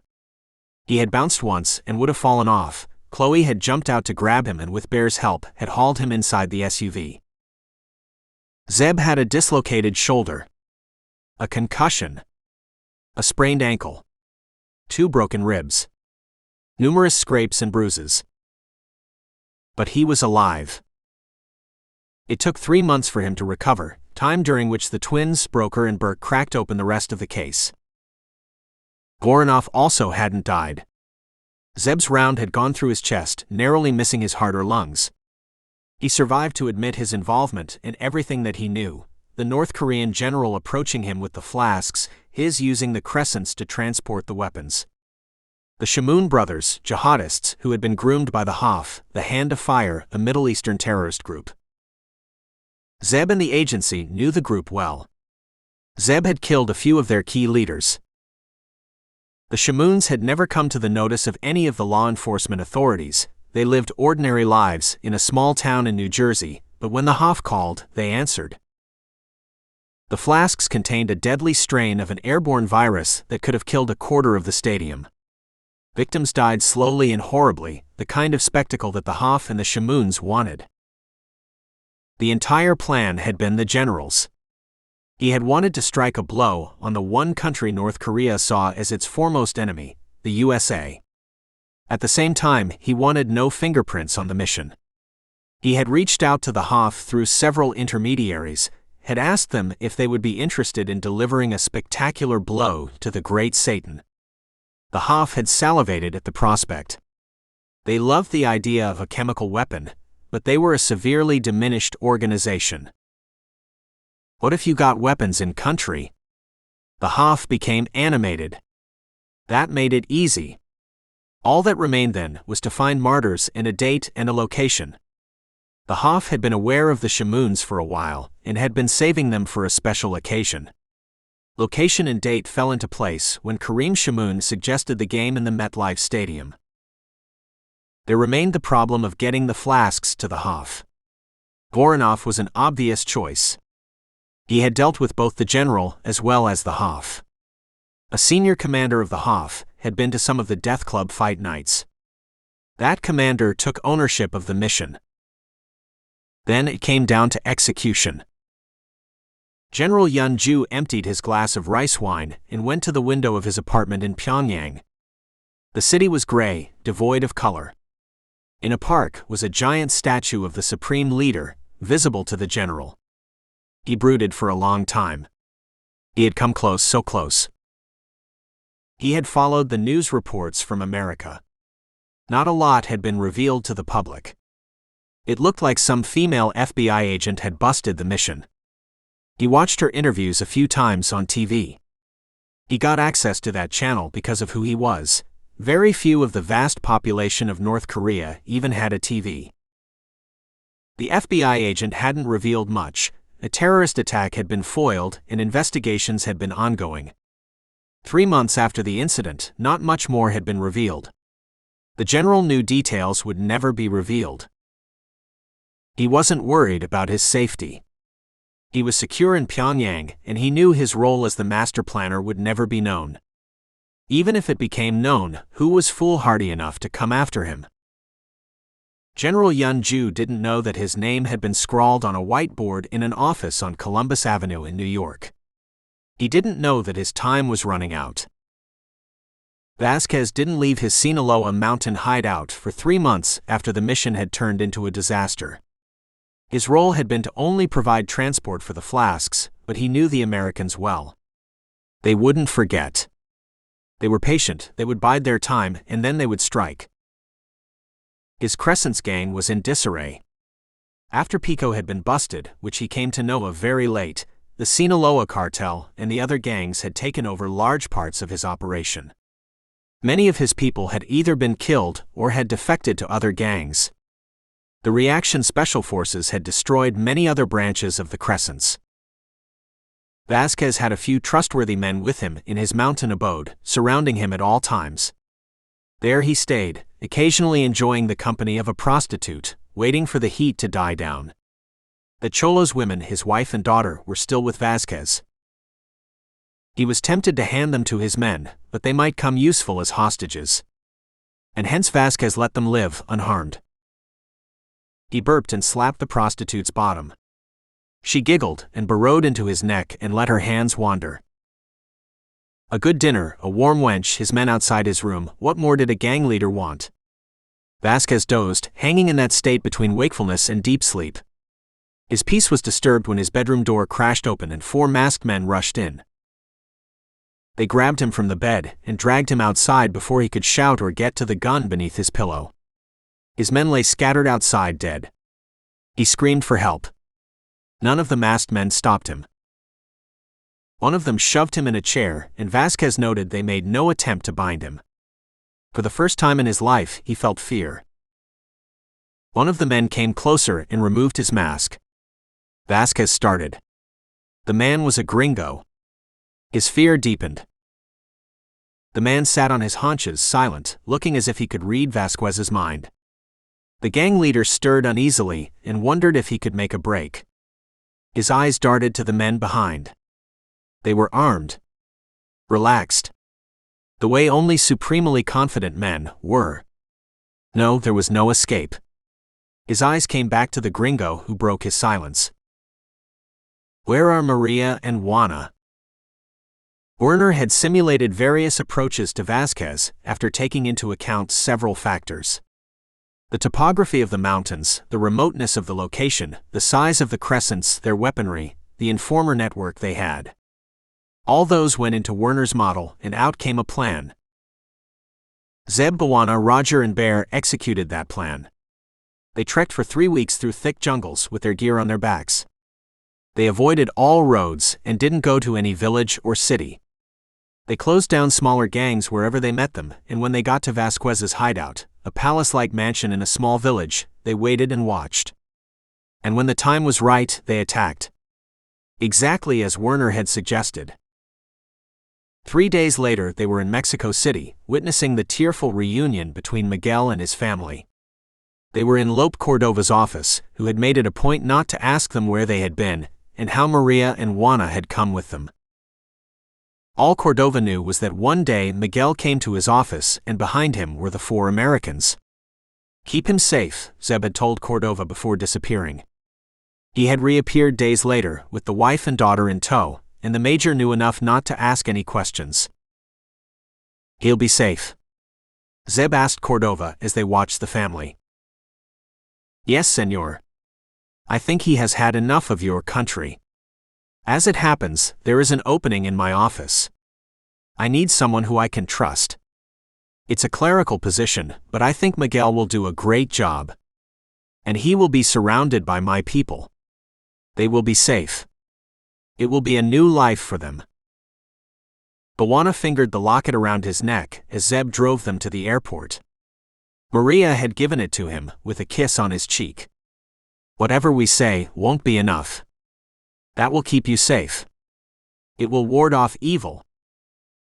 Bwana, you're not tearing up, are you? Roger joked. Me? What do you take me for? Bwana summoned a growl, but couldn't help looking back one last time. There was one more job that Zeb attended to. Privalov. Voronov had revealed his hideouts, but the former Spetsnaz operative wasn't at any of them. It was in Portland that Zeb found him, after Werner had confirmed that one John Blonheim, staying in a downtown hotel, was indeed Privalov. Privalov had fought hard. He had waged a frantic battle in his hotel room, coming at Zeb with everything that he had. Guns, and when Zeb disarmed him, a knife. When that too went skittering away, bare-handed, using every trick and move he knew. Zeb didn't kill him in Portland. He drove the wounded Russian in the night, and when a new day dawned, had made Privalov walk for 5 hours. To the same spot where it had all started. Where he had found Mike Clattenbach. As the sun moved higher with lazy clouds moving in the sky, he watched Privalov die. He left the body there as carrion for the desert's wildlife to feast on. Maybe some person would come across the body and call Garav. Maybe by then the body would have decomposed and decayed. It didn't matter. Privalov had killed many men. But in Clattenbach he had killed a good man, a man who had tried to do the best he could with what he had. A man who wasn't afraid to die for his family. A man in the same mold as Zeb Carter. Privalov died knowing Carter had killed him for taking the life of Mike Clattenbach. Cherie Clattenbach received the call at school during one of her breaks. Ma'am, you are Cherie Clattenbach, the voice was official sounding and wasn't one she had heard before. Yes, who's this? I'm Kevin Garber, ma'am. I am aide to the chairman of the Joint Chiefs of Staff, Walter Cassidy. When will you be home tomorrow, ma'am? Cherie ran a hand over her face, not comprehending. What do you want, Mr. Garber? What's this about? Joint Chiefs of Staff? What was that? What did they want with her? Ma'am, I am not at liberty to say any more right now. What time will you be at home tomorrow? Cherie could stall, buy time, or could shut him down. She wasn't that kind of a person. If there was a problem, she faced it head on.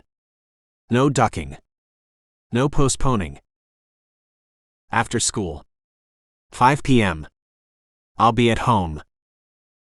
She gave no further thought to it, but when she lay in her bath that evening, it suddenly occurred to her that it might be connected to her dead husband. Mike. Did he do anything wrong? She woke the next day, made breakfast for herself and her daughter, the usual routine. No change to it. When her daughter came down, she asked Morgan to return home early that evening. But Mom, Sandy and I were planning on a movie, her daughter complained. Please, honey. There's someone coming to visit us, and I have no idea why. Having you around would help. She told her daughter about the call. No, honey. I don't know anything more. The chairman of the Joint Chiefs of Staff rolled up in a black, shining vehicle with flags on its fenders. Behind his car was an army vehicle from which two men sprang out and opened the door for General Walter Cassidy. The three men entered her home in full dress uniform and filled it with their presence. Ma'am, I know this is a surprise, General Cassidy addressed her in his baritone. His craggy visage broke into a smile when one of his aides stepped forward with a purple-colored velvet box. Her mind shut down in shock when he opened the box and presented her with the Silver Star, the third highest combat decoration in the U.S. military. Husband apologized for the delay, exceptional valor, grateful and thankful for his service, regret we couldn't honor him when he was alive. She heard the words but didn't register them, it felt like a dream. Later, when her visitors had departed, she sat with her weeping daughter, and her iron control broke. Mom and daughter sobbed for a future that could have been, for a dad and a husband who was no longer with them. He awarded Mike a Silver Star. The chairman in person. Sheriff Jeremy Garov gawped at her when she met him in Tony's, the day after. Well, I'll be damned. He apologized hastily, Pardon me, ma'am. It's just that I have never heard of such a thing before. Unprecedented, but if there was anyone who deserved it, it was Mike. Cherie brushed aside his apology with a hand. Morgan. She's over the moon. She wore the medal around her neck and took it to school. It's closure for her. She arranged her knife and fork in straight lines and toyed around with her glass. Jerry, remember that other man you introduced me to? Carter. Yes, ma'am. In fact, Tony was telling me he had been back a second time. He didn't contact me then. Didn't tell Tony why he was here. He hesitated and plunged on after a moment. You know, ma'am, I have a feeling he isn't just another operative. You think he had something to do with the medal? I am sure of it, ma'am. The general did say there was a bureaucratic mix-up, which was why Mike didn't get it when he was alive, didn't he? I am sure Carter kicked some ass. He seems to have the connections. And capable of kicking butt. Neither Jeremy Garov nor Cherie Clattenbach looked to the rear of the restaurant, where it was deeper. Zeb had asked Tony not to point him out and to keep servers away from his table. Even if the sheriff or the teacher had looked in his direction, they wouldn't have spotted him. He was motionless, hearing their conversation, and didn't move even when the sheriff departed along with Cherie. Clattenbach was in line to receive the decoration for that one mission in Iraq. Some paper shuffler somewhere in the army had messed up, which was why it was awarded posthumously. Zeb had made a few calls to a few people. Those people had called other people, and wheels had turned fast. Morgan Clattenbach might have lost her dad. The Silver Star would keep him alive for her, in spirit. Zeb stirred when night had fallen. He thanked Tony and went outside in the warm night to his ride, which thundered to life. He left Dalton behind and joined the highway to Portland, and from there to New York. It was a dark, starry night, with nothing but his twin beams to illuminate the road ahead. He thought he saw a familiar face when he pushed the sunroof back and looked heavenwards. Golden hair. Blue eyes. A ready smile that never failed to tug at his heart. I thought I would be joining you. When I fell in New York. Bear saved me. I am always with you, and his wife's smile grew wider and accompanied him home. The end. Bonus chapter from Trigger Break, the next in the series. Mr. Carter? Zeb Carter, the voice was young. Maybe it was scared, but Zeb couldn't be sure. He was driving in New York when the call came, from a number he didn't recognize. A voice he wasn't familiar with. He looked at Megan beside him. She shrugged. She didn't know either. Chloe in the rear indicated she had no clue. As did Bear and Bawana from beside her. Who are you, ma'am? How did you get this number? "Mr. Carter, is that you?" She seemed to be desperate. He made to answer when she broke off. "Hey," she called out sharply to someone. "Listen. You." Something smashed, a sound Zeb knew all too well. A car window breaking. "Wait," the woman shouted. "You can't, Mr. Carter, please." A sharp report ended her call. Another report, followed by dead silence. Zeb didn't realize he had stopped his vehicle slam-bang in the middle of Broadway. He didn't care. He leaned forward. "Ma'am? Are you there?" More silence mocked him. He called the number. It was dead. He didn't speak. No one looked at one another. They stared straight ahead, dread filling them, none of them articulating what they had heard. An execution. A cold-blooded killing of a woman who had been reaching out to Zeb for help. Angry honking surrounded them. Vehicles slowed and windows rolled down as drivers cursed and swore at them. They didn't exist for Zeb. "Mr. Carter, is that you? Why didn't I say yes?" Dimly, he felt a hand on his shoulder. Bawana's, from its weight. He acknowledged by starting the vehicle and driving it to the sidewalk. Tourists moved out of the way, reluctantly. Hawkers peered through their darkened windows. "Mr. Carter, please." An angry driver rolled up next to them and started swearing, gesticulating. It was New York. People drove in controlled chaos. No one stopped in the middle of Broadway. He ranted and started climbing out when Bawana rolled down his window. Bawana didn't speak. He didn't even look at the driver, who took one look at the large black man and at his stone-cold visage. The driver swallowed, turned back meekly and drove away. At any other time, the twins would have sniggered. Not this time. Both were ashen-faced, Beth's eyes filling. Zeb's phone rang after what seemed like hours, the SUV's speakers picking it up and amplifying it. Beth flinched but reached between Zeb and Megan and accepted the call. "Zeb," this voice was female too. It was one they were familiar with. Claire, the director of the agency, the clandestine unit they worked for. What they weren't used to was the urgency in her voice. She was unflappable, whatever be the emergency. Not this time. "Ma'am?" Zeb replied. "Zeb, did you hear about?" Another call came, from a number Zeb knew very well. He did something he hadn't ever done. He put Claire on hold and took the incoming call from Avichai Levin, the director of Mossad. "Achi?" he asked. "Achi. Brother." Levin and he went a long way back. "Zeb, my brother," Levin sounded terrible. "Did you hear?" "Hear what, Avichai?" Zeb asked him, his sense of foreboding deepening. "They killed her, my friend." Avichai Levin, one of the most powerful men in the world, broke down and started sobbing. "They killed my daughter." Some people raged or swore in times of intense anger or stress. Others punched windows and walls or broke glass. Broke something. Zeb did nothing. He sat as if turned to stone while Megan continued the call with Levin. "Mr. Carter, please." Megan hung up after finishing with Levin.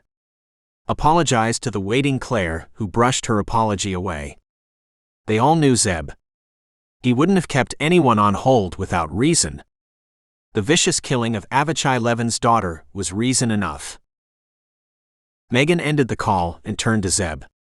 And flinched when she saw his face. It had an expression that she had seen only a handful of times. It was his death face. Zeb Carter, the most lethal man she knew, was going to war. End of bonus chapter. Author's message. Thank you for taking the time to read Death Club. If you enjoyed it, please consider telling your friends and posting a short review. Check out Ty Patterson on his website, typatterson.com. Search for the Facebook group of Ty Patterson's readers on Facebook and join it.